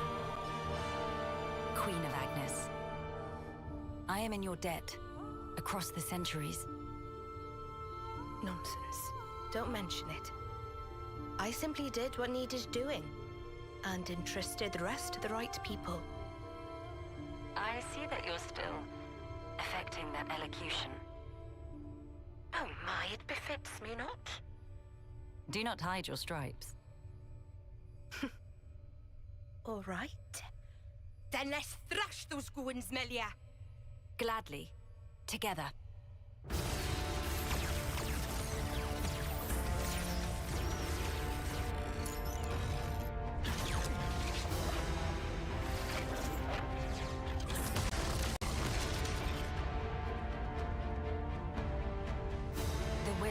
People weaving a future. That is, the indispensable force that drives worlds forward.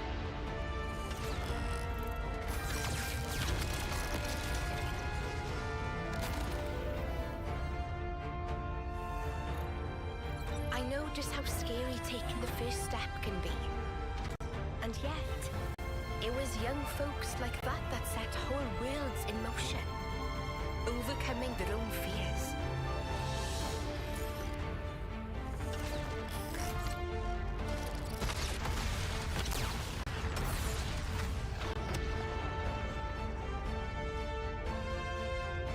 In the hope that the future will birth more such people.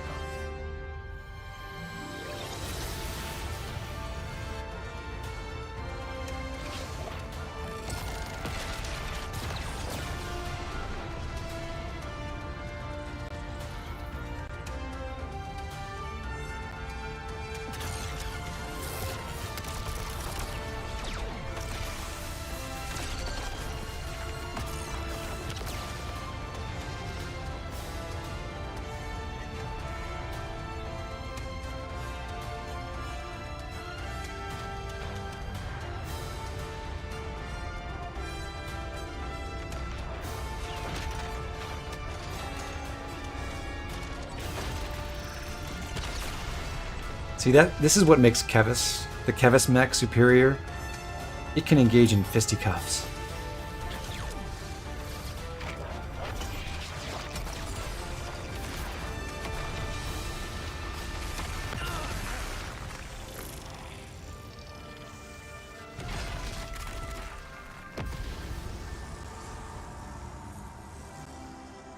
I'm afraid I cannot allow you to proceed.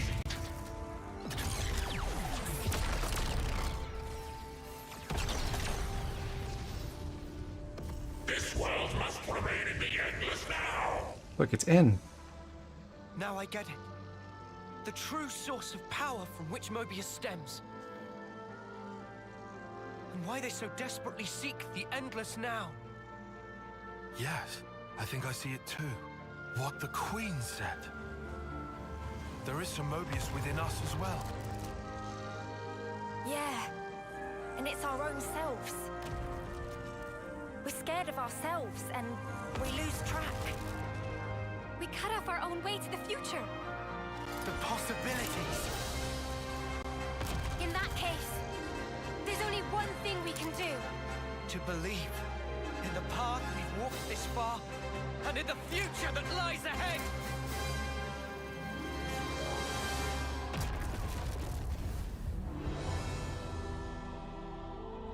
Let's get it done.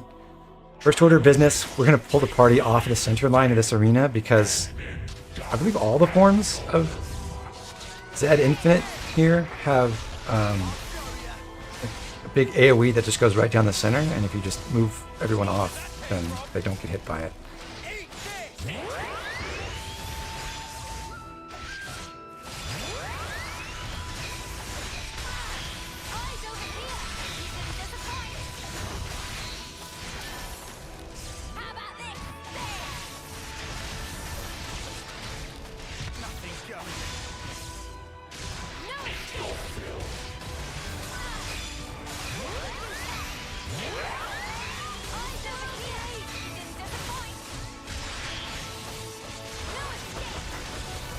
Is it even possible to get back attack plus off? No. You cannot attack Z or X or Y infinite from behind.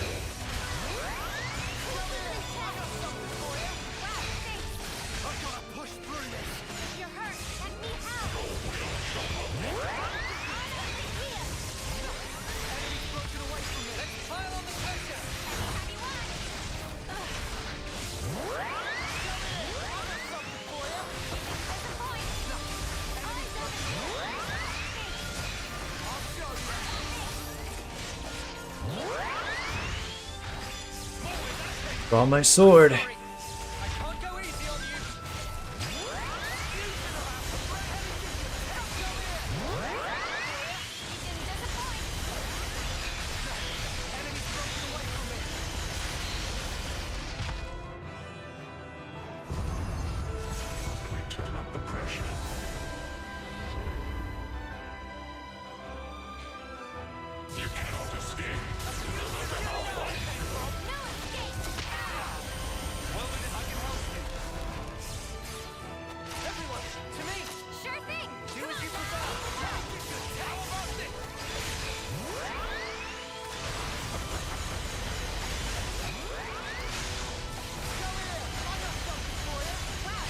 I've got Final Lucky 7 charged, and I've got rank 3 Interlink.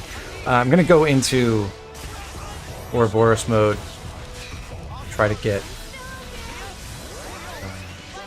stick with that for a moment to preserve my Lucky 7 time.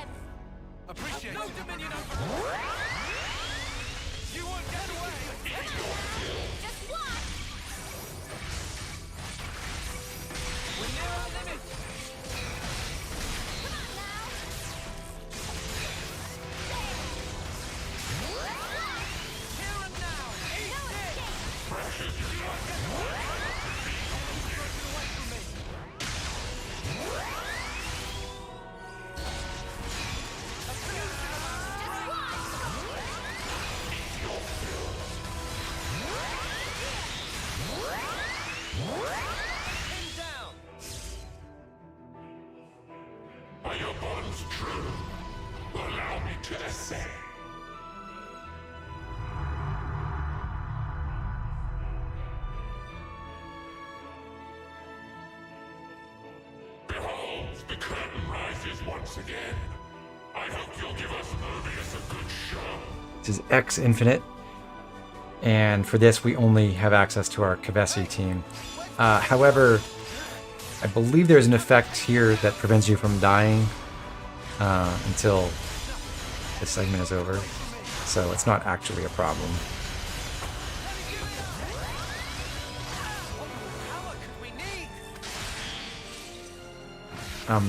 The team that your hero goes to depends on which faction they're from, or if they're from a non-Keves or Agnian faction. Okay, so you don't die to that main attack, but you can get killed after. If the hero's not a Keves or Agnian, then I think it's random which side they get put with. Oh no! Noah and the others are trapped. I must hurry to their rescue.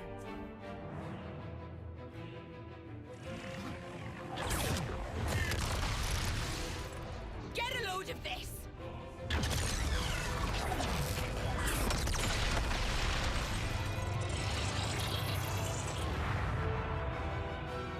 Punch number 2. Now is our chance. I am sending you reinforcements. Who do we get? Everyone, lend Ouroboros your power. All of Howdy. the future connected. Thanks for waiting. We were saving And Ashira. Forget me and you'll pay the price. Kamaravi. We got a topo and a launch art. They always have been. and Miyabi. they always will be. Riku and Manana. Riku and Manana take up 2 hero slots in this, so if you roll them, you will be short a hero, which is kind of lame. I'm gonna bring. Hold on. Where's Senna? Oh, still, right. I'm still only controlling Keves.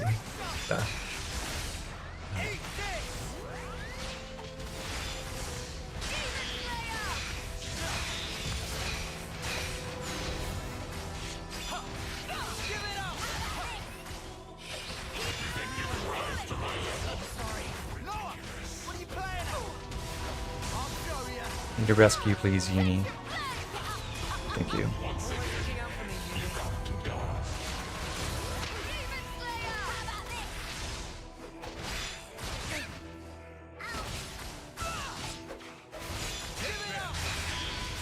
Do I actually have Awakening somehow? I wonder what gave me that.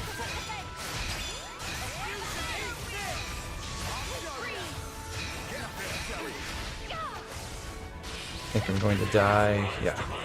Unfortunate.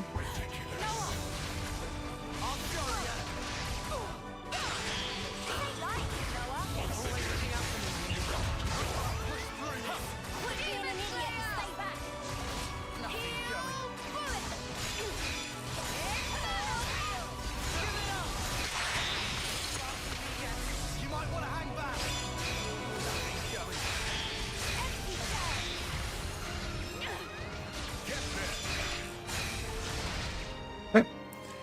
So that's X. Now we'll do Y with the Agnus squad.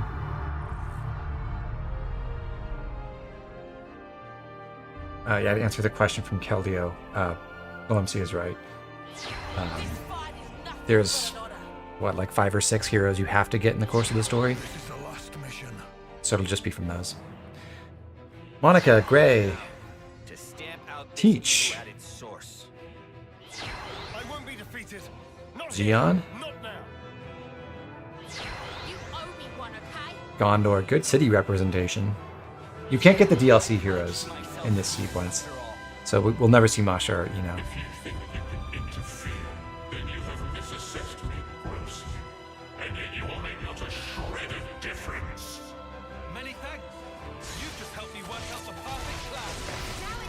Gotta move Senna to the side so she can actually use the break art properly.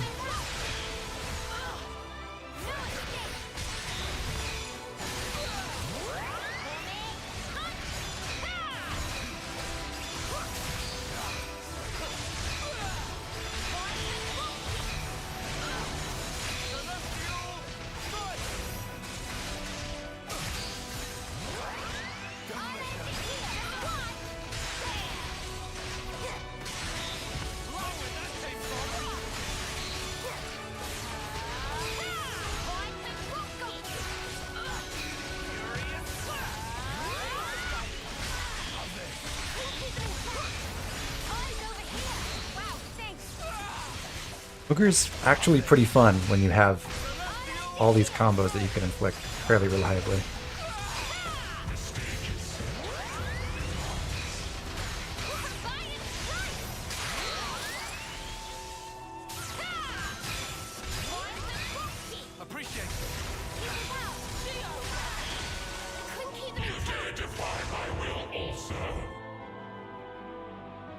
What if you roll all the neutral heroes into Keves and don't have enough heroes for Agnus? It's split 50-50. So, depending on the number of heroes you have, they'll allocate half to either side. You defy me.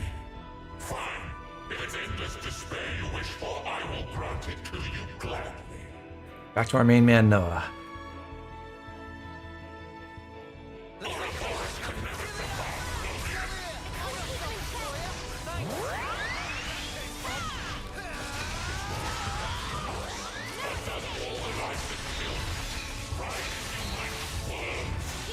got unlimited sword.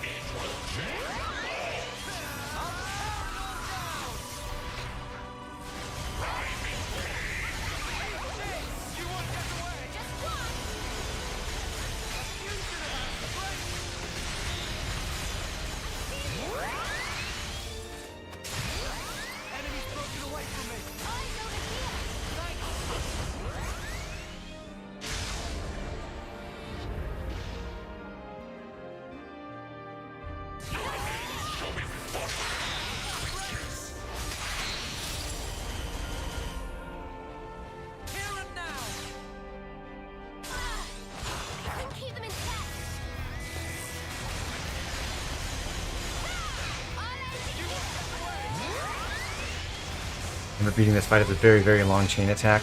The party was not all that optimized. One way to do it. It's tough though. Oh man, I got toppled.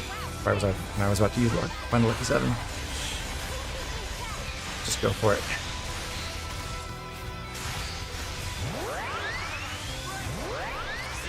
I'm gonna move Senna so she can actually get her combos going again.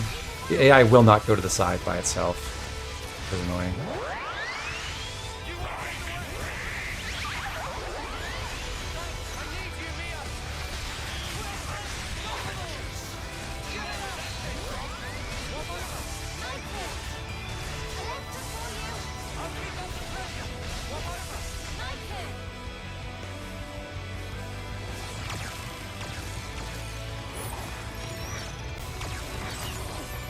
So there are a lot of unskippable cutscenes in this fight. The reason they're unskippable is because they are actually part of the battle scene. Like, this is implemented as all of these mechs performing arts, apparently. So they're like, they have to execute actions in the game's combat engine. Let's go and help them then. We'll grab the future with both hands this time round.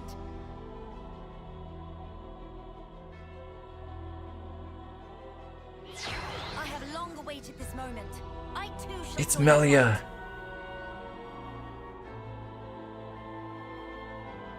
Awkwardly long pause.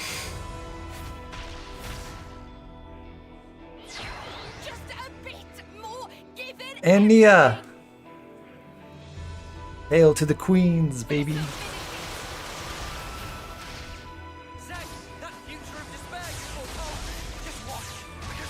Sadly, we have, because that first Final Lucky 7 failed, we're going to run out of time to really take advantage of it. But we might have to just recharge and do it again.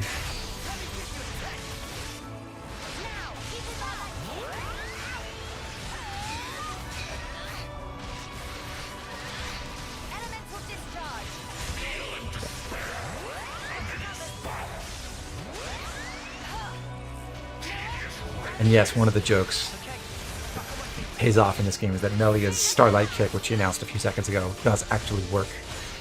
You know, she executes it properly now.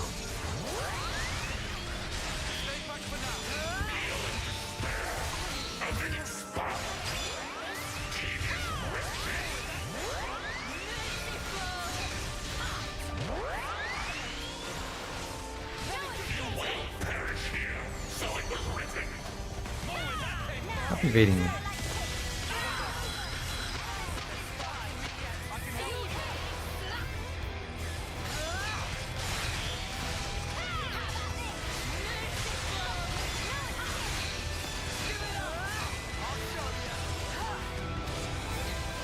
Almost there.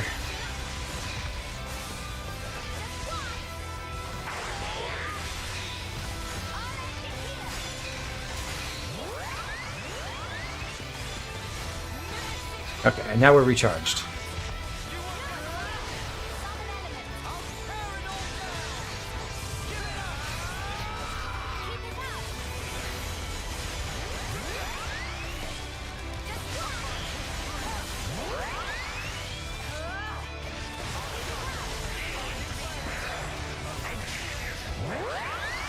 Alright, one last time.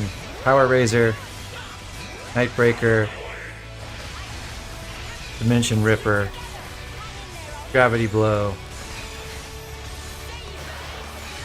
Press A to win. Oh, beautiful.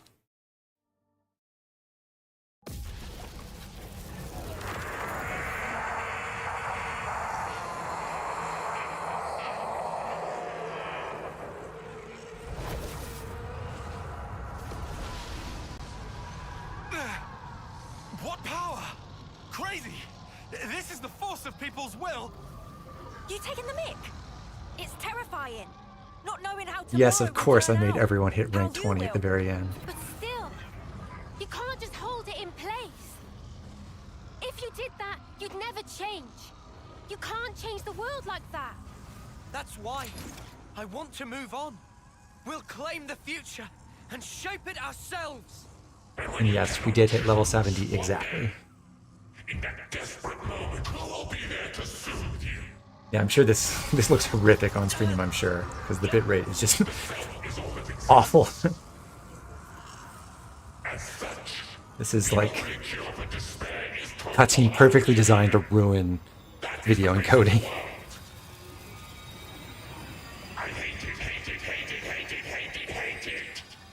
This one world, I love it.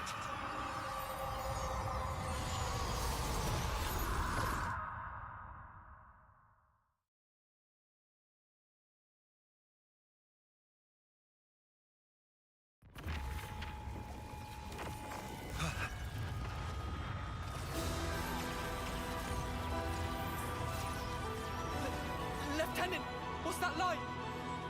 It's coming from inside Origin. No, the cries of Moebius. With the sheer ferocity of it. Noah. Mio.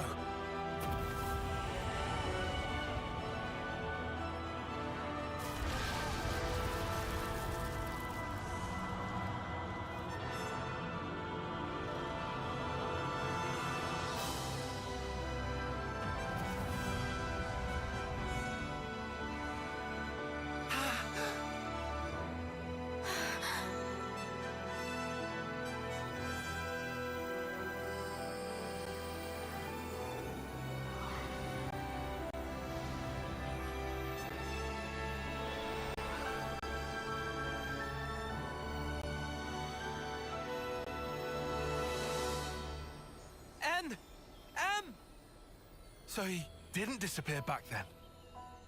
Mm-mm. They were inside, with us. Think about it. They're still really the same people. We were conceived from regret. Sorry.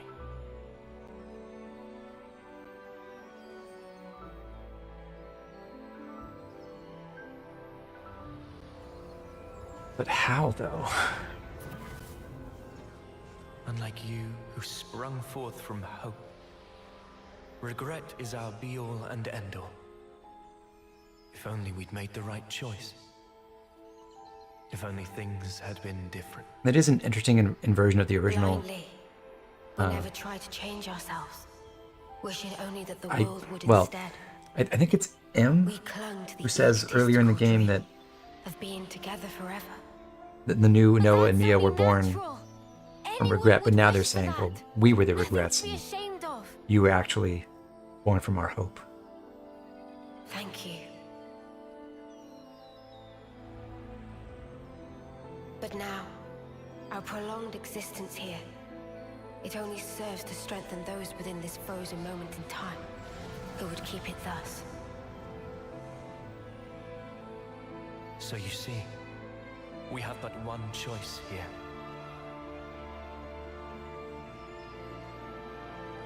Stop it! M! Don't do it! We'll think of a way to deal with Moebius! What you see over there, it's not Zed or Moebius, but a single, intense desire. Your thoughts, they can never affect a desire. But we who embody that very same desire. You can just stay here! Please, stay! Walk this world with us! We can walk it together! Noah's right! You've done enough! You don't have to do this! You could finally be here together. Such kindness. Your eyes, they brim with it. I ask myself, were our eyes the same on that day?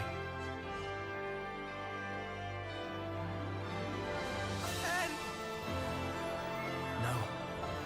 Mia. When we came from different worlds, we were able to leave a life behind. It was a hope for the future. Our hearts and our dreams intertwined. And we were given the chance to weave new life. And therefore, it's all good.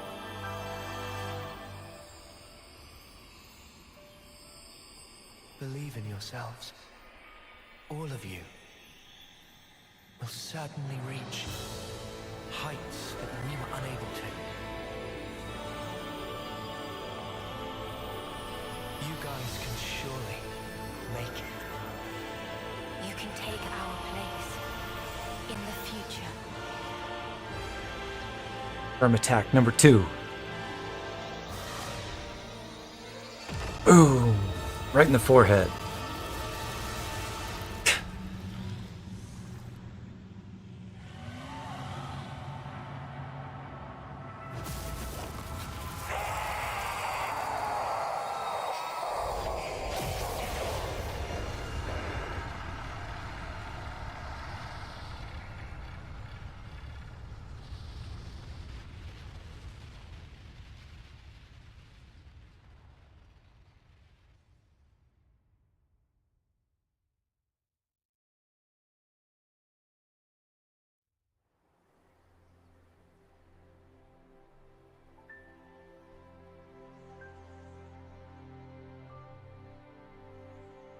Zed and the other Moebius.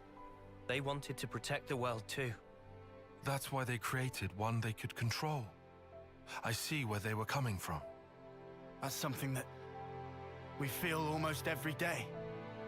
Having to change. To continue to change. That's sparking scary. But we can say this. Even if we are reborn later, right then, what we think and feel that moment is real. To sacrifice that is never the right way.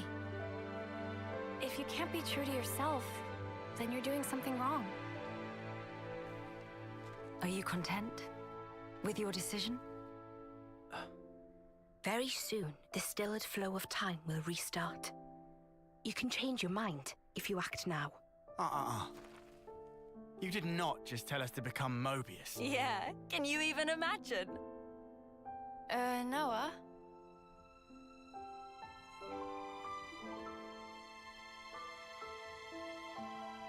Why are you wavering, Noah? Some want to go on. We've never noticed that Mio's Someone to hair stay. isn't right in this cutscene In before. this world, there are so many. So thanks for ruining that. desires. But do we? Does Yara anyone Skura. have the right to choose? Oh, don't you start minding us now. Just having the chance to be born in that world you make, that'll be plenty. So, you know, you just gotta do it your way. Gondor. Though if I can, I might want a better name, eh? Noah, all of us here want the same thing. It's how the future should be.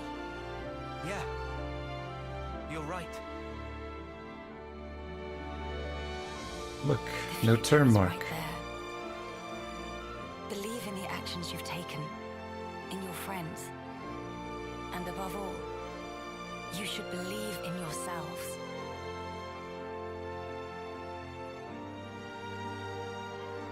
Well then, the answer's simple.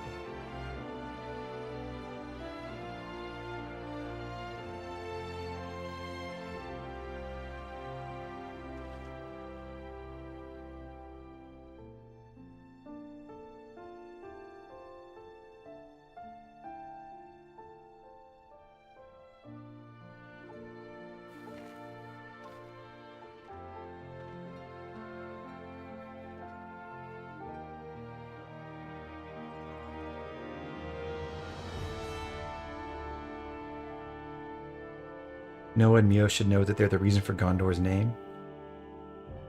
Ostensibly, yeah.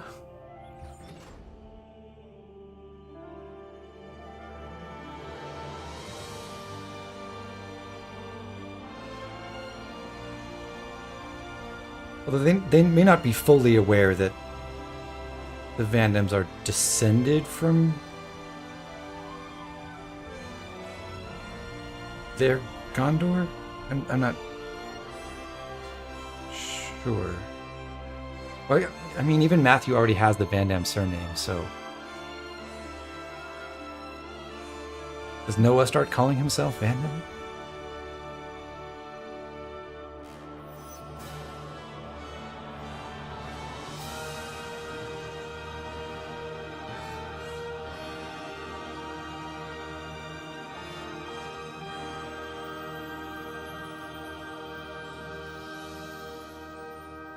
Beautiful sunset, only slightly marred by the funny repeating water textures.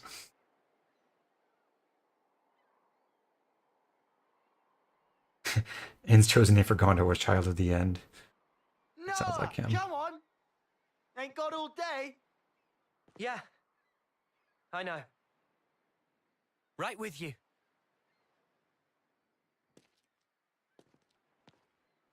This scene really does get a lot funnier knowing the full context from art book details and Future Redeemed.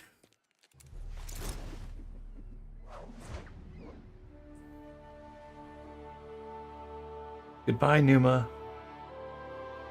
Goodbye, Fiora.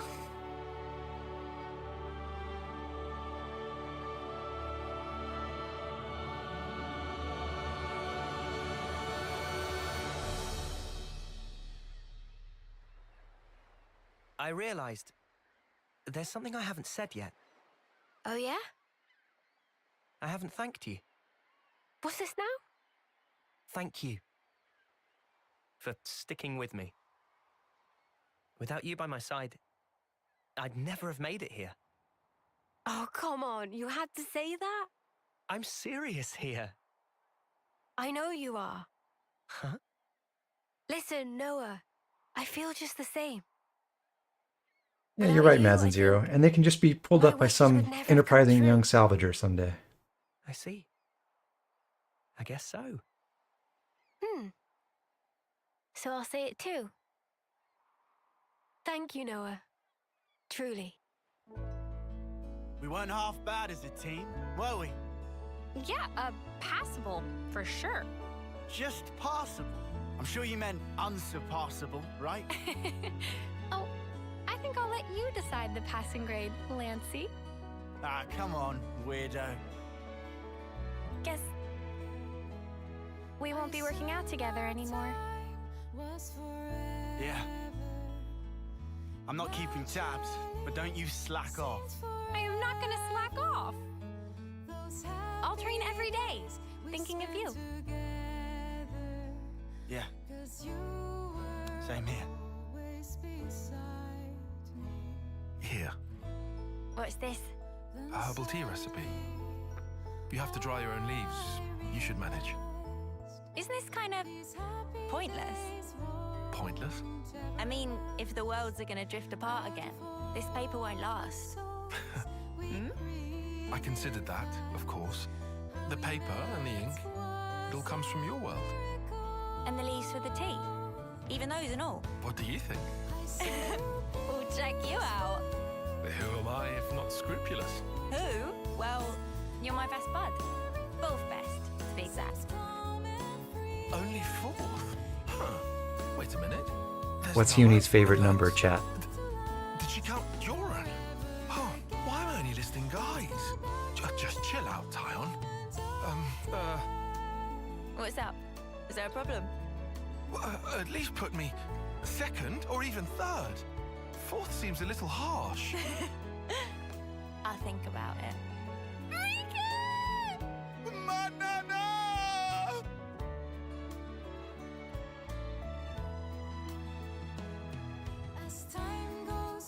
It is time.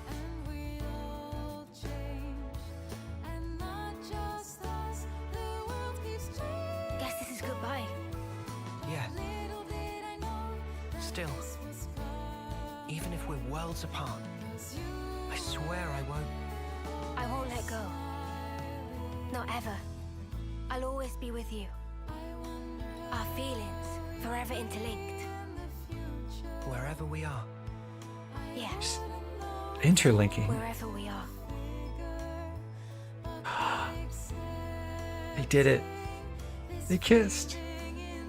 Hooray! Our worlds in their current states are still young. If in passing, they do themselves harm, I suppose even then they cannot but carry on. Still, I have faith. Even if now we become separated for a time, one day we'll surely get to walk hand in hand again.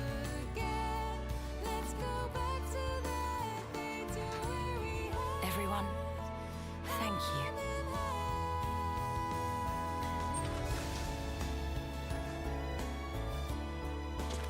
Happy! And the famous picture. See you soon then.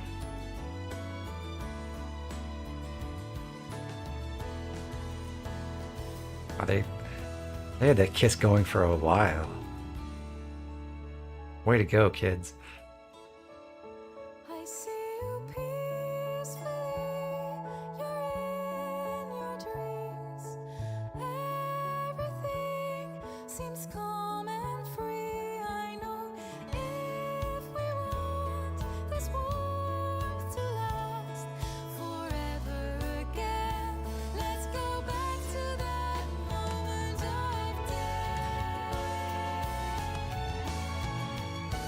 I see you smile. Remembering when I've had a parting like this in life. It's so hard.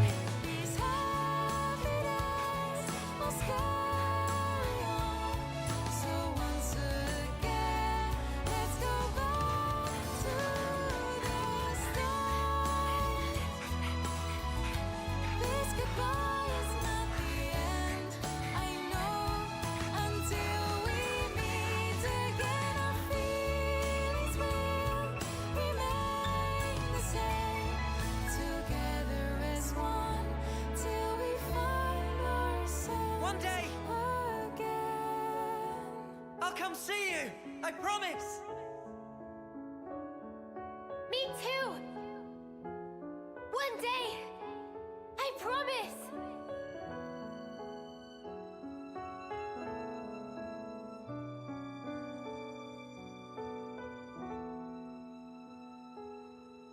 This is the truth of our world. Memories melt in the morning light, and then a new day begins. Roads stretch out before us. So many paths. Which do you choose? That's up to you. Sometimes you might run astray. You'll stop, maybe cry in frustration. But you know, that's all right. For the roads, they go on without end. So look up, face forward, toward your chosen horizon. And just walk on.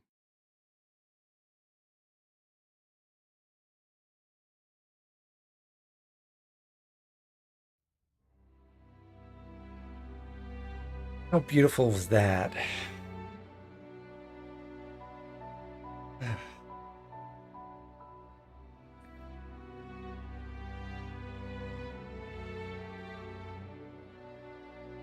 Those of you who have not seen the ending of this game before, stick around. There's some stuff after the credits as well. It's definitely worth seeing. But big props to Harry McIntyre. Killed it, absolutely. Amy Fionn Edwards, also amazing. Loved the whole Ouroboros cast. I think they all did an awesome job.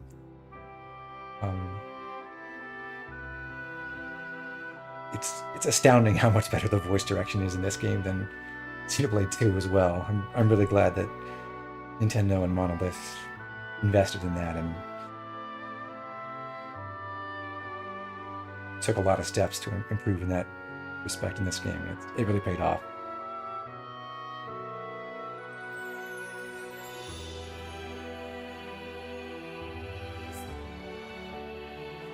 And thinking about this playthrough, I'm actually really, really glad that I did play all the cutscenes this time around. Because when I was thinking about doing this run, I thought, well, I'll just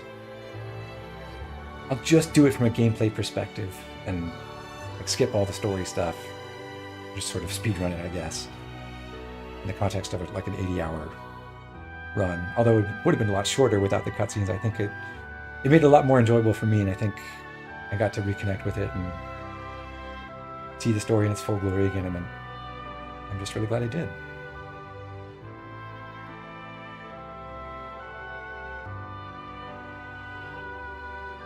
Lip syncing is also way better. Yes. They actually did a separate lip flaps animation set. I don't know the terminology for the English dub in this game. Whereas in previous games, it was just, they hadn't done that, so they attempted to just sync the English lines with the Japanese lip flaps pretty badly.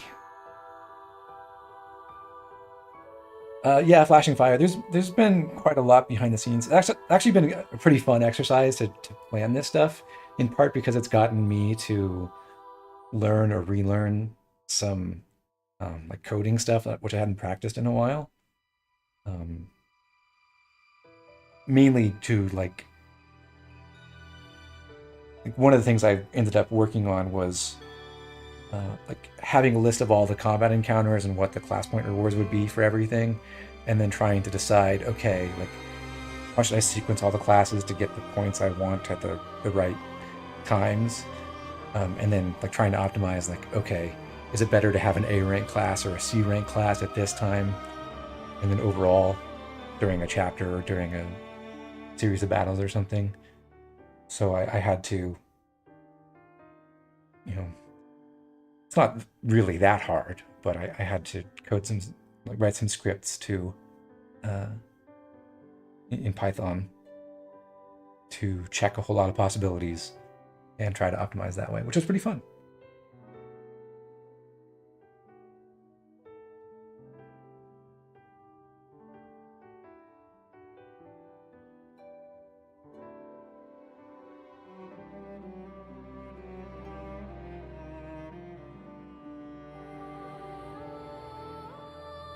Morning Toast, you really love the Cloud Keep music. I really like it too. I know some people have said that they don't feel like a lot of the area music is nearly as memorable in this game, but it still does have some real winners.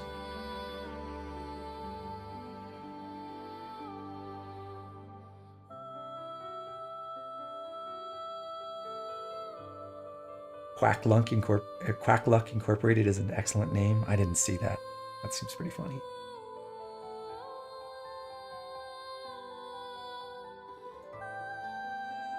Mads, you think the area music is really good if you let it play out and don't open the menu? That is why it's such a lifesaver to have the cheat that disables the menu music and the cheat that makes it so you don't automatically set the time to morning when you fast travel. So you get to hear the area themes in full, and you don't always hear the day themes.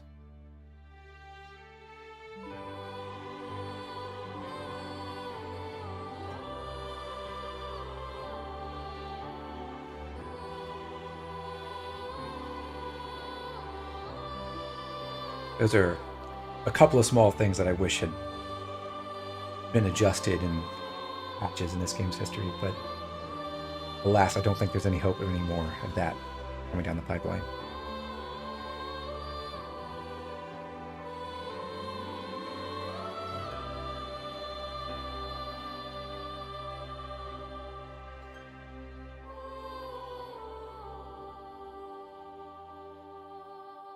So while we're waiting for the rest of the credits, I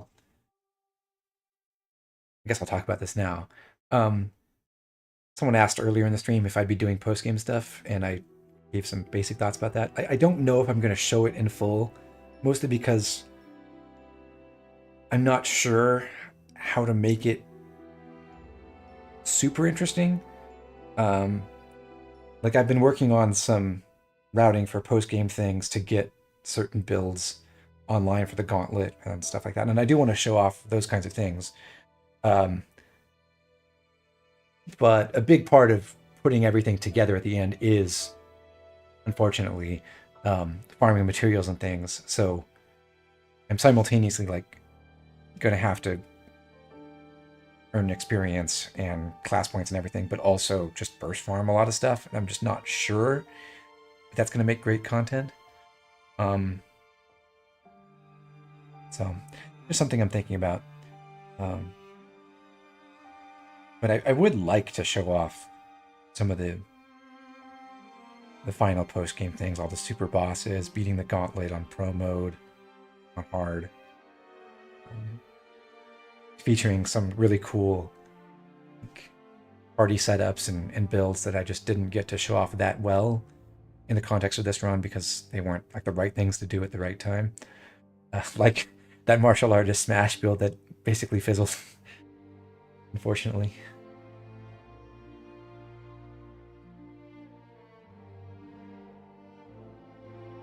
So I did some soul hacking off stream. Yeah, there's actually one of the things I've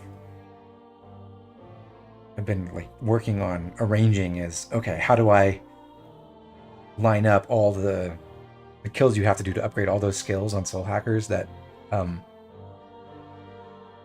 that upgrade just like killing 250 or 200 creatures or something. And I have a pretty good way to do it. I honestly think that's more interesting to figure out as a puzzle for planning than it is to just do on stream.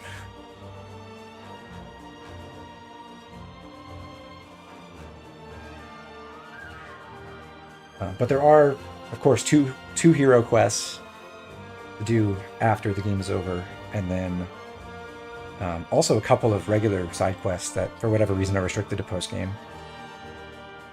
And so, of course, 2 new classes to unlock. Technically 4 more heroes. Oh, you don't get classes from the last 2. And then it's basically just, you're going to be like level 73 or something, and then just some kind of grind ahead of you. There are really fast ways to level up. I could get to level 99 in like, I don't know, an hour, even without touching a bonus experience if I wanted to.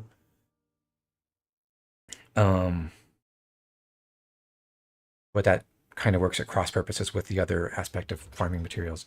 Anyway, if you recall the cutscene from the very beginning of the game, time stood still for Noah at 1 second before the hour, and then here we've got the bell ringing out at the top of the hour. So the entire existence of Ionios occurred in that 1 second. Noah! What are you doing, man? They'll start the fireworks without us. Get a move on already, or all the good spots will be taken. Exactly, so come on, move it! Sorry, I zoned out for a sec. I'm coming.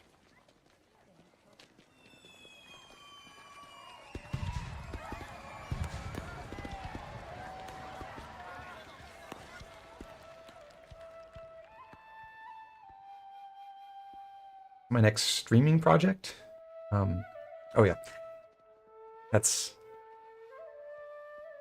Mio's off-staying melody that Noah is hearing. And some part of him knows it. He's going to find her.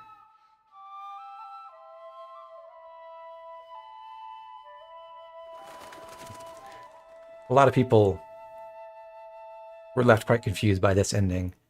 Because it's not very explicit about things, but yes, the implication there is their worlds have merged, and they've both been reborn, and they're going to find each other again.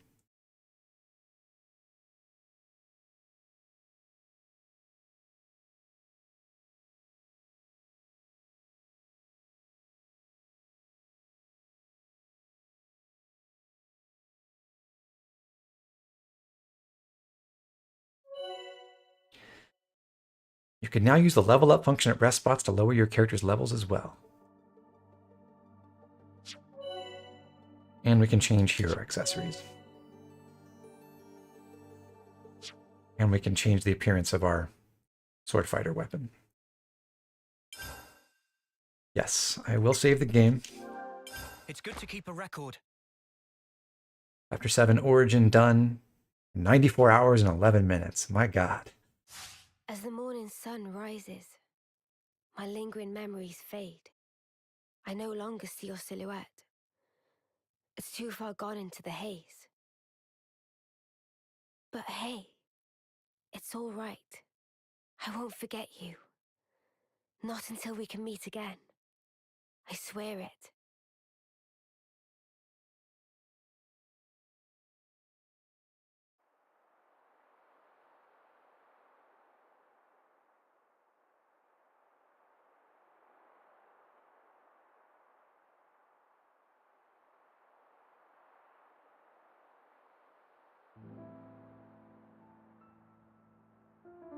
That is it. The main story of Xenoblade Chronicles 3. So for those of you who stuck around and followed all this way, I really appreciate it. It's been great to have the company and the support, and hope this was entertaining for you. So to address the question that was brought up, what's my next streaming project? I don't really know yet. I've been thinking about a couple of different ideas. One that I'm kicking around is doing a classic game that I really enjoyed from my childhood, which would be pretty fast. So not nearly as much of a commitment as this game. I think it would be fun to show that off. As for Xenoblade 3, I do plan to do a couple more streams with this. Probably we'll come back next week and do the immediate post-game tasks with the hero quests and things.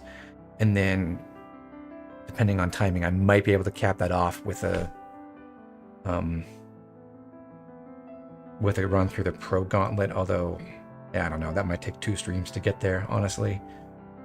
But then past that point, I'm leaning towards probably just doing all the grinding stuff off stream and coming back and showing off some super boss fights and some additional strategies for the Gauntlet. And the final challenge mode battles and everything.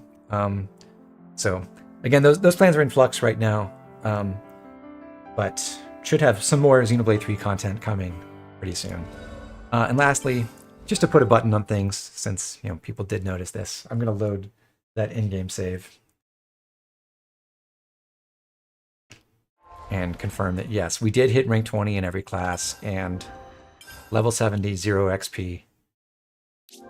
Just in time for the level 70 hero quest that we're about to do in post-game.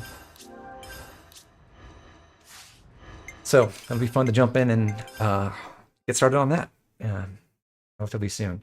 Any whispers of future redeem someday? Quite possibly someday. I think it might be a fun thing to do maybe in the weeks leading up to Xenoblade X coming out. For Xenoblade X, I'm not really sure that I want to do it on stream, mainly because I said this in a previous stream when someone brought it up when the remaster was announced. I'm not I had an angle on how to present Xenoblade 3 and what I wanted to do with it and what I wanted to bring to the table as a player.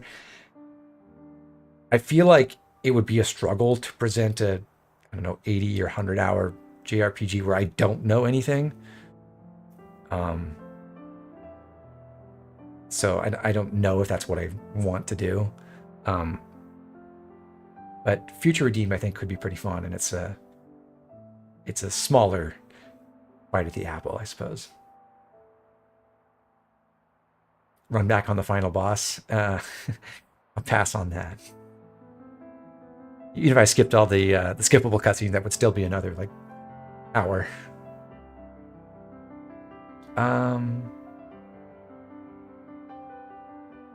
Yeah. So, yeah, thanks, Solomon, Mads. Yeah, I think you and I agree on this. Yeah, not the first playthrough for Xenoblade X. But anyhow, for other projects coming up, I am aiming to get another episode of the Conquest run out in the relatively near future. Trademark. It'll be actually pretty fun if we get back to the, well, anyway, I have a fun idea for not next video, but the one after that, but I'm not sure I can pull it off. So we'll see how that goes. But so I'll come back and stream more Xenoblade 3 in the next couple weeks, just to get, to polish off some of those end-game things, and then probably take a break over the holidays and maybe pick up something on stream, whether it's like a shorter retro game that I was thinking of, or maybe Future Redeemed or something in the early spring. So glad you finally... so glad to know how I decided to name myself after the fusion of Zed and Yoren. Yeah, that's the real origin story. I could see into the future, and I knew the characters of this game some, 20 years ago, when I came up with this name. It was all building up to this, so glad you caught on, Flashing Fire. Okay, but I think that's all for this evening. So, thanks for joining me on this wild ride, everyone. It's been really fun. I had a great time with it, and I'll see you again next time.